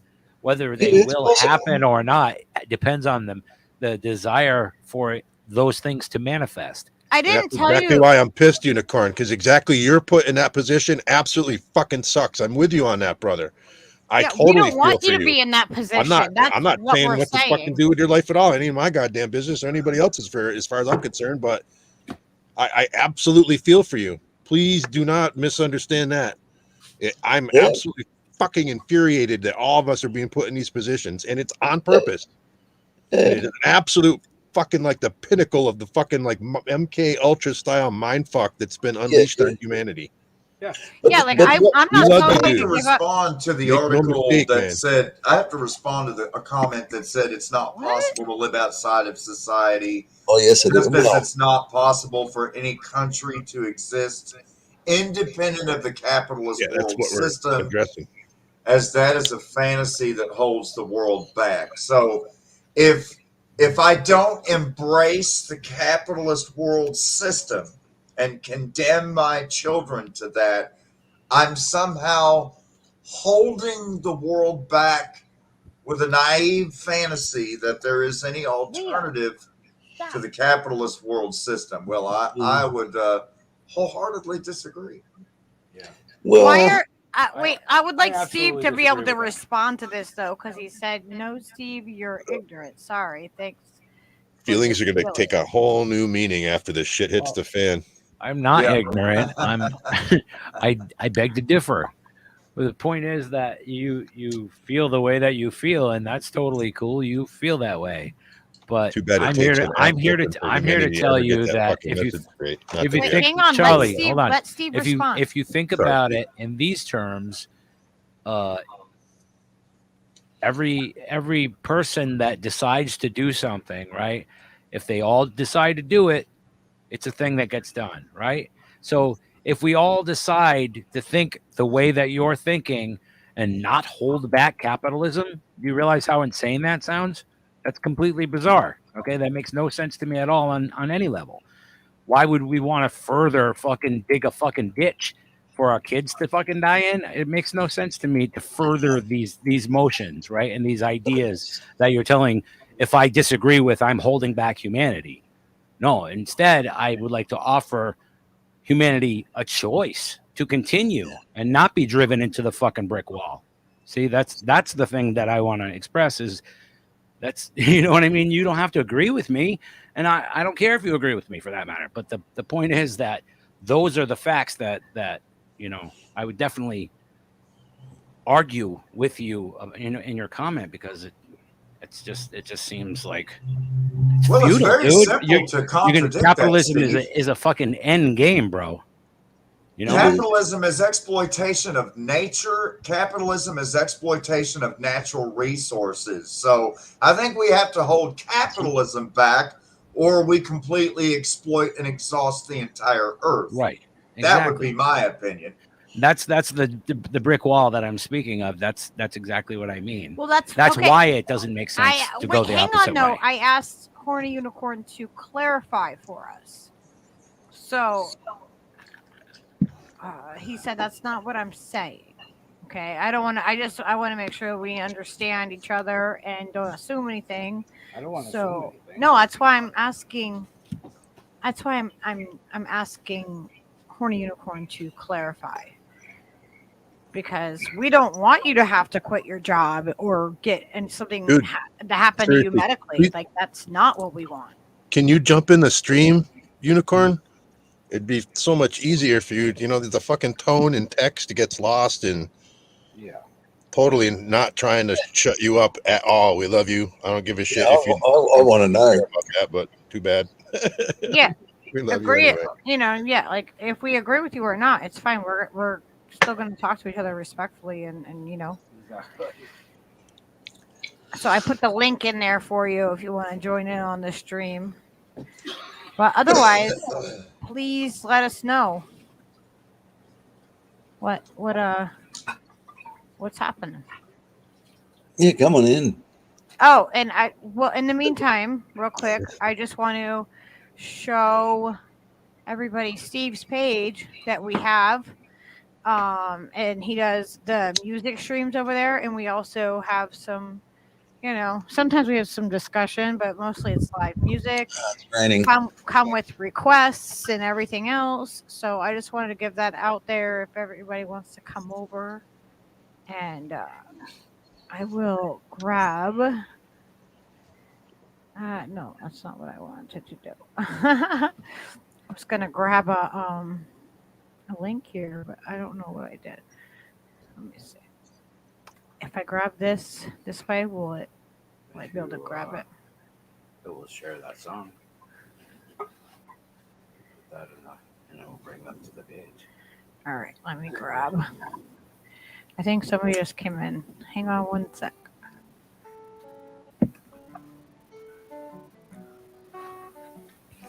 I don't want to play too much. Here this one. And I'm going to pause this right now so I can bring over the link. Oh, I'm so tired. Oh, there we go. Bring over the link. Oh.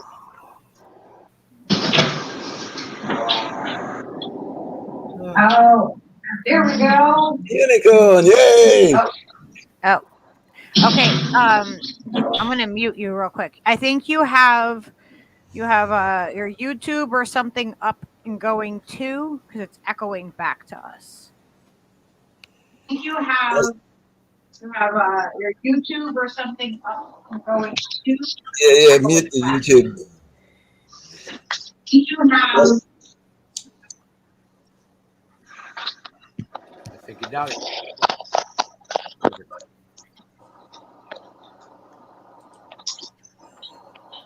That's the trick, right? Being able to hear it hear it and say it. and- Can you hear us okay? How's that? Yeah, Sounds yeah, that's good. good. Dude. Much better. Hot there too. Dude. It's so good to see your face. Cool. God damn. That's awesome.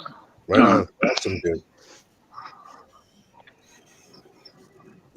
So how are you? Yes. You always crack me up, like in the chat. You have the craziest That's shit funny. to say. And I'm like, oh my god, this dude is great. Yeah, he's a funny Oh, fucker. is that your puppers? Dude, you prompt some of the best discussions, man. Seriously, thank you. Yeah, This shit yeah. needs to be fucking said. Everybody needs to be fucking heard. This shit's crazy. Yeah, we all need to have Thank a you for fucking speaking your piece, brother. Yeah, dude. What's your dog's name? Did you hear me? There might be a lag Hmm? between. Okay, so there's a lot of lag and repeats and other. You coming now? Bit of break. Bitch. No, Abby. Abby? Abby? There's a lot of lag. I think. Is there? There's like a weird lag. Well, you go ahead and let us know then. What's on your mind? And so what were we talking about? Wait, are you the one who smoked? Somebody's smoking something. We were talking about let's see. Oh, it was about people tell you to resist a jab and then give up your income. And will they keep their income? You can't. Oh yeah, well okay, there's that. Look, I used to smoke weed for a long time, very long time. Oh, hang on.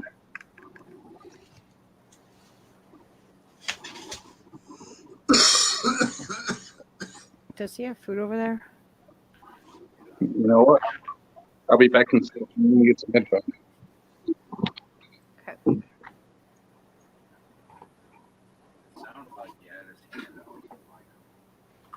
Well, he said he'll be right back. Yeah. Yeah, he said he'd be right back. All right, I'm gonna go pee then, Joe. God damn it, it's freaking stopping, man. All right, I'm gonna bounce you guys. It's like 4 o'clock in the morning. 4:10. 10 minutes. We can smoke pot again. Fantastic. In the meantime, Yeah. let's smoke some pot. In the meantime, smoke a little pot. Take it easy. Take a breath, and I will see you next time. Love you much. Love Night, you, Stever. Kamogi. Stay high. Don't go hunting. Tune in next time on Steve It to Beaver. I like that, Charlie Brown. I'm stoked we got the unicorn on here, man. Always bringing it, always keeping it real. I always like to hear his perspective.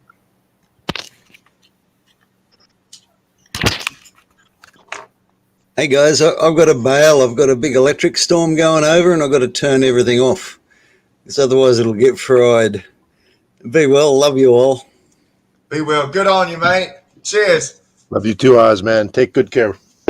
Well, Do you have a bye-bye. lot of Lagos? Oh, see ya. Oh, it's much better.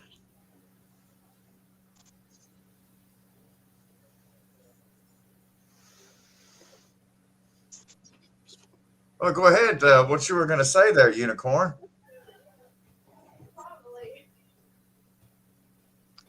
Yeah, that's racist.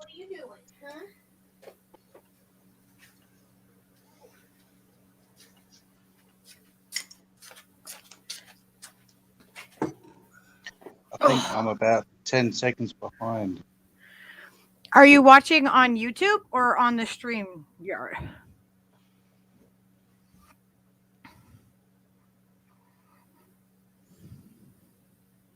About 20 seconds behind, actually. Oh, well. Must be watching on the YouTube because there is about a 15-20 second lag between the YouTube and the StreamYard. Yeah. Are you on? Are you listening to us on YouTube? Oh. Unicorn, sometimes if you just stop the cam and just leave your mic on, it'll like strengthen your signal and at least we can hear you. I don't know if you want to try that, or even just like jumping out of the stream and jumping back in. Sometimes that helps. Have you tried unplugging it and plugging it back in, sir? Yeah, I'll turn it off and on again. I couldn't read All that. right. We don't want to lose you. Just Oh, you're coming in loud and clear now. Yeah, we right got you great signal now, Horny. So I'm hearing things twice. That's because I've got YouTube open. Yeah. Yep. Watch it and listen on the StreamYard.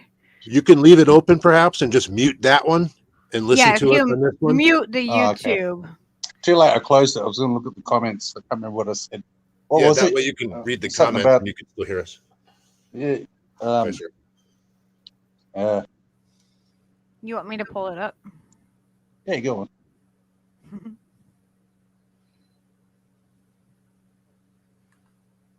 All right, there we go.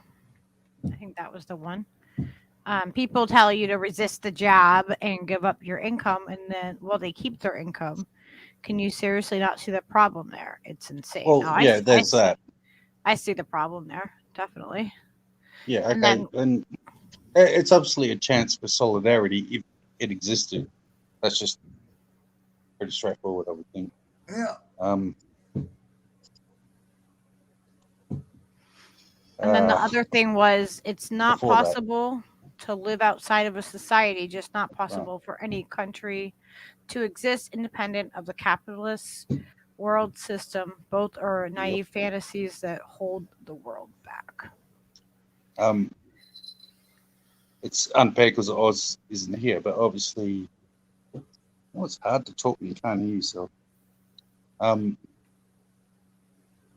mean, but obviously he depends on society to some extent. He's saying to be, a bit sort of subsistence. But then again, he's on Wi-Fi or he's using networks. Nothing wrong with that. I'm just saying you will never be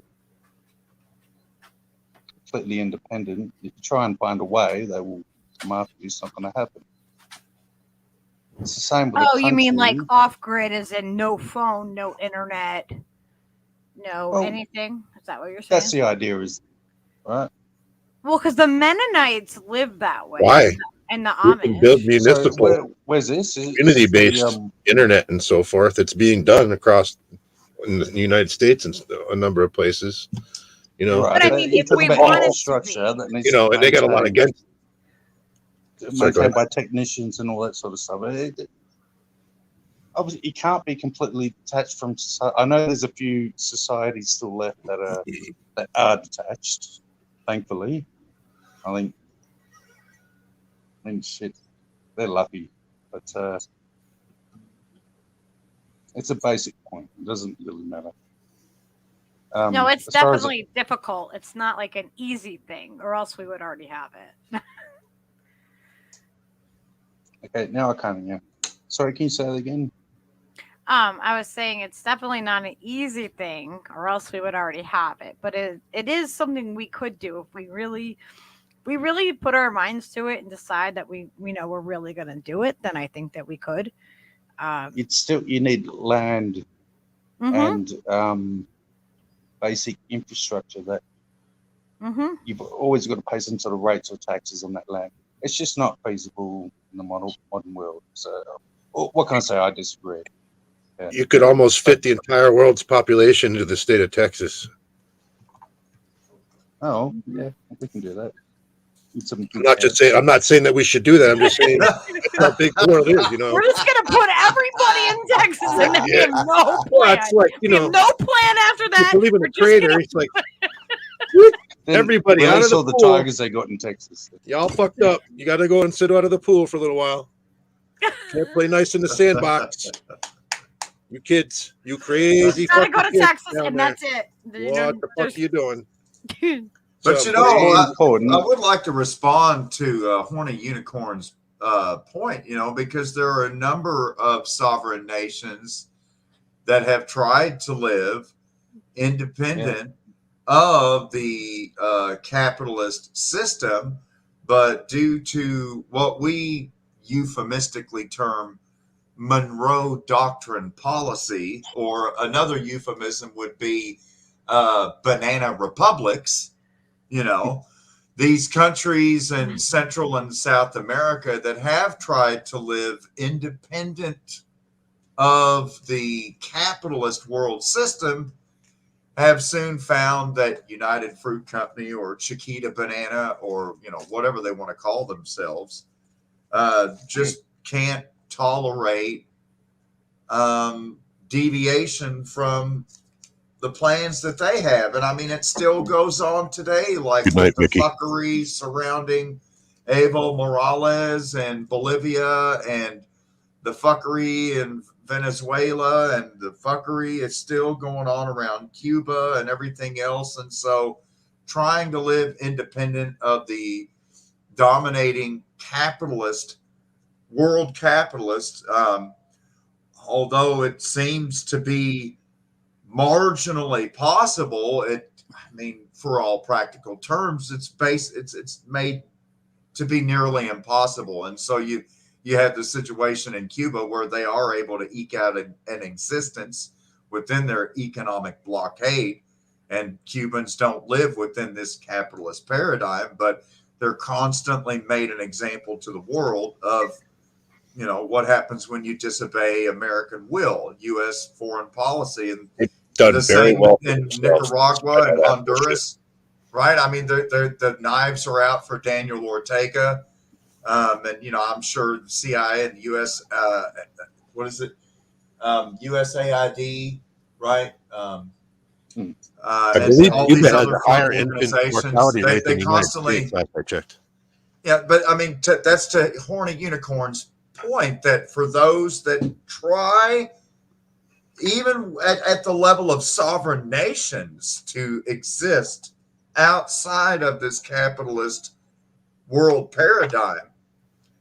I mean, whether you're a Sandinista movement in Nicaragua or wherever, time and again, they're getting beat down and then capitalized, right? Yeah, but I mean, even in China early on, Mao Zedong was very what they call it, the Gang of Four. Yep. He called them capitalist roaders. There's this constant external pressure to join the system, and a lot of what happened in the 60s and 70s was because of external pressure to become part of the system. To some extent, they did. Even look, Venezuela is a good example. Their biggest problem at the moment is because they can't trade enough externally. I'm heavily influenced by a guy named Wallerstein, who, it's very strange that people, I mentioned this actually the other day, it's very strange that people in America are so unfamiliar with this, even though Wallerstein's an American guy. It's a Marxian sort of international relations thingamajig. But yeah, I mean, Americans are just ignorant of it, because it's about the whole world and how the whole world works, and it's not about countries. It's about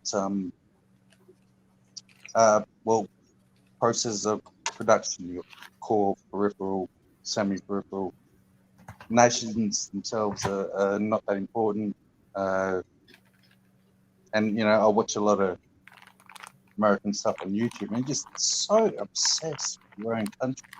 Mm-hmm. And I'm not kidding, it blows my mind. And I see the difference. Not that I'm very fluent, with Chinese stuff, but they tend to be very, very aware of their place in the world and in history, and they're acting accordingly. whereas Americans are just so focused internally. It's insane. It's like a myopathy, you know. They're so myopic and so center focused. Anytime I bring up even with some of my most educated academic friends, and I start talking about Cecil Rhodes and you know the Rothschilds and the colonization, I mean, they're just totally lost, just totally completely lost. You know, I mean, God forbid I start getting into tragedy and hope and Carol Quigley. I mean, it's just not. I don't know. Jingoism is what You're America. calling out. You're calling America. out a very, very, very valid point with the ivory towers in America when it comes to this this Well, the myopathy. U.S. to be clear, the U.S. Right? We're not talking about all of Americas, right? We're talking about just the United States. America. That is The ivory towers. You know. Well, I'm the just American making sure universities. because we're not our own continent, and that's one thing that we do. I'm pretty sure as- everybody in the chat feels about the same way you do, Unicorn, about America.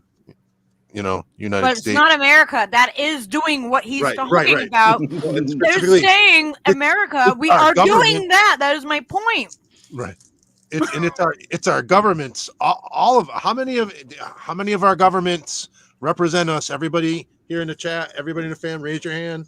Oh, a handful of pockets? Yeah, no shit. What, you know, we don't have representative government fucking anywhere for the most part. A few pockets there and there, and that's kind of what we're touching on, right? Sovereignty, and that's what I think that's what you're touching on. Unicorn. Can I call you Hugh for now? HU, like Hugh for short. I don't know. Do you give a Call shit? me sir if you want. Sir? Right on. Well, I'm gonna call you handsome Australian man. How about that? what's the whole point? Is fucking humanity needs to get our shit together and realize we have so much more common need than this handful of greedy bastards trying to farm us all like fucking herd animals. I don't see us being treated any differently anywhere around the world, in large part differently than herd animals at this point. I mean, honestly, No, but I think mandated fucking jab is what they do to herd animals. Yeah. Right? Am I wrong? No, but I think what let me just ask because I want to clarify this. Now, are you saying that when you say the America, United States, are you saying that people within that our country are very freaking focused on just our country? Because I think that's true. I think that's absolutely true. And it's completely controlled and it's whitewashed and it's all America. We're not America. We live on the continent of North America. We are not the only thing. Like, it's not like Australia. You know what I mean? Like, that is one place on a continent of Australia. We are not that. And that is doing exactly what you're saying, though, is that we live in a land of propaganda, man. Yeah, but I'm just saying, like, it also takes away from every the center other of the universe, right? Yeah. Well, to be fair, citizens think, of Canada are Canadians. Citizens of Mexico are Mexicans. Citizens of El Salvador are El Salvadorans or Salvadoran. Citizens of Panama are Panamanian. Citizens of the United States are American. Americans that present a blue passport book are citizens of the United States. So that's not me saying that. That's just it's the a United literary States fact. of America, though. Like, Right, but American citizens are citizens of the United States. That's not me saying that or being hateful or stupid or dumb or ignorant. Mexicans are citizens of Mexico. American citizens are citizens of the United States, according to the dictionary and everything else. But the term America it stretches from Alaska to Argentina. Yeah, because we Just don't. for the sake of clarification, we are not our own continent. But the United States military, the Pentagon, thinks of the entire world as its own empire. And so we have military bases all over the world. Which is what Prominently in is it Pine? What's it called? Pine Grove. We have a huge military base in Australia. Absolutely massive U.S. military presence in Australia. Oh, the American sailors are very popular. But okay, I'll put it to you this way: so the modern world system, modern capitalist world system, it's like an organism. Again, can't hear myself. It had a beginning and it's having an end, and we're seeing that end. All right, to a large extent. Thankfully. And what's coming next is oscillating between something very, instead of corporate dominated, is state dominated, or something better. And yes, small actions from individuals can have massive consequences in a time like this. There's a lot that, I mean, you don't even realize what. Just look at what's his name, Smalls from, who worked for what's it called? You know, that Amazon company in New York. Christian Amazon. Smalls. Yeah, Christian Smalls. Yeah, that Is guy. that who you're thinking of that started the workers' strike there at Amazon? Yeah. That's the one I'm thinking of. But focusing internally and separating yourself is not necessarily helpful. I'm not saying it's not helpful, but everything is changing right now. And it's hard to understand that unless you focus not so much on your what's nearby, which is very difficult for Americans. No offense, I don't mean to be racist, but I mean, seriously, you guys suck. All right. But yeah, look, the things you do can have big impacts. The system itself is collapsing. You got a major world power on its way down very quickly. And I think you guys are living that reality. Whereas 40 years ago, you know, USA was maybe 40 years ago, 80 years ago, it was a paradise. And you've got other major powers coming, not just China, but India as well, even Indonesia. Their productive capacity is through the roof. It's just, so to focus internally, to focus on, you know, what's happening in your own neighborhood, just to touch yourself.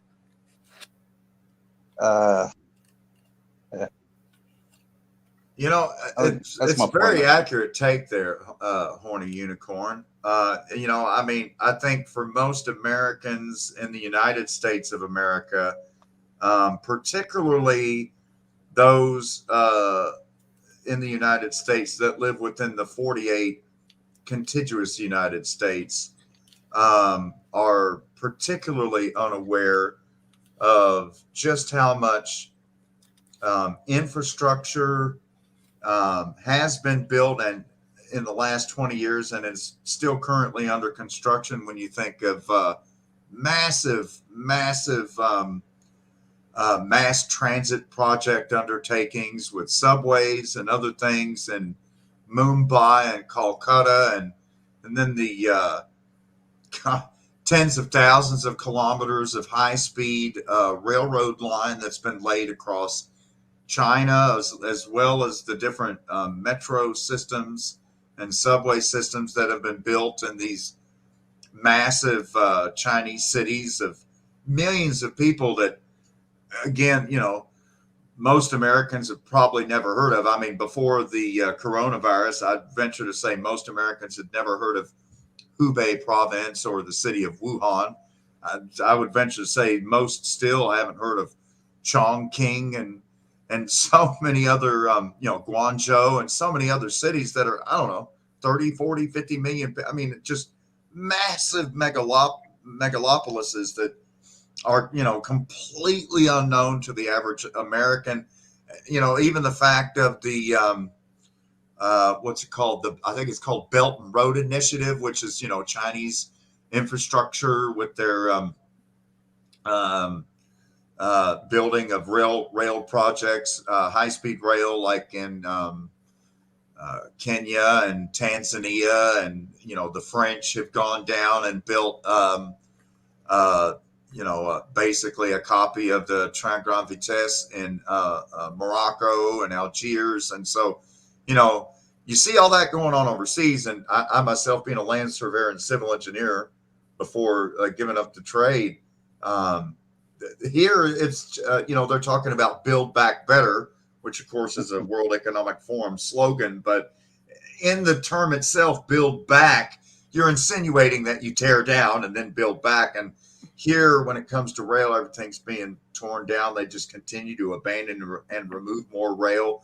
The rail that's left, that's used to move these container double stack freight trains, is primarily 100-year-old welded sections of rail bracketed together on ancient wooden sleepers or railroad ties. And, when I was traveling overseas just 2 years ago, even in Central and South America, all the rail is continuous welded rail, and it's all on concrete ties. And then you get to Germany and Spain, and they got the Ave and the ice trains and the Train Grand Vitesse and the the Frecciarossa and Italy. Again, these high-speed trains, and I mean, it's all continuous welded rail. It's all concrete sleepers. I've seen the Australian railways and what they're doing, building the new line from the Goldies down to Victoria. And again, everything there in Australia, it's concrete ties, it's continuous welded. Everywhere in the world is building the infrastructure of the future. And the only thing the United States has been building is more prisons and more prisons and more prisons. And that's about it. And more jails and more prisons. And that's it. That's all we fucking build. I mean, the only train tunnels in and out of Manhattan, New York City, the most prominent city in the entire United States of America, is the North River tunnels under the Hudson River. And any day now, they're just going to completely fall in and collapse on themselves. And there'll be no way to get a train in and out of New York City without sending it all the way up to Selkirk at Albany, New York, across the Hudson River. I mean, taking us back to an infrastructure of the 1830s at this point, and it's 2020. I mean, we're at this point, we're almost 200 years behind where we were. It just, when you look at the United States and compare it to the rest of the world, it's like the United States is a huge abandoned casino building on the Las Vegas Strip, and there's a huge crowd all lined up around it to watch them push down the lever for unicorn and see a magnificent controlled demolition of the entire United States of America. I don't think it will be, though. I think Americans actually love their country, and it's not going to be allowed. Well, they need to bring all their military home. Yeah, it's. Okay, soldiers live somewhere. They're not going to let it happen. It's not that simple, yeah. Yeah. Well, all these chickens in these 850 plus military bases across the world, eventually the chickens are going to come home to roost, just like when England was in the Sinai in Egypt and they had their coming to Jesus moment and basically the eclipse of their empire. I mean, I feel like the British Empire died that day in Egypt, that day I speak of. And, I feel like perhaps, maybe I'm wrong on this, Oz and Unicorn, but perhaps that last withdrawal from Kabul and the helicopters taking off from the rooftops once again, like a replay of the fall of Saigon during the withdrawal from Vietnam, but more recently here in Afghanistan. Maybe that will be the moment historians go back to look upon and say that that was kind of the end of American dominance. I know that's certainly what the WEF keeps talking about with their New World Order and their no more unipolar world that the U.S. has enjoyed. Unipolar world has never gone down well. It's never worked. The end of the British Empire Yeah, empires. Just gave us world wars, and United States has had one before that. Yeah. I think my phone just died. Look, I don't think I don't think your leaders are actually that stupid. And they knew what was going to happen in Afghanistan. Yeah. I really can't believe they're so stupid that they didn't know what was going to happen. At some level, they must have known, and they must have had contingencies for all of that. Yeah, I agree. At one time I thought it was just ignorance or incompetence, but I've come to respect it as malevolence. Yeah, Jack and fucking Mundo. I hate to have to agree with you there, malevolence is incredibly entrenched and powerful. But it's a humbling and humiliating experience to recognize that it really is evil. Because I want to always think the best of people, to the point that it's almost like I'm atheist to evil. But Yeah, Is it too reductionist to define evil as an absence of love? Wait, what was that, Charlie? Charlie Brown was saying something. What was that? I didn't mean to speak over you, Oz. I'm sorry. I was just saying, is it too reductionist to define evil as, simply an absence of love? To give us some sort of freaking way in to approach this? That's where I like to go, Charlie. Yeah. I like to think that it's a sickness that can be cured. Because if I didn't think about it, how can anything in nature be outside of nature? I think it's our perspectives that are tripping us up. The way we're looking at the language we're using and how we're looking at. We really need to re-examine all of these things, both in our use of language and our actual lived experiences. Because I'm a little miffed at science's sort of scientism's grasp on the truth. Who the fuck are they to be the ministry of truth? Like anecdotal evidence, quote unquote. There's got to be so much for this and that. Look at it's. Yeah, I mean, all your information off of to begin with. Science is good when it's done as science, but its focus is so narrow. It doesn't look outside of its approved bounds, and it should. But if it wasn't hogtied by the profit motive, it would. Right. And so I mean, when we're talking about evil, and man, I have seen some fucking evil shit in my life. I don't know. I'm sure you guys have too. And I refuse to think of it as intractable or impossible. And I just keep coming back to what we all should be doing is to engage ourselves with some form of healing.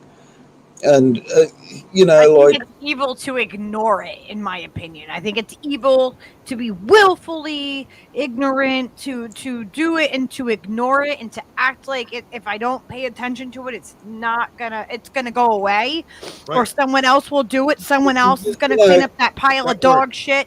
Like the only times I ever come a cropper when I stick my neck out and it gets chopped off is when I fail to forgive, when I fail to try to understand. And that's where I get shot right in the cock. That's the rub. And then the CIA got horny unicorn guys. Yeah,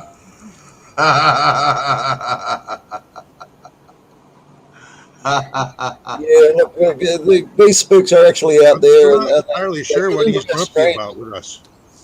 I don't know what the tension was, because I think we all pretty much are on the same fucking page. Yeah. Can we disagree about anything?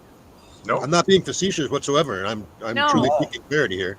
But that's why we ask people to come on, and we don't assume. We ask questions, because going back to being, assumptions, we could have assumed whatever, you know what I mean? Whatever we thought it was, or based upon what mood we were in, or what prejudices we had, or whatever thing it was. And that's why we open this stream up and say, come on and talk with us.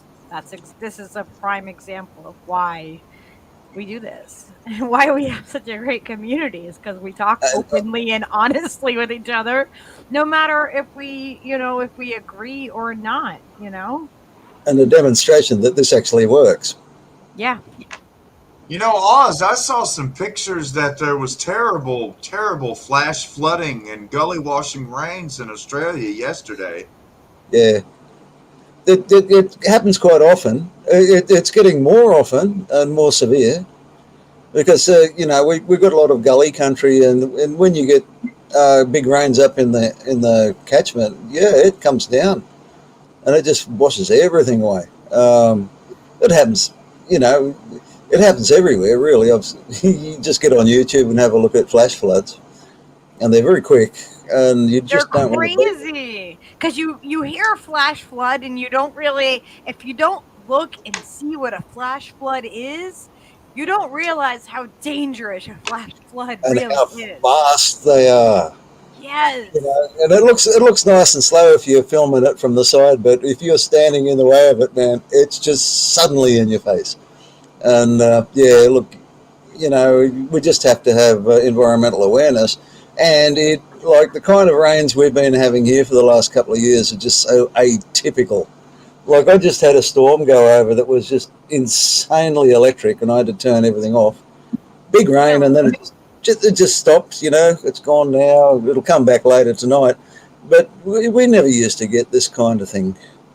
Not so bangy. Everything's so bangy. It's sudden onset and sudden depart.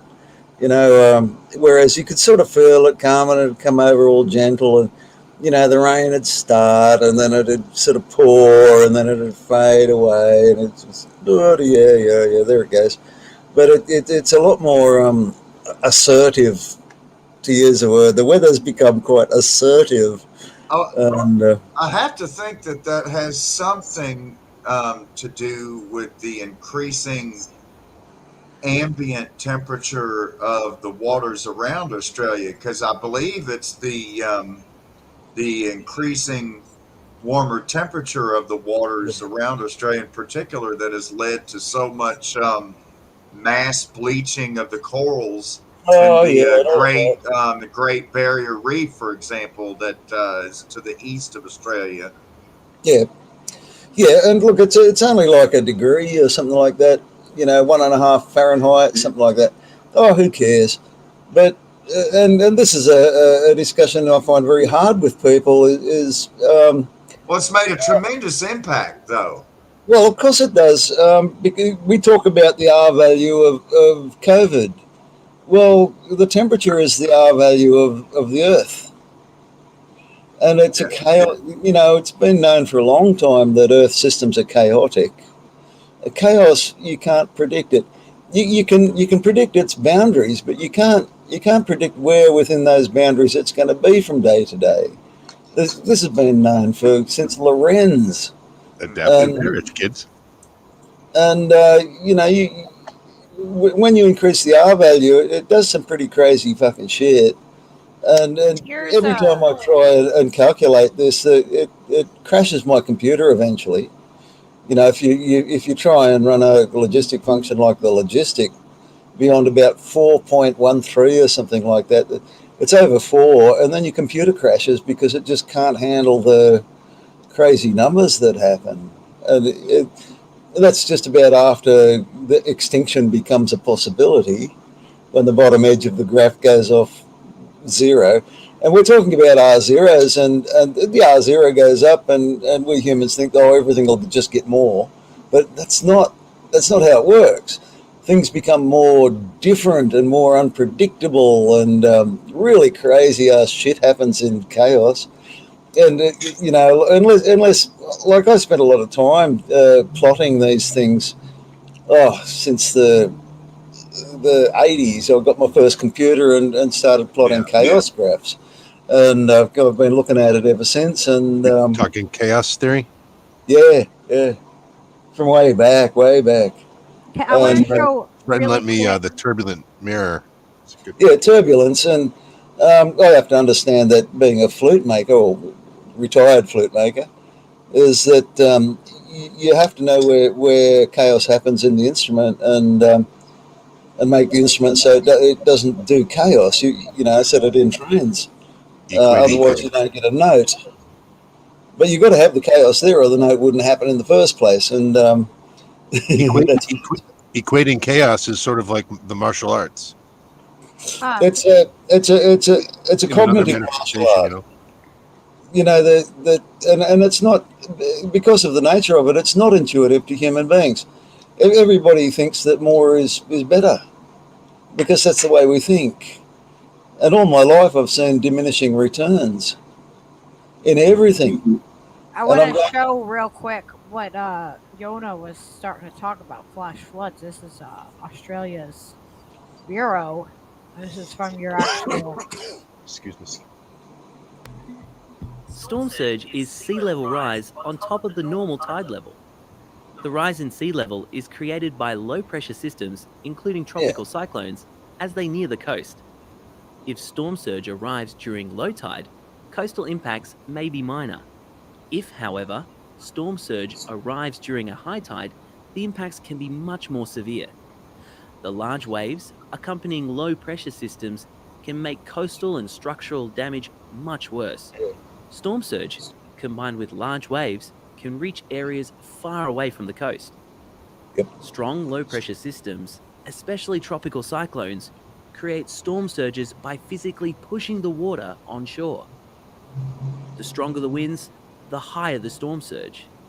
Large storm surges can push water many kilometers inland, which, combined with wind and pounding waves, can destroy buildings, wash away roads, and pose threat to life. Yeah, you have to know. You keep your situational awareness.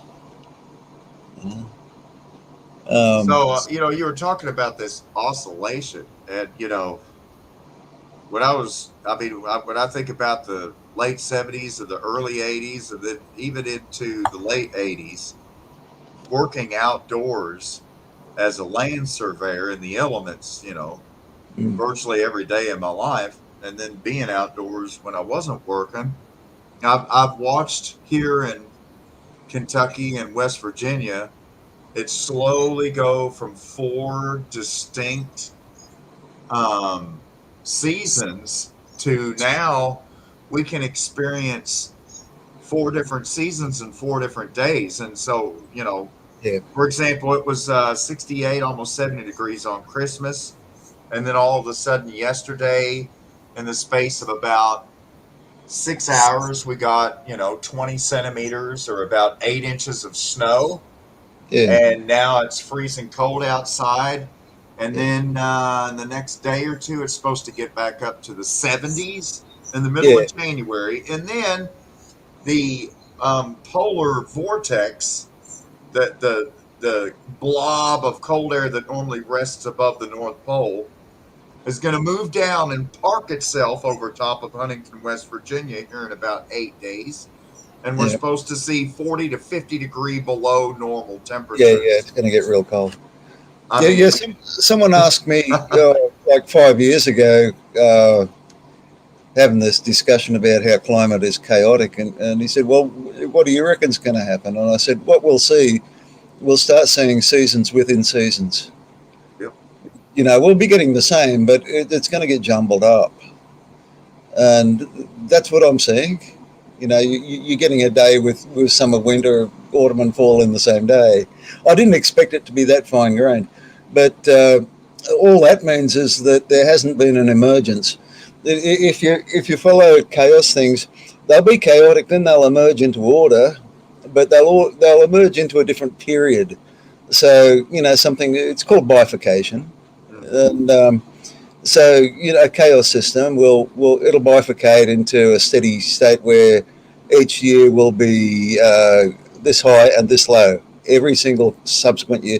Then it goes into 4 states, and then it goes into 8, and then it goes chaotic, and then the chaos emerges and emerges as a 12. It starts getting into the odd harmonics, and when you watch the graph, you can see it accumulating towards that convergence, and that's what I'm seeing at the moment. Intuitively, just watching world events, I'm saying, well, we're in a chaos time at the moment, but you can see the ghost lines converging to where they're going to emerge.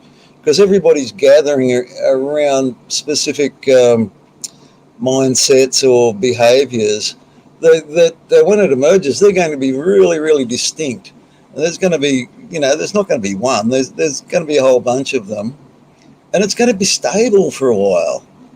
And then if the driving thing, which I think is the weather, I think the temperature on Earth is the actual driver of everything at the moment. It's like simplistic reduction, but I think that's what is happening. I think the rise in temperature is affecting everything on Earth, including human politics. And everybody thinks it's somebody's fault. And what's his name, Schwab is doing it all, or the Clintons did it, or because it has to be a human, because we need to have human actors in our narrative. But the biggest actor in the human narrative is nature, and the temperature's going up, and everything's changing, and where it emerges, well, you can see where it's going to emerge. You can see all the Trumpers are going to emerge, and they're going to become stable, and all of the the bloom, no matter who's, they're all going to turn up, and there's a whole bunch of other ones that are going to turn up, and there'll be a stability, and they'll coexist, and everything will be, that's all very fine. But as the temperature rises, it's going to go back into chaos after that. I can't see that anything's going to stop what's going on with the R value. The R value drives everything. It's not just COVID, and the scientists have been saying, as the temperatures go up, the actual the climate zones move, and with them, all the pathogens move with them, and the species, and we're seeing all of that with orcas going up into Alaska and causing trouble with the fisheries up there and the fishermen and stuff. They were never there before.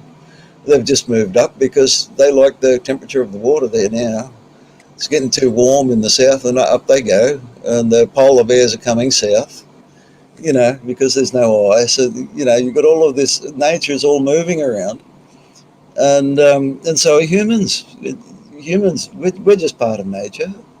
Well, again, that's why I say that the thing that I draw out of this is the fact that the current globalized, industrialized system of feeding and clothing the United States citizen is so entirely unsustainable.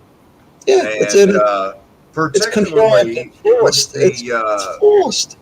With the major climate disruptions only coming more and more often and being more and more disruptive, it's making the global logistics all the more complicated, as it's now a round robin of different agricultural disasters across the planet when it comes to grain production, beef cattle production, hog production, chicken production, textile production, and then getting these things moved around the world. So again, what I draw from this is, when it comes to being able to enjoy a democracy in the future, you're going to have the sovereignty that can only come with local food production. Yeah. But it's going to be more without local food production, you really don't have local sovereignty. You're entirely dependent on someone else to feed you. Yeah. Well, this is where I see it. One of these threads coming out is mutual. What are you calling it? Mutual support. Mutual aid. Yeah. Mutual aid networks. Which I find that very hopeful, because that's the mechanism by which, if one valley collapses under drought or flood or something, then the communities within reach can help. And I think that's going to happen. I think that's where a major emergent line is going to be in mutual aid, because of just the basic empathy of human beings, which goes above and beyond your tribal heart. But if you don't have your tribal heart and your tribal sovereignty, you've got nothing to give, because everybody's dependent.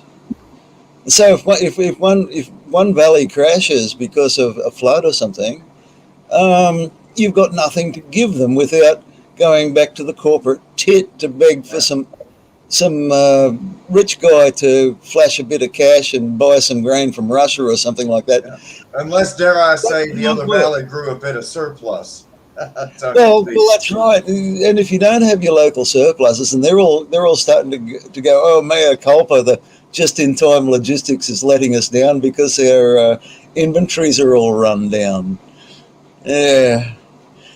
Yeah, well, I actually worked on those systems, and I did warn them at the time. I said, aren't we making ourselves a bit vulnerable? And they say, oh, don't you mind your little head about that, bitch? We've got all that covered. And we're going, oh, I'm not seeing it. And I wasn't that sad to leave that industry.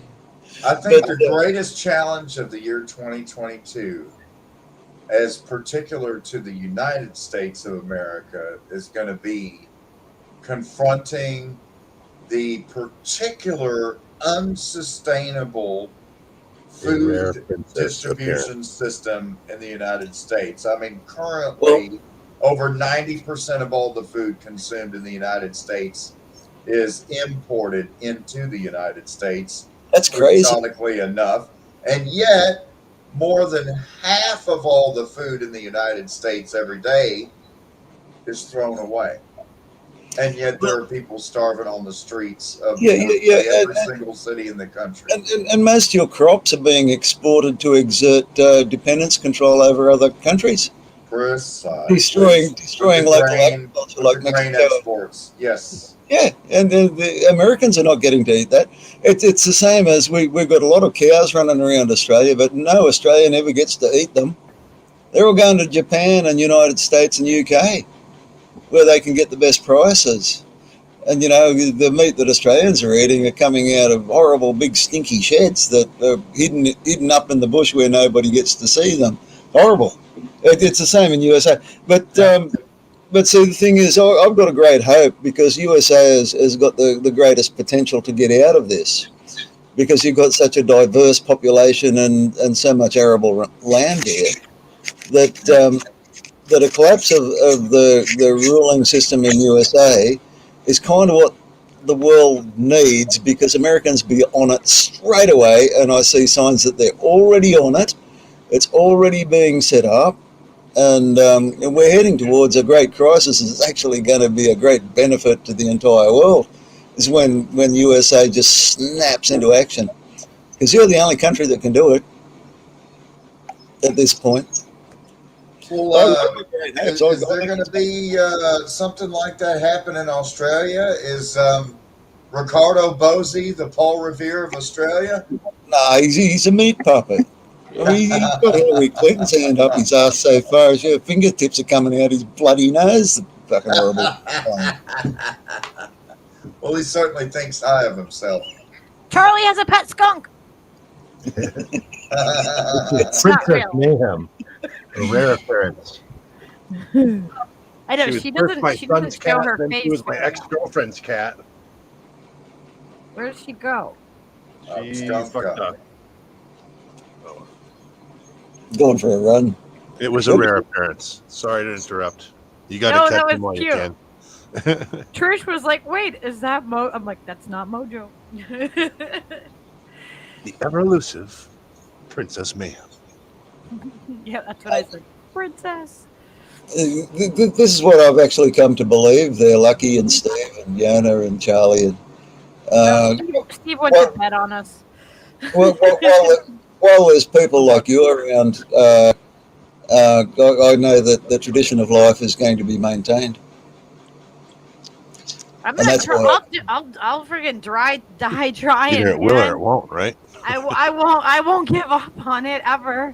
I won't. It's like that. That saying when you go camping or you go in the woods, they say, take out what you bring in. No, I want to leave those woods or that area. I want to leave it better than what it was when I got there, and that's what we need to do. Well, that's funny. Pick up the fucking garbage. Yeah, well, that's what the Aborigines were doing. When they turned up in Sydney Cove. What was that? Sydney Cove, when the English turned up, it was like a great big garden. Everything was running really smoothly. The fish were jumping. There was plenty in the forest to forage, And that didn't happen by mistake. It's because the natives were making sure it didn't go bad. With little things. They Agroforestry. Yeah. It's not agriculture. I think they call it horticulture or something like that. But yeah, they did head off a lot of the mistakes, and they've been sitting here for 45,000 years that we know of, and learned that you don't hunt the giant wombats to death because then you don't have giant wombats. So they kind of learnt their lesson, and Johnny come lately turns up from England and sets it all back 50,000 years in a stroke. Well, I mean, it can go back. Nothing's really lost. Oh, When the British first came to visit the Cherokee country, they sent a British soldier by the name of Private Henry J. Timberlake, who more than likely is an ancestor of the more famous Justin Timberlake from Lexington, Kentucky, who people have probably heard of. But when Timberlake visited the Cherokee in the 1730s, at that time, we still lived according to our matriarchy and according to the principle of 7 generations, and that, everything you do is as a caretaker for the land, because you're basically a caretaker for the land of your unborn great-grandchildren. So it's not your land to destroy, it's not your land to sell. But I mean, in the British, I being a land surveyor, in the British system of land and property ownership, title to the property passes in the opposite direction from your decedent ancestors, and according to the title of the property, upon the passing of the ancestor, the title then passes to the heirs and assigns and inheritors at law. And so, according to the English deed system, you would inherit the land from your father and grandfather and great grandfather, but from the Cherokee Shalagi perspective, we're always borrowing from our grandchildren and our great grandchildren. So, I mean, why would you want to destroy the valley where the corn is grown? Why would you want to foul the creek where the fish are taken? Why would you want to destroy the mountain where the deer are taken? Why would you want to destroy the sacred places where we give thanks to all? It's a balancing act on behalf of your unborn children, but it's a long, long view to think 100, 150 years ahead of time. But let me tell you something. Rockefeller and Carnegie and Vanderbilt, you look at what's happening today, Oz, and I guarantee you they were thinking about this, because I know they were thinking about this, because John Galton and Charles Darwin and the rest of these Malthusians wrote about it conspicuously at length about what they wanted to do to try to get a technology where they could improve the human gene. Well, what the hell is a gene editing therapy but improving the human genome, which is the very definition of eugenics? And I rest my case. Yeah, look, it's taking shortcuts, isn't it? I mean, it's. But they had the long view, Oz. That what we're seeing come to fruition today is the result of a very long view taken by those people. Well, it might be a long view, but it's still a bloody shortcut, because these kind of processes are supposed to play out over 10, 20,000 years, not just a couple of generations. It's still short. It's still hubris, and exactly. Absolutely, it's unbridled hubris, and really the most conspicuous arrogance and contempt for humanity I've ever witnessed. And a lot of people have bought into it. I hear people saying, humanity is a cancer that threatens Earth's very existence. And, Well, it's and been I'm happening. thinking, well, the dinosaurs will hold your beer, mate. Yeah. Well, look, I track it back to a mistake in the language, or a trick in the language itself. Is that the idea of property? You know, property is a property of. Like fluffy fur and whiskers is a property of cats. You know, going woof woof is a property of dogs. Is land a property of humans? No. So they've turned the idea of property. Property emerges from something. It's not something that you seize and own. Yeah. It's more like a characteristic. Yeah, Hunter needs it like and the land was never a characteristic of people. And you've said it before. People are a characteristic of the land. You know, so it's a semantic turnaround, and you can see where words pop up and phrases pop up and down in American politics and global politics, and it gets seized by the property people and turned around and made evil. You know. Yep. You know, just recently somebody popped up with this idea of what do they call it? Mass conditioning, or mass insanity. Like mass psychosis. No, they've got a new term for it. Mass psychosis formation. No, mass formation. Mass formation. Is some scientist jumped up and said, "Oh, mass formation is when your society's all detached and you get a leader and they'll glue onto them." Yeah, And phenomenal mysticism pointed out that Anderson Cooper of CNN is related to Vanderbilt. In fact, Yeah. Do you guys Anderson not know the Cooper's Vanderbilt? mother, Yeah, well, his that's mother been was known Gloria before. Vanderbilt, who is the granddaughter Creepy. of Commodore Vanderbilt, the railroad baron. Yes. Yeah, Vanderbilt owned a Maybe big he was a property up School of in America's satellite graduate. Have you guys Commodore seen the Vanderbilt images owned the though? Baltimore and Ohio Railroad. Yeah, they owned a big property up in the mountains where I used to live. Beautiful house. It's kind of like an exhibit there. You can go there, and it's all very beautiful. Vanderbilt built the Biltmore Estate outside of Asheville, North Carolina, very close to our Cherokee Reservation in the Smoky Mountains that we call the Koala Boundary. Yeah, these rich people aren't stupid. I mean, they're insane, but they're not stupid. It's So, a massive castle, Oz. You should check out the Oh, yeah, Biltmore yeah, I know Estate. they- It's called Biltmore. Have you guys seen the creepy stuff with the Vanderbilt and the pool and all that? Like, I'm just like, have you guys seen that? Yeah. what? The Vanderbilts and what? The pool and the creepy. Look at this picture. Yeah, post it up. See this pool? No, See these kids? no. No, not yet. Oh. We got some lag, I think. Oh, it's not on the screen. Okay. There it is. Oh, there we go. So, you see this pool over here? In the Oh, top yeah. right? Yeah, that's the Vanderbilt pool. Okay? Right. Bodies are buried underneath that. Oh, yeah, Okay. that's the pool at the But Biltmore. wait. This Catacombs under pool, there's more to that though. I don't know if people know this. So this is the pool. Uh-huh. There is paintings of little children in that pool. Have you guys seen the Vanderbilt art? Oh, You're talking about the pedo art, right? Pedo pool? That's not cool. No. Like, I it's a didn't mean that real to freaking rhyme. thing.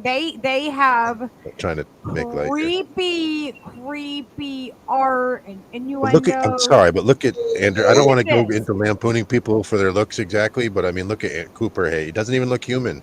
Isn't like another Zuckerbot? Brother committed suicide when they were young. Scary shit. Like, there's some creepy stuff that happened with the Vanderbilt family, guys. We'll have to get into it one day. Yeah. Yona, what do you know about that? How far back does that family go, and what the fuck are they up to? Let's talking get a about the Scooby-Doo Vanderbilts? dig on that. The Vanderbilts go back to the original patriarch, the Commodore Vanderbilt, who was the Baltimore and Ohio Railroad baron. Yeah, it probably goes back before that too. But yeah, you look up a place called Everglades Everglades in Blue Mountains, New South Wales. Yeah, no, a big mansion. Okay, yeah, here we go. wow. Do you guys see this? This is like freaking. This is creepy. Yeah, yeah.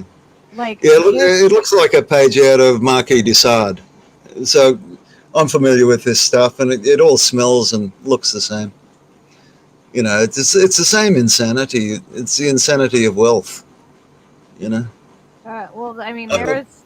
It's an insulator from reality, from Well, nature. people like de Sade and Crowley were apologists for the ruling class. They spent their whole lives coming up for excuses and justifications for the shit that they did.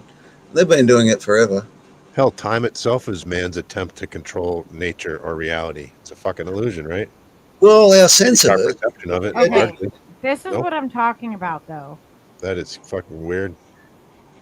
You No, know, it's with not that creepy. painting What the being fuck? there, they obviously. This is a That's- painting.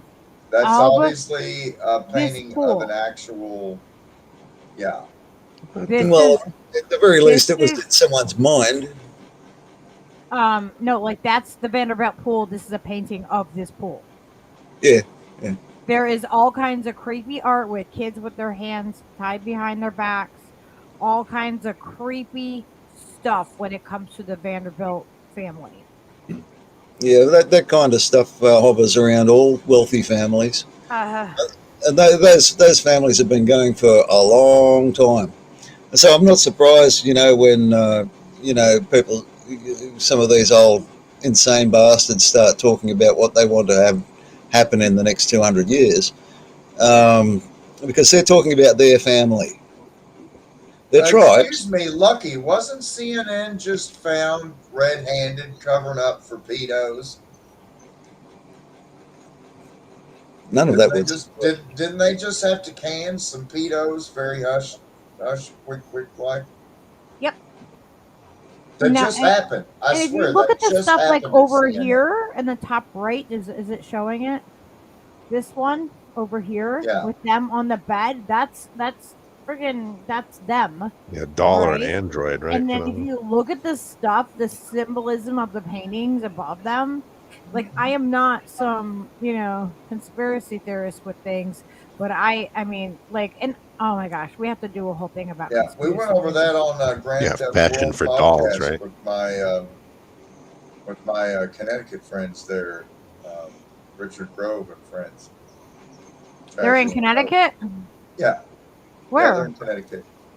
You're Yeah, but seeing other friends besides Lucky and Stever in Connecticut? Well, I mean, Dylan, everybody's in Connecticut. Apparently, Connecticut is Bunch just of Connecticut fucking got it going kittens. on. Like Stacy's mom or something. I don't know what the hell the deal is. My ass needs to get to Connecticut, apparently. I don't know about that. Ugh. I think there's a migration to Texas and Florida, from what I heard. Nope. I don't know. I It's a bit of a trend. think Connecticut's like their governor's like all gung ho on vaccines and masks and mandates and shit. Yeah, He's there's some not talk putting- about that in the He's not West. putting a mask order in place. He's saying, "Oh, it's up to the towns." I'm not wearing them no matter what. So Yeah, Boston and surrounding communities are talking about all this draconian shit like New York City's doing, I guess. Last I heard. Nice. Not at all. I wonder how that Big Dig project's doing in Boston. Hopefully they got the ceiling panels to stop falling on cars. They dug into the taxpayers' pockets so deep you wouldn't even believe. Didn't even get a reach around. I do remember a few people died when I do remember they cut corners and some people died. I can't hear you guys. You guys are both talking. I couldn't hear a damn thing. You're doing it. What? Sorry. No, I'm telling you guys because I could not hear a thing you were saying. Whatever. Sorry. Go ahead, brother. I just saying the Big Dig, you know, at least it's a faster way to get to Logan Airport. You know, except for like all the traffic. And it's expensive. I think that's a toll road. Yeah, it cost a couple people their lives when the ceiling caved in because they cut corners and used cheap materials. And the wrong bolts. Yeah, and so the bolts just broke because they, yeah. Oh boy. Yeah. I just posted an info about the Vanderbilt's place in Australia in the StreamYard. I can put it in the chat. Hang on. There we go. I think that we're getting feedback from somewhere.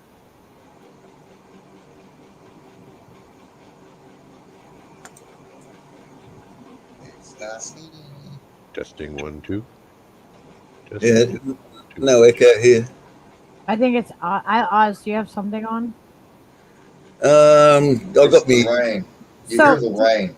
No, I'll turn it off. It's my aircon because it's still Oh. bloody hot. Man, Do you guys see these pictures?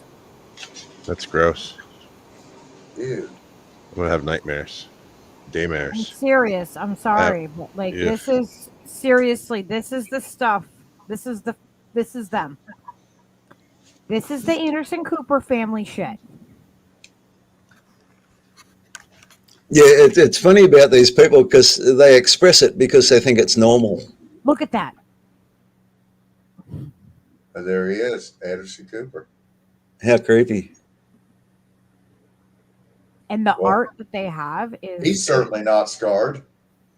his brother like suddenly like look at that. Oh my god. His brother like suddenly like committed suicide. So I'm a direct descendant and heir to the Vanderbilts, the second wealthiest family in American history. Before I became the face of CNN, I was in a secret society at Yale University called the Manuscript Society. Again with the Connecticut shit. Oh my God. Well, at Yale, I worked for the CIA and became a participant in Operation Mockingbird. I now spread disinformation through mainstream media to manipulate the thoughts and beliefs of the public to further the CIA agenda.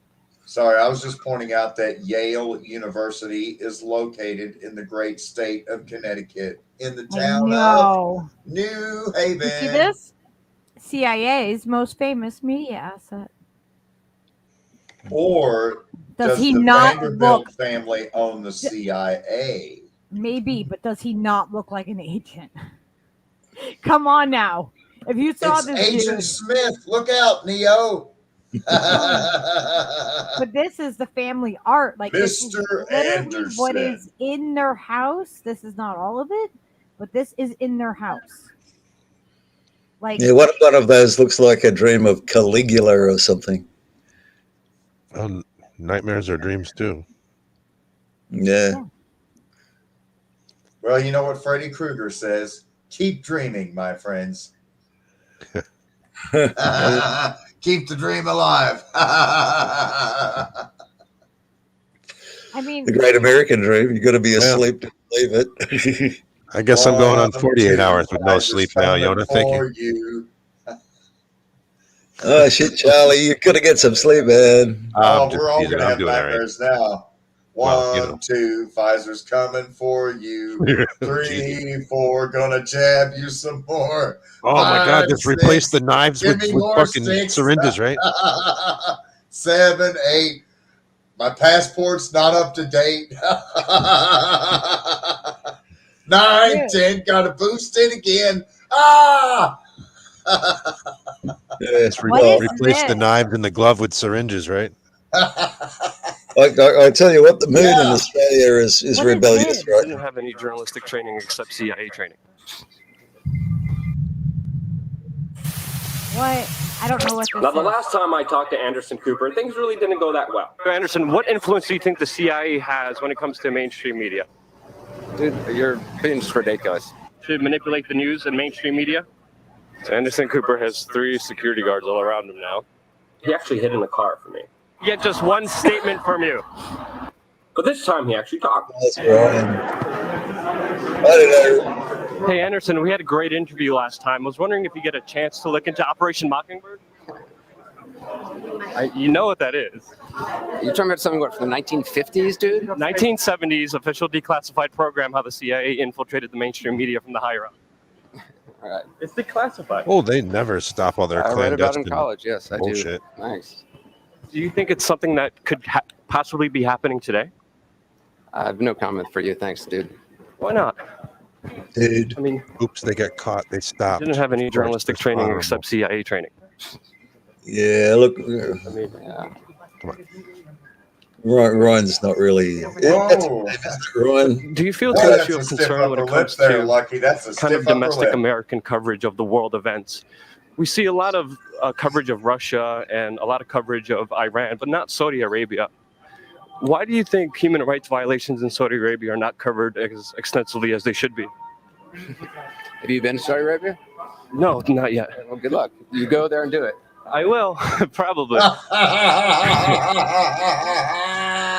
I don't want to be considered rude or mean when I told Anderson Cooper to his face that he received no journalism training at all except for training by the CIA, but that's actually stated on his own Wikipedia, and he admittedly was trained to be in the CIA when he was in college and received no journalism training.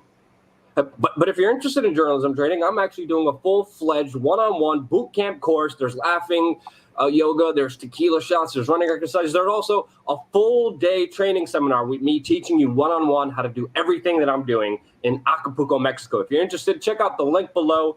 And if you just want to check out the conference that's happening down there, there's also another link there just to check out the conference. And it's one of the best conferences that I've ever been to. So I'll see you in Mexico, not Saudi Arabia. Oh, No, shit. I just realized, Lucky. I made the decision. No, Anderson, I'm not going to Saudi Arabia. But if you ever want to have an honest one-on-one discussion about your policy, your journalism, and the truth of the matter of things, I'm all yours. But just not in Saudi Arabia. I just realized, Lucky, if they just admitted, I mean, it just came out that Anderson Cooper was groomed and trained and selected by the CIA during his college at Yale, and then went on to the CIA. Well, if that happened at the Yale campus, that means that the CIA is all up in some Connecticut. Oh, All of those shit. Ivy League universities are You guys School of can, America's satellite. Next thing you're going to location. tell me, there's a Skull and Bones Society at Yale. Or something like that, yes. Of course there is. Come on, Lucky. What the fuck is going on over there in New Haven? Dude, I don't know. I live away from New Haven. I do not live near New Haven. Money boners at It's like an Skullfuckery. hour. How far is it from you, Charlie? It's like an hour from me, I think. New Haven. I think it's 45 about minutes an hour. it's about 3 hours for me. See, it's Charlie. He's closer. I don't think so. Yaleys. I think Oz is closer. Yeah. That's how people think, though, right? They're like, oh, no. Nope. I don't want to be the closest one. So, yeah, it's someone else. I'm close to Weirdly, one it's school you. around here and only one school. We are Marshall. Yes, Marshall University. Go Herd, home of the Thundering Herd. The Buffalo. Did you see what Phenomenal Mysticism be said? nice. Anderson Cooper is gay, and the CIA is using Anderson Cooper to bring LGBT diversity into the CIA in order to push U.S. imperialism. Oh, absolutely. Woke sociopathy is totally in vogue. He Well, looks very similar to some like people It's that all I the- know the and rage. that are very gay and is in like is a very Like the attractive Buttigieg person in within that community. Like oh man. Oh, everything gets harnessed. So You know, who is more gay, Booty Fudge or Anderson Cooper? I don't know if that's even gay. I mean, these people don't behave like any gays. CIA. It's more like reptilian robot vibes than gay vibes that like I a get man- from these guys, like Zuckerberg type vibes, like Manchurian Borg assimilation. Kind All the guys I know are in the arts and have got high achievement and they're doing great things. Like in ballet or music. These people, they don't look anything like the gays I know. They're Well, that's fancy. Pete Buttigieg looks like Paulie Newman from the Bad Magazine to me. Yeah. What, me worry? Phenomenal Alfred E. mysticism. Newman? You are Yeah, reading Alfred E. my Newman. mind. Okay. Well, me worry. What, me worry? I freaking I went off today on some stupid page. It was some stupid, I don't even know. I responded to somebody about conspiracy theories. And I need to bring this up real quick and just read what I wrote earlier. I took a screenshot of it because I was so I used to be a agitated. conspiracy theorist. I used to be a conspiracy theorist, and now I'm a conspiracy realist. Well, High this five. is what I think about. Well, at least I haven't read it since Knuckles I to took a screenshot knuckle. of it this morning. But I said, people have Knuckles to misused the Oz. word. Yeah, they have. People have misused the word conspiracy. It's two or more people having a theory. So people can't have a theory anymore. People can't think critically. Everyone who does not think like you is just wrong. This is insane. Making a select few, and yeah, because it was about it was about the QAnon guy, right? The horned guy. That Vikings don't even, there's no Vikings that had freaking horns on their head, but whatever. That's a whole different thing. So making a select few the target, well, the oppressors conspire against the people, and how to control the population. It's all a distraction. Why is such a light being put on one person while Epstein, the WHO, CIA are found to be trafficking children and sexually abusing them along with priests? This is important. The thought police say so, huh? They tell you this one guy is bad, is just a distraction. I'm not defending him. I'm just saying the critical thinking is what is being attacked.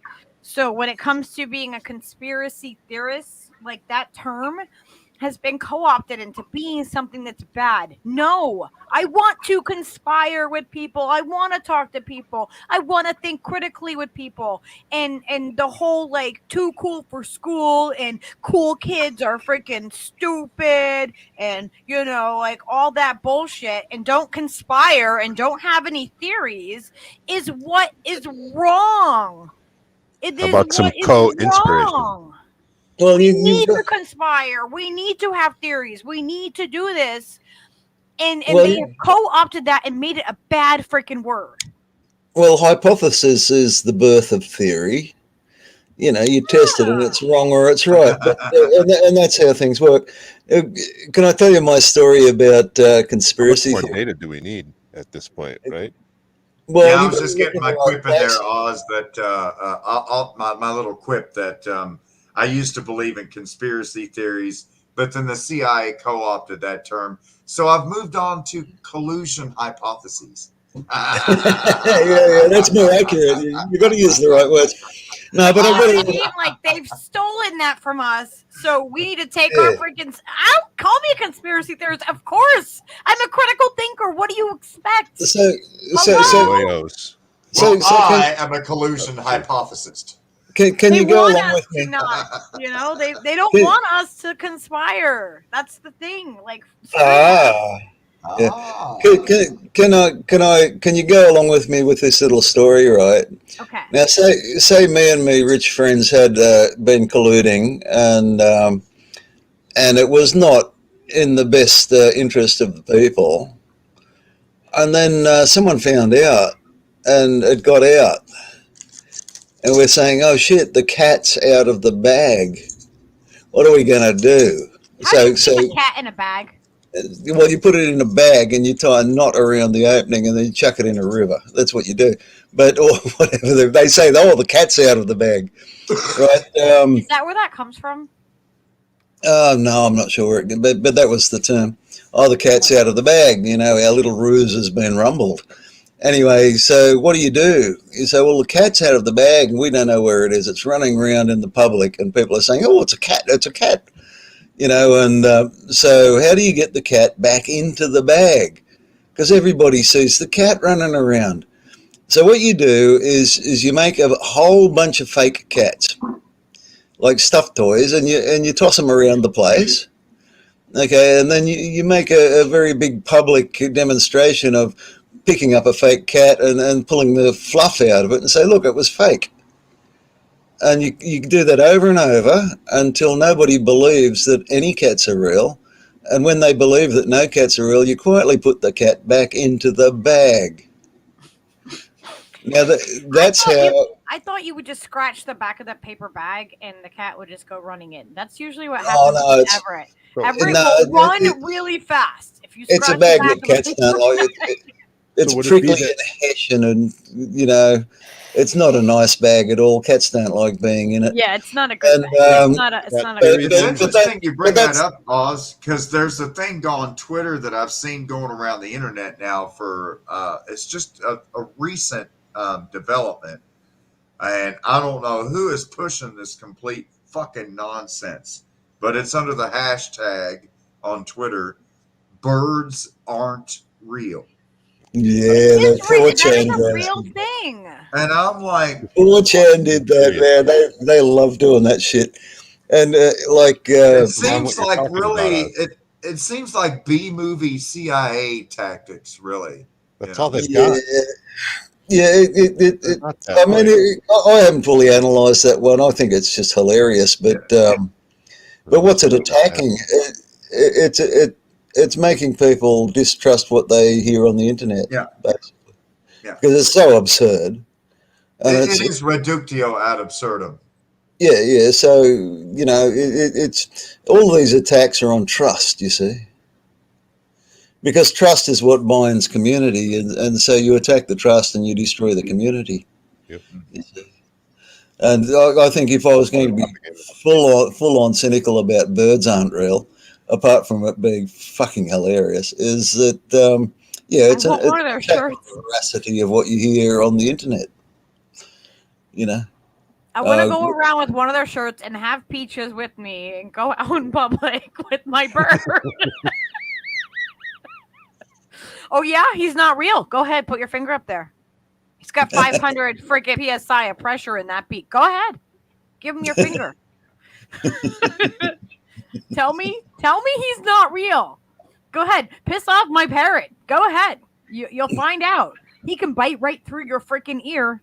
Oh, yeah, he can. Have you ever wondered if you ever wondered what was inside of Pandora's box? He bit through my ear. Oh yeah, cats have got teeth. No, my bird. Your bird did? Like he bit through my ear. Oh, yeah. It looks like somebody ripped my ear open. Like he bit They through opened the whole fucking walnuts and cartilage. shit. Oh wow. Yeah. What, the cockatoo? Would be no the surprise. Cockatoo did that? The cockatoo, yeah. Yeah, the flying bolt cutter. Respect the pecker. Seriously. Oh, geez, that's awful, Lucky. Jeez, did it? That was a long time ago, but yeah, he can 500 burrito. PSIs, I think. For Dirty a burrito pressure. after dark. Yeah. If you have a parrot, they might bite back, and it's gonna freaking hurt. Okay, so look, this is where the phrase comes from. The first documented use of the phrase "the cat's out of the bag" is from a book review in a 1760 issue of the London Magazine. We could have wished that the author would not have let the cat out of the bag. That, unfortunately, is all we know for sure. What? That's it? You can't tell me that that's it, that it's just some random phrase. At long last, after a lifelong search, I found Pandora's box, and I opened Pandora's box, and inside was a bag. And I opened the bag, and I let the cat out, and I found a roll of toothpaste, and I squeezed the toothpaste out of the tube. That was there you go. That was anticlimactic for That sure. was not at all like the evening I had with Pandora. Let me just say that up front. I enjoyed Pandora before, but this And time, now I've got dirty teeth. The toothpaste is out of the tube. I can't get it back in the tube. I can't get the cat back in the bag, and I can't fit the toothpaste and the cat in the bag back in Pandora's chaos box. is that's what's in Pandora's box. Is What's done cannot be undone, my friends. I just told you how to get the cat back in the bag, and I guarantee that has been done over and over again. Is the cat dead or alive, though? I mean, They And didn't then people don't specify. believe in cats, and then you put the cat back in the bag, and everyone thinks, oh, conspiracy theory. All cats are fake. Birds aren't real. Yeah, no. Okay, let's see what this one says.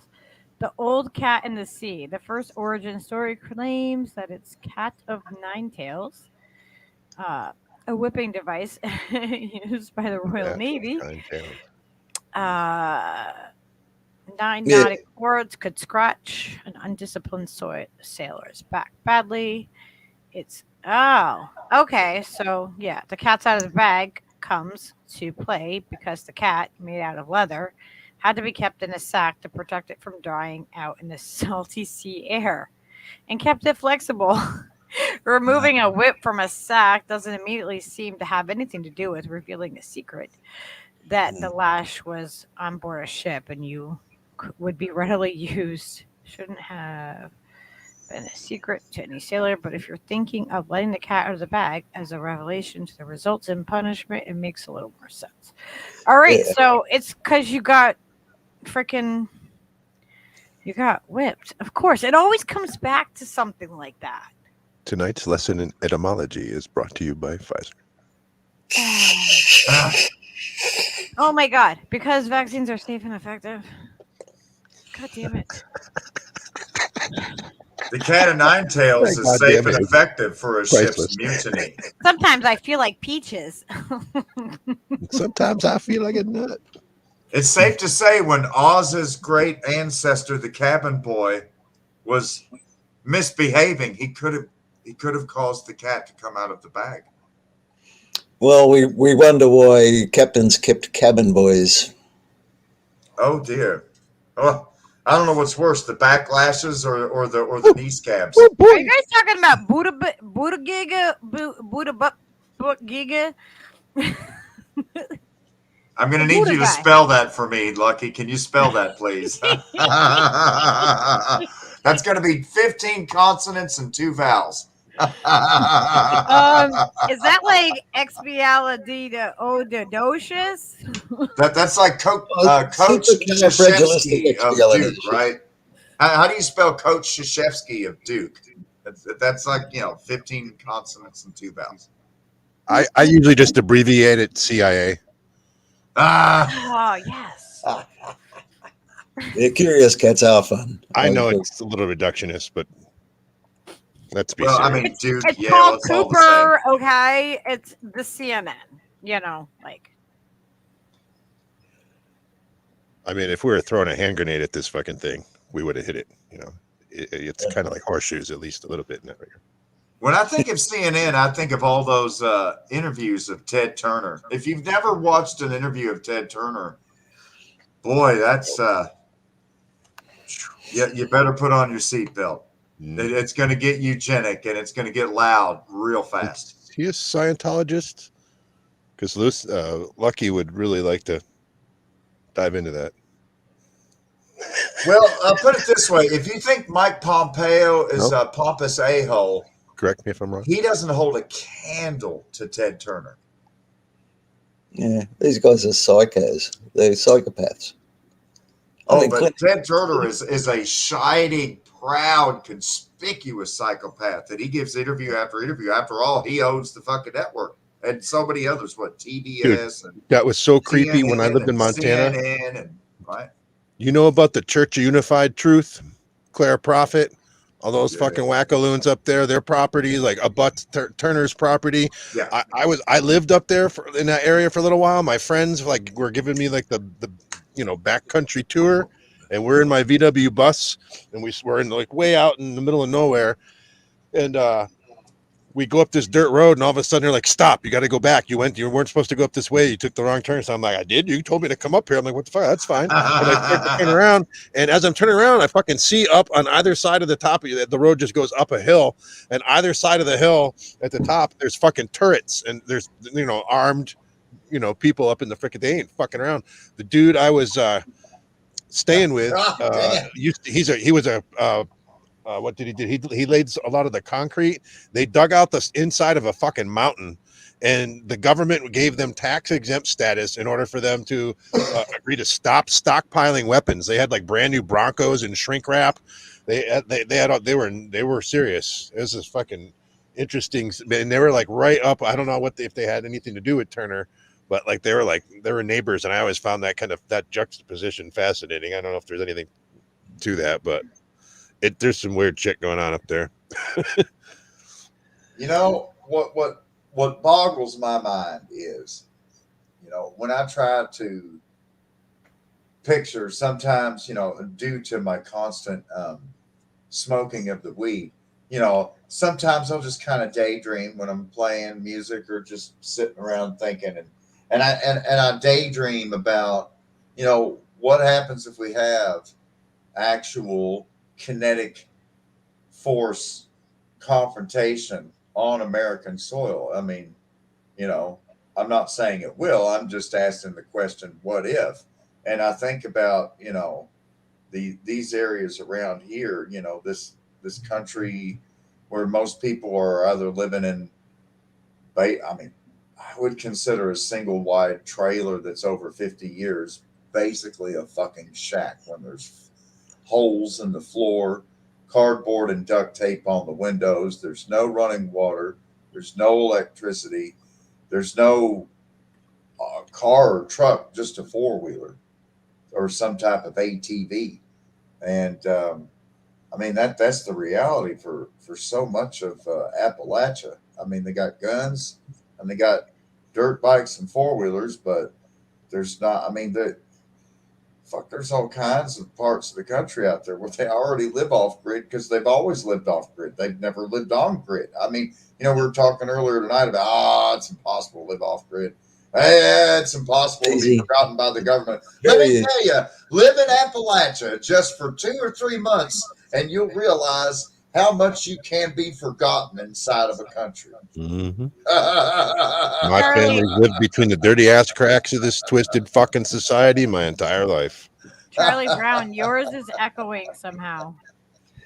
Hey, listen, guys, the electrics are coming over again, so I'm going to have to turn off again. I probably better wind down now. Thanks for the wonderful conversation. I love you all. Okay, bye. You too. I'm probably going to get off here too. I got to work brother. for Be well. 12 hours tomorrow, starting at 11 a.m. So Oh my god! get some sleep. Oh, brother. Oh, yeah. Did you see this? What I found? So the curiosity to kill the cat, right? It's a way that was used to warn people.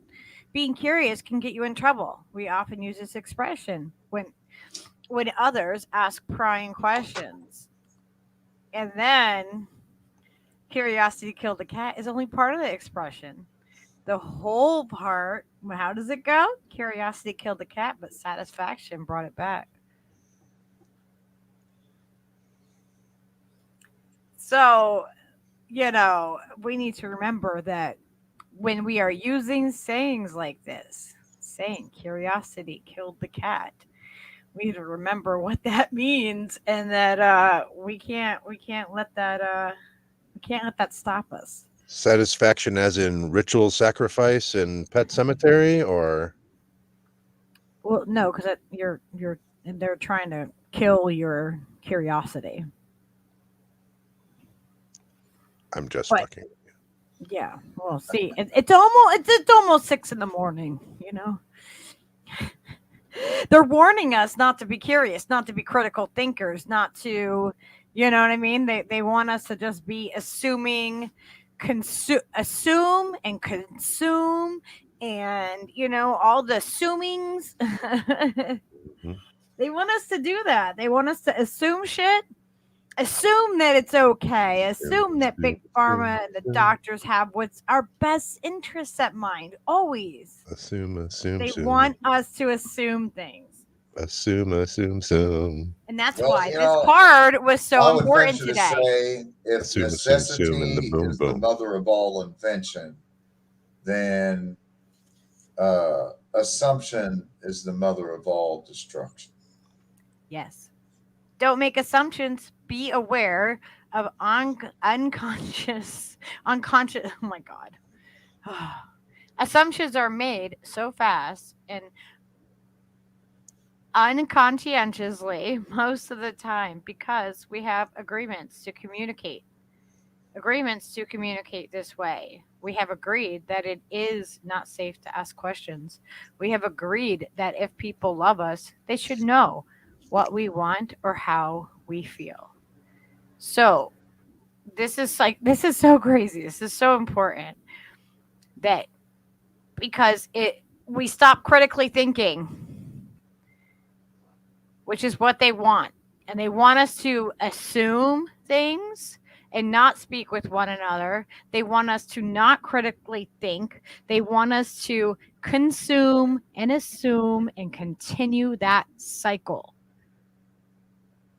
I was under the assumption that the pediatrician knew about vaccines. I was under the assumption that the actual pediatric specialist doctor treating my kids knew about vaccines. And I was further under the assumption that the FDA and the vaccine manufacturers would not malevolently put out untested product and just experiment on kids with vaccine after vaccine. I was under the assumption that they would not force upon every single newborn infant child in the United States a hepatitis B vaccine within hours of their birth in order to treat a sexually transmitted disease when they don't even have a functioning immune system yet. They only have whatever immune system they get from the colostrum from mother's milk. But whatever. But that's only if they breastfeed, because breastfeeding has become like such a it's like, okay, you're gonna take something that I use to feed and nourish a child that I grew in my body, and you're gonna take that thing, that natural thing, and you're gonna act like it's weird. Like, I breastfed for 2.5 years, and I remember I was like, newborn with mom. I didn't have like a huge network of people. I knew that my mom breastfed me and that I wanted to do that because that was best for her. But they don't make it easy. Like, I went through an actual breastfeeding like course and everything to know how, because it's not a natural thing. And a lot of women, it's freaking painful. It was painful. For the first 2 weeks, I cried every single time. But every time. And all then the countries at the United Nations then had it to call out stopped. the United Hang States. on. But then the pain stopped. And I was okay. And I suffered through that. But not every mom does that. A lot of moms give up in the first couple weeks. Yeah. I just and that's wanted to why we respond need to that. mutual aid too. That is a deliberate thing that is happening to American mothers. And it's only an American thing, because when the World Health Organization and the United Nations tried to get a resolution put through that natural breast milk is superior to artificial baby formula, everybody was on board except the United States, who immediately pushed back and were like trying to say, well, because, the American government had to speak up on behalf of the manufacturers of Enfamil and other powdered formula makers. And they keep trying to push their powdered formula in Africa and other parts in Central and South America and other parts of the world. But no more so is it pushed hard than the United States. And there's been a real corporate effort to stigmatize breastfeeding and to make it more difficult for American women. And you don't find that outside of the United States anywhere. It's only here. And so, it's weird, even like with the perverts in public who are like, I wish you wouldn't make me have to stare and drool at your breasts while I'm in public and you're trying to breastfeed. You know why there's such an attraction to women that have bigger hips and big boobs? It's for the most primal reasons. It is because they are going to be good, good birthers and good feeders to reproduce your children. That is why. That's why men like big boobs. That's why men like big, hips that will bear children.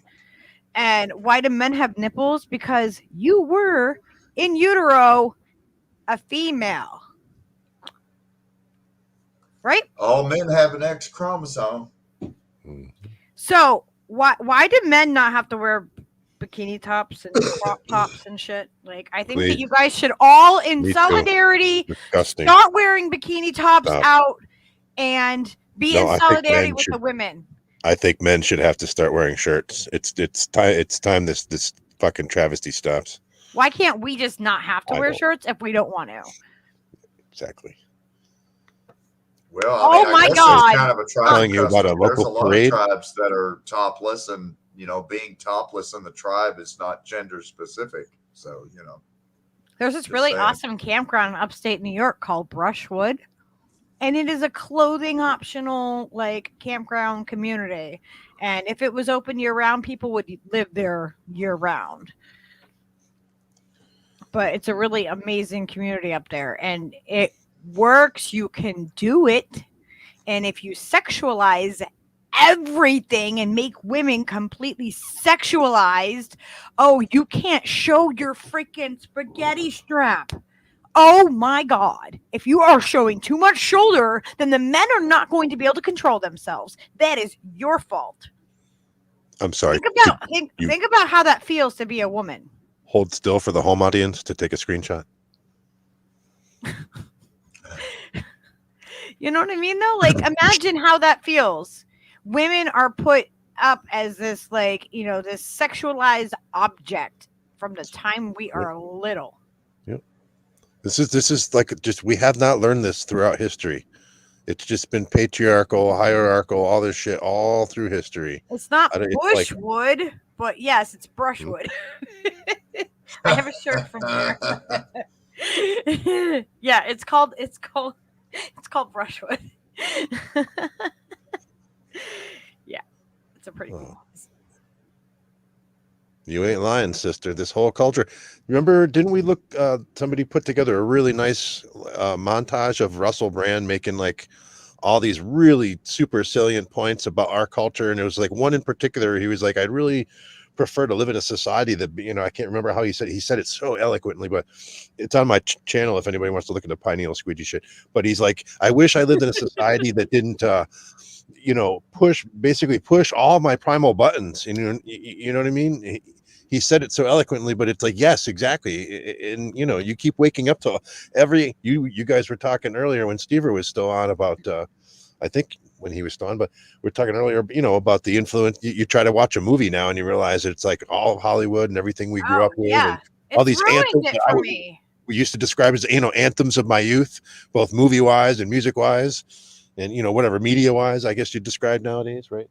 But I still got some good out of it too, because I've always looked intuitively and intrinsically looked at all media unknowingly at the time until I read the Confessions of Saint Augustine. I really became aware of like the ancient. I think it was the Greeks, right? Wasn't it, Yona, where they did the morality plays, where they would contrive these really profound like mental conundrums, like metaphysical, spiritual conundrums. And then when it was over, or even during it, I imagine it must have been fucking awesome and like public, free, everything. And then like afterwards, it would like get this, like, if there wasn't already like an argument or whatever, or some sort of discourse going on, heated or otherwise, they would kind of agitate. And it was all sort of like a circus kind of affair from what I remember the description. But I've always like somehow intuitively, when I've gone to the movies, when I used to go to the movies as a kid, excuse me, I always would like, that I just intuitively like I put myself in the, maybe everybody does that and I'm being obvious, but I always had that sense about me of like putting myself in the other person's shoes.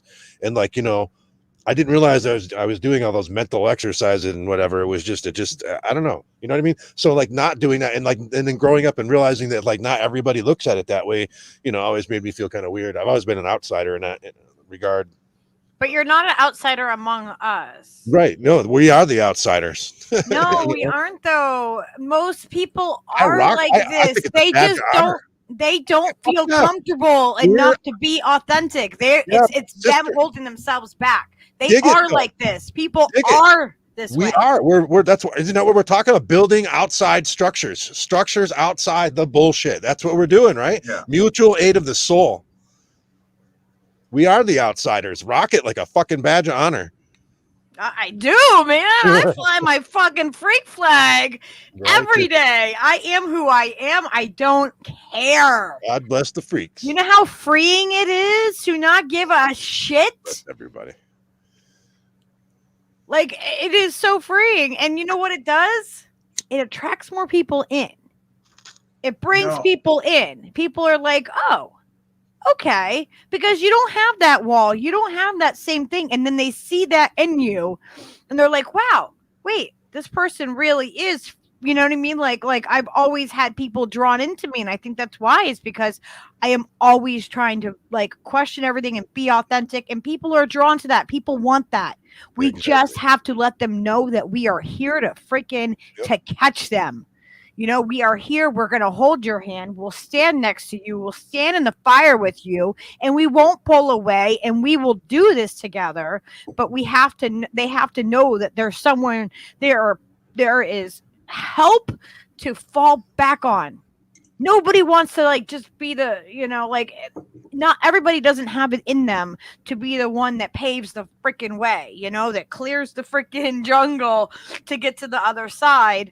They don't all have that, but they will join in and become a part of that if you know what I mean? If they feel safe, people, not everybody's at the level where we're at, and we have to say, all right, come on, we're joining hands. We're not going to push you out. We're not going to exclude you.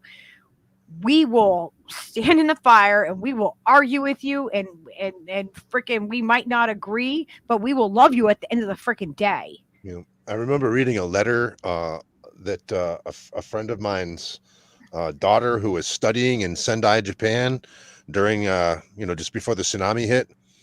And she was describing afterwards how everything changed. So like everybody started looking out for one another, and like they were all out like trying to do mutual aid, making sure everybody had what they needed. And like, you know, there were people putting signs on their front lawn, if you needed water, here you go. And like the people she was staying with in their I don't know what you call it, not a hovel. What's the term?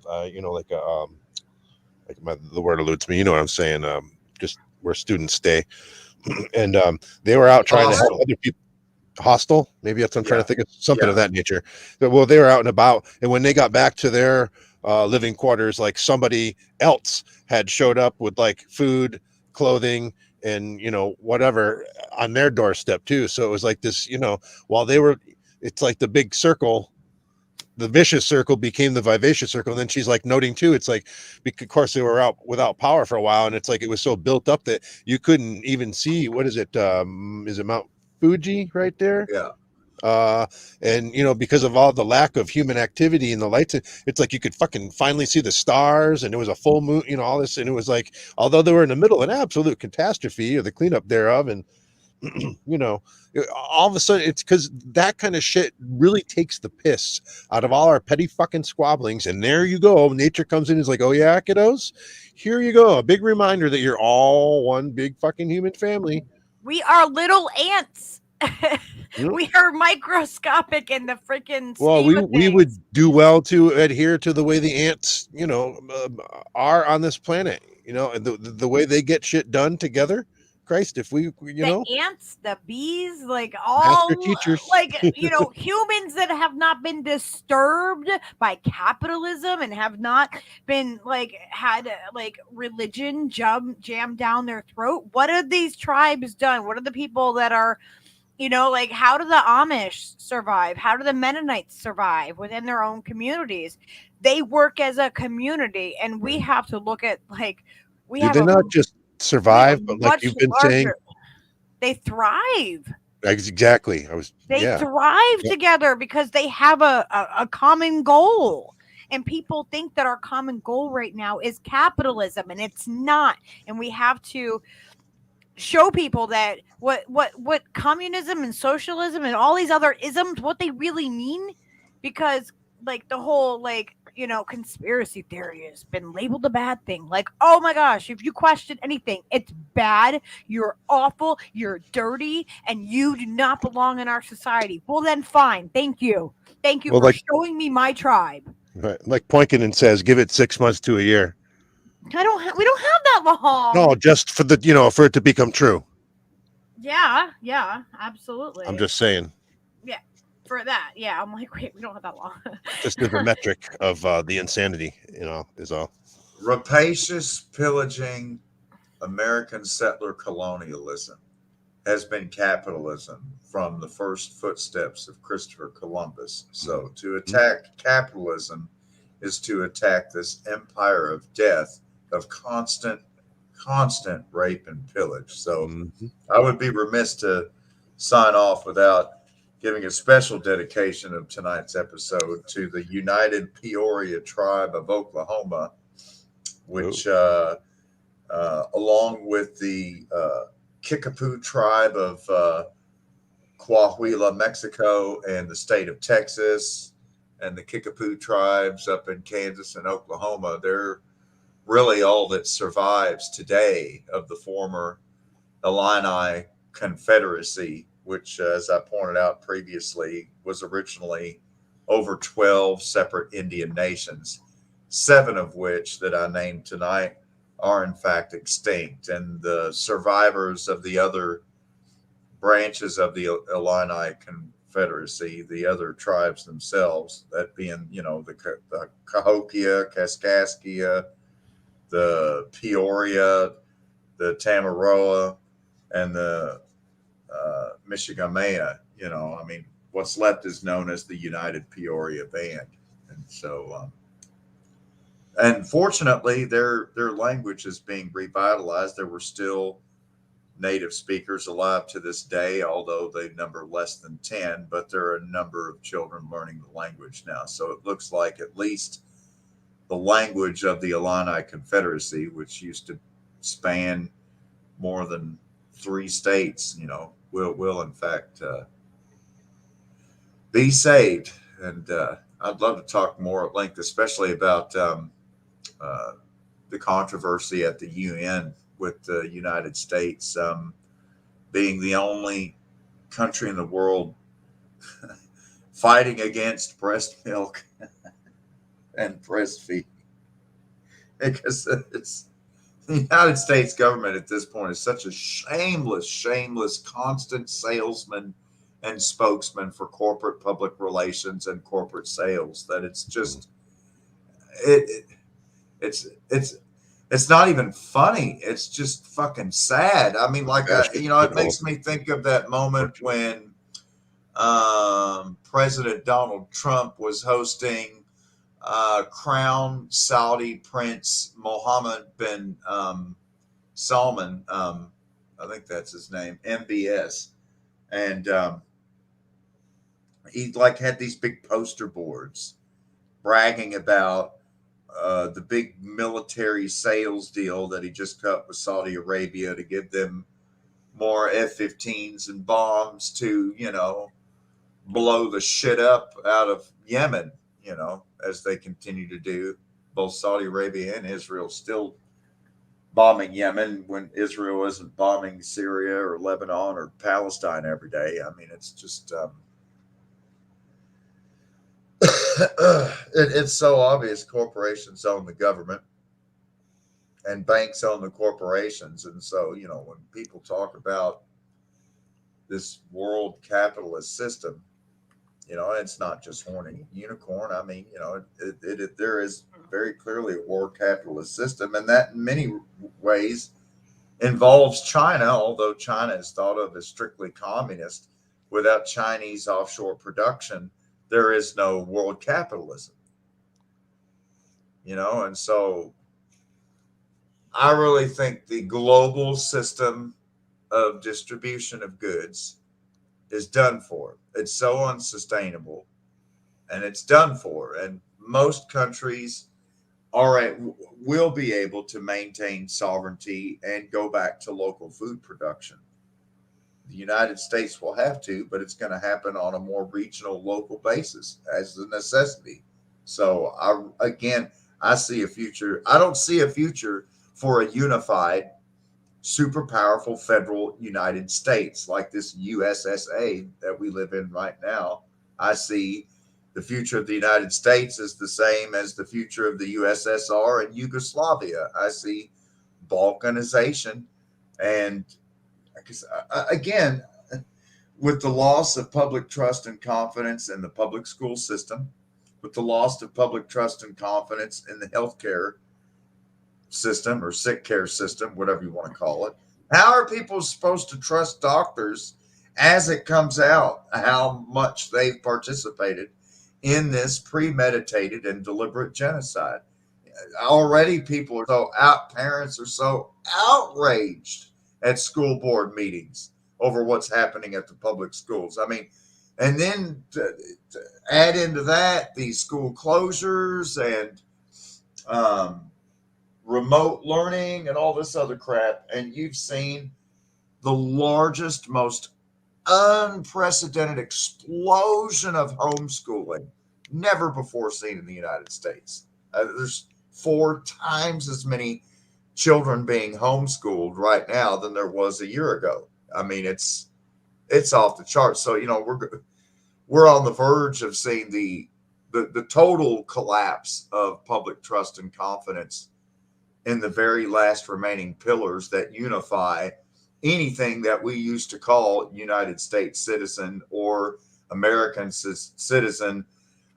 All of the arguments over, you know, what is American, who is American, and all that is really going to be meaningless very, very soon, I think, because people already, you know, unless you are overseas or out of the country, a lot of times if people ask you where you're from, you're not going to immediately say, I'm from America or I'm an American. A lot of times, if you're from California or if you're from Boston or if you're from New York or if you're from Connecticut, you're not going to say I'm an American or I'm from America. You're going to say I'm from Connecticut or I'm a Californian. I took the 105 to the 405 to the PCH. You know, I mean, it's a very regional thing. I know when I was overseas, I told everyone we're from Appalachia or we're from West Virginia.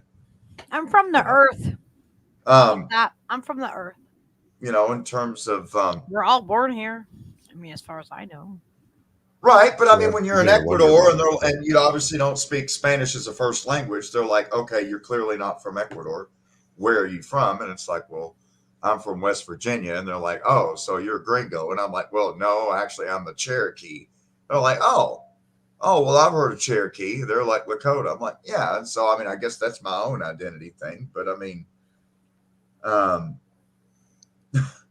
swing down, sweet chariot, stop and let me ride.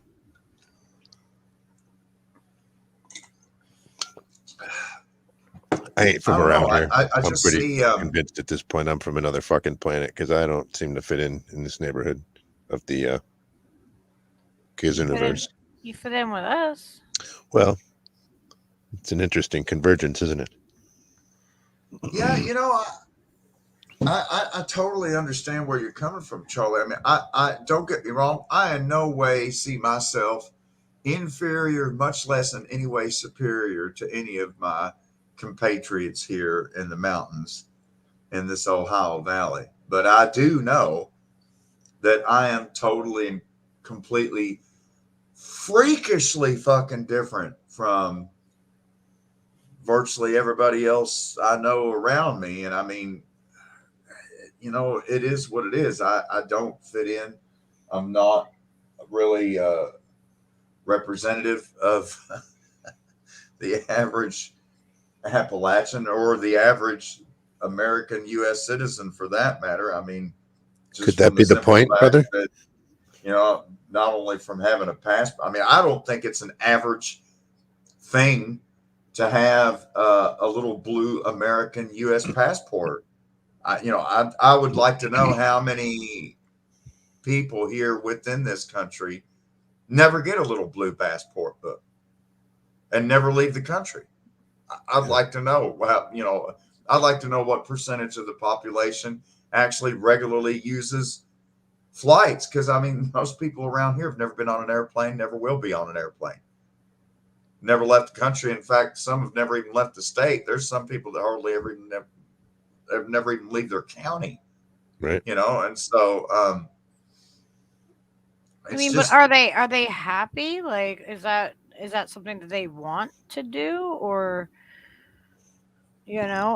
or I mean, Probably that well, and a I mixed mean, bag of you see, quiet desperation.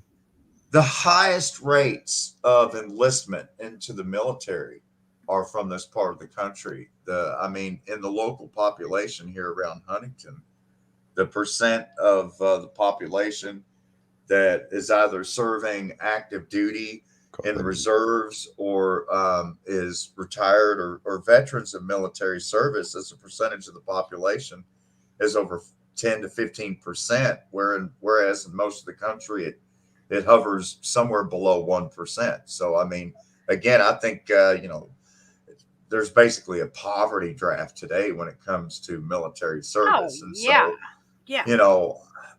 if they're, if people in Appalachia, actually had running water and sewerage and, and electric everywhere and economic opportunity everywhere, I suppose, there would be more people traveling and getting around, or, if you had vacation time, I guess you could leave the country. But it all I mean, goes back to knowledge, right? Like, how much basic they human- know and how much do they assume, and how much, do people assume about them, and what do they take on because of all those assumptions, right? Like one of the things that we talked about in the very beginning was not of tonight's stream, but of the series. We talked about the stereotypes and how we can also use those stereotypes to hold ourselves back, to continue patterns, to not push, to not do better, and so the stereotypes that people have, like you said, when people hear your accent, like, you know what I mean, and they know, like, oh, he's from the South, and which makes you somehow ignorant or whatever, you know what I mean, that's people's assumption. And I say you talk however you feel comfortable and blow their freaking heads out of the water, so they're like, oh shit, they just broke that stereotype for me. well, Like, drop that mic on the bitches and be like, yep, see? I mean, There you go. on the one hand, it's cool, like when we were I think we were in Amsterdam at Schiphol International Airport. Yeah, Schiphol Airport, in Amsterdam in the Netherlands, and ran into a couple from the Hamptons in Long Island, and they were trying to find their way to the train station that's inside the terminal that you can then just take the train to get to Amsterdam, and they're trying to ask somebody, and so I went over there and it was helping them, and they were like, where are y'all from? And we're like, oh, we're from Boston. Making jokes and stuff, and they were just like really kind of regaled. They're like, wow, you speak, your French is really good, because I was asking, they were talking to a French guy, so I asked the French guy. But anyways, I don't know how many times I've gotten in conversations. I don't ever share or tell hardly anybody. I mean, my coworkers know where I work at the restaurant because I've waited on customers speaking Arabic or French or Spanish at the store, so they know. But I mean, as a general rule, I mean, I don't ever tell people, especially around here, that I speak anything other than loud talk like this, because I've been met somebody. Fuck would you learn some foreign language for? They should all speak English. That's fucking stupid. What will tell you I'm going to use that for? So it's like, yeah, I don't tell people I can speak these languages. Why not? Freaking call their shit out, man. That's how we break the stereotypes. Screw them. You are a smart, educated man. So what the hell does their judgment have to do with you? That's their problem. With everybody fine, and if I just go in and start speaking Arabic or talking about foreign, they don't want to fucking hear about that. I'm okay with that. I accept them for who they are. I'm the fucking freak that spent all this time in my life learning all these languages. Most Americans in the United States don't speak anything other than English. I'm okay with that. I don't expect every single person to be able to speak 15 languages. That's fine. They don't You have know, to. But don't restrict yourself. You should be out there saying it loud and proud. No more. Come on. No more. you know, No there's a more point when you faking just kind of it. want to get along This with people time and just in be life, accepted. I'm making it. Yo. Come on. Why did I No like? more. Why was No I more like? Oh my gosh! faking it. You have to come on this show. I'm creating this show because our community needs this, and you're coming on and being a freaking co-host with me. Why would I say that to you? Because I'm like, oh yeah, I didn't know where you were from. It didn't matter where you were from. Whatever, you're a freaking awesome human. That's what mattered to me. Screw them. But you know, there is Break a those stereotypes. there is an element to, you know, when in Rome, do as the Romans. That doesn't necessarily mean that you let yourself become Roman, but that also doesn't mean that you try to get the Romans to become less Roman. You know, I mean, you for don't me, have to it's change kind of them. an acceptance I'm not thing. saying change them. I'm saying don't change you. Be fearlessly authentic with the language, with your accent, with no matter what. Blow their freaking heads off, man. Like, blow their minds with some crazy shit. That is awesome. That leaves an impression. That plants a seed in somebody. And they're like, wait, whoa, what? Wait, The like, truth if is, he can learn that, maybe I can learn that too. the truth is, due to within this country, it's almost a hermetic seal in terms of consciousness for most people. And you know, for so many different reasons, I've always had a very, very global and worldly consciousness, and always considered myself just a two-legged animal cohabitating with all forms of life across the planet, and that flags and national sovereignty is really just a conjured up absurdity, just as much as individual property lines coursing across cliffs and waterfalls and creeks and mountains are literal absurdity. You know, you've drawn all these imaginary dashed fucking lines across the dirt because, well, that's my dirt and that's your dirt. Get off my lawn. You know, I mean, it's Groot.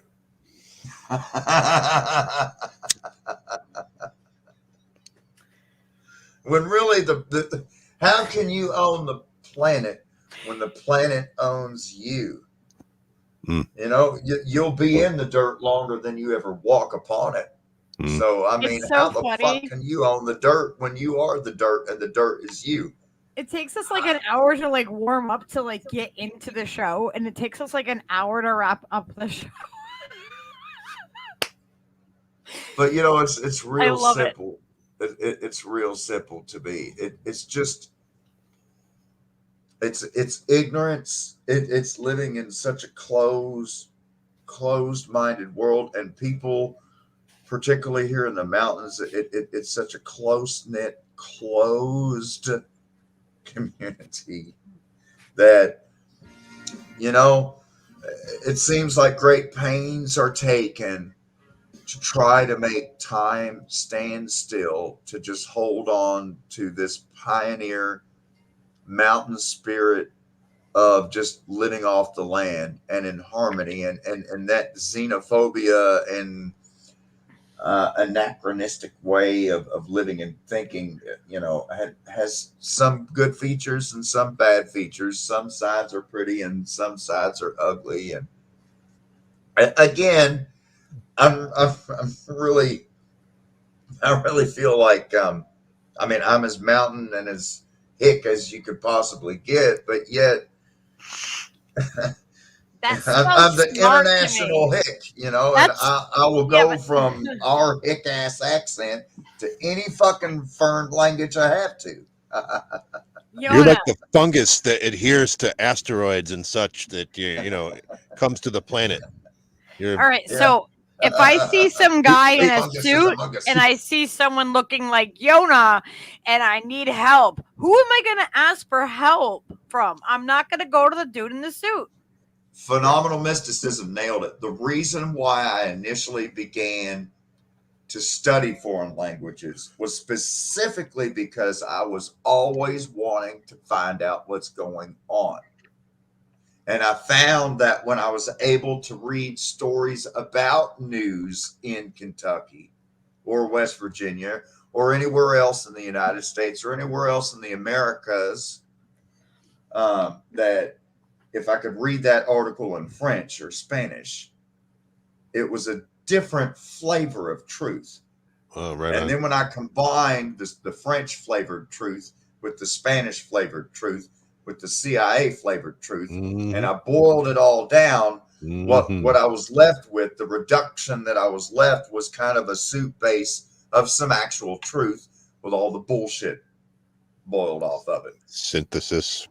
Because, you know, the truth is, once you get the fluency in these languages, and once you watch Al-Manar or Al Jazeera, or you watch, you know, France 24, or you watch Deutsches Welle, Auf Deutsch, or you watch Univision or Galavision or UNASUR, right, out of Ecuador, right? You watch the foreign media, you'll very quick, once your fluency's there, you'll very quickly pick up on, well, they've got biases, and their journalists are kind of self-censoring, and their society kind of has third rails that they won't talk about. But boy, they'll all dunk on the United States. So I'm really getting to hear the shit about the United States. And of course, they're not saying anything about Nord Stream 2 and all this other shit that I've been hearing all this shit about Germany, but they're not talking about it in Germany. And so, you know, by being able to switch to different languages, you're able to get different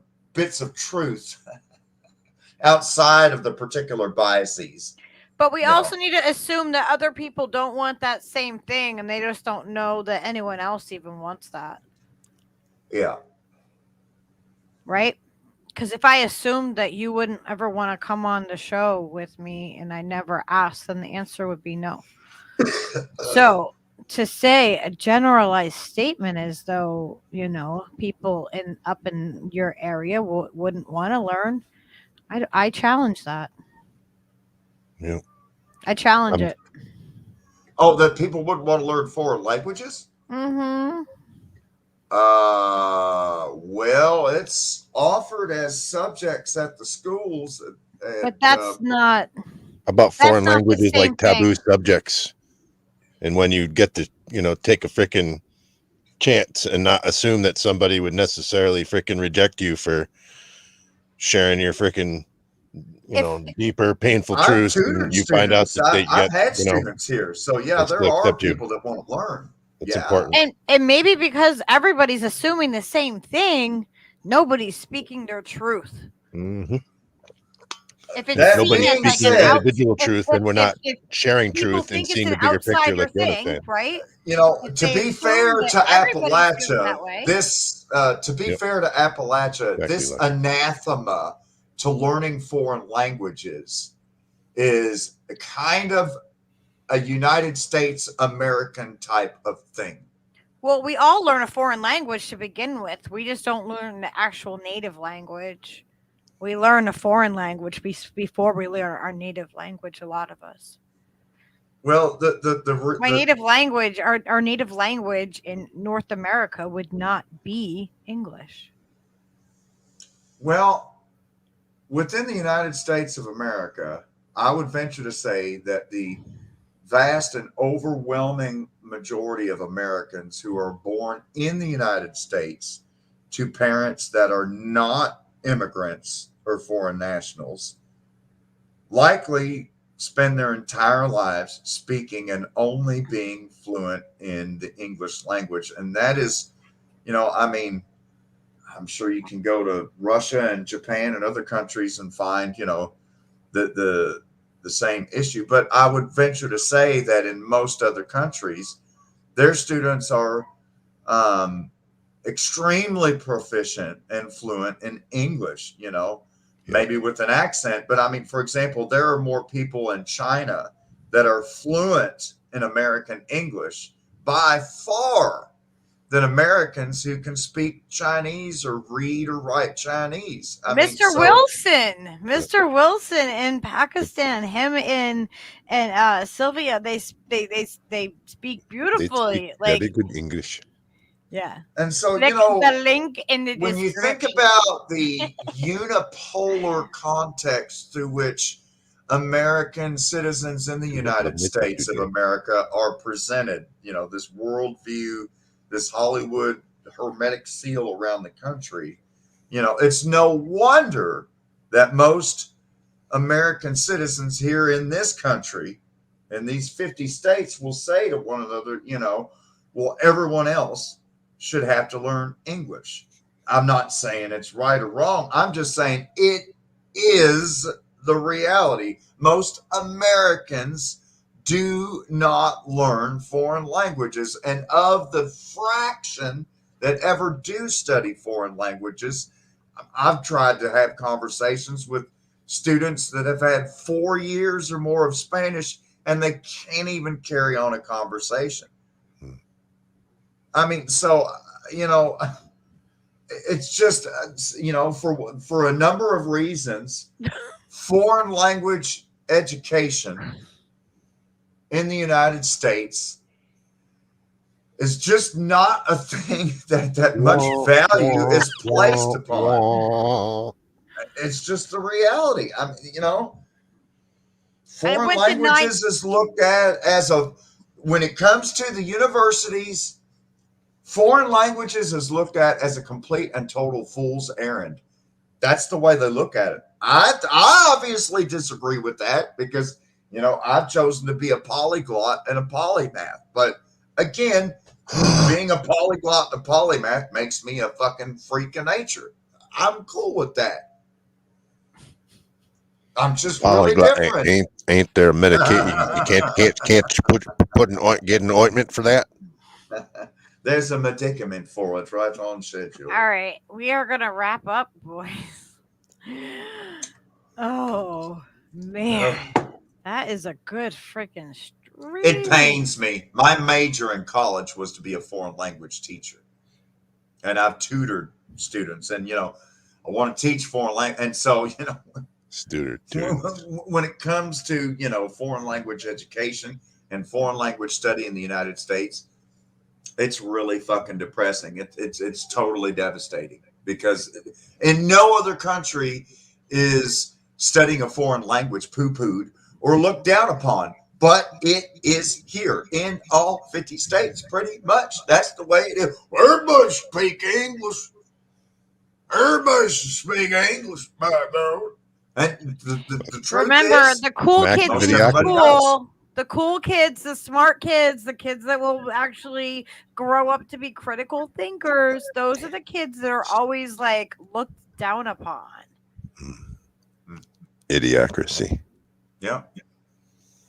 We We are taught this from birth, guys, and that's why we have to challenge swap that over everything. into the documentary section in your DVD collection today. Yeah. Oh, Hollywood, man. I'm not looking forward to today and tomorrow. We were on autopilot this whole time. Truth has ruined Hollywood. We're actually headed towards the mountain. All right, we are gonna 22 hours in the next 2 days of pizza delivery with 8 inches of snow on the ground. I'm not looking forward to this. All right, hang on, guys. I'm just gonna do this real quick. Oh boy. Thank you, everybody, for joining us. And I hope you like and share and subscribe. And don't worry, we will have. Did I do it right? No. That guy over there and this guy down here. We will have them back on, and we're going to have more people on. I'm super excited about. And I hope everybody has a great night. And we love you. Into Dirty Burrito After Dark. Be well and see you again soon. Don't go hunting, my fellow Burtonians. Yes, we're Burtonians, and we were given that nickname from Rick Overton. So guess what? Yeah, guys, you're stuck with it. We're Burtonians. We love you. Good night, Austin, Texas. We're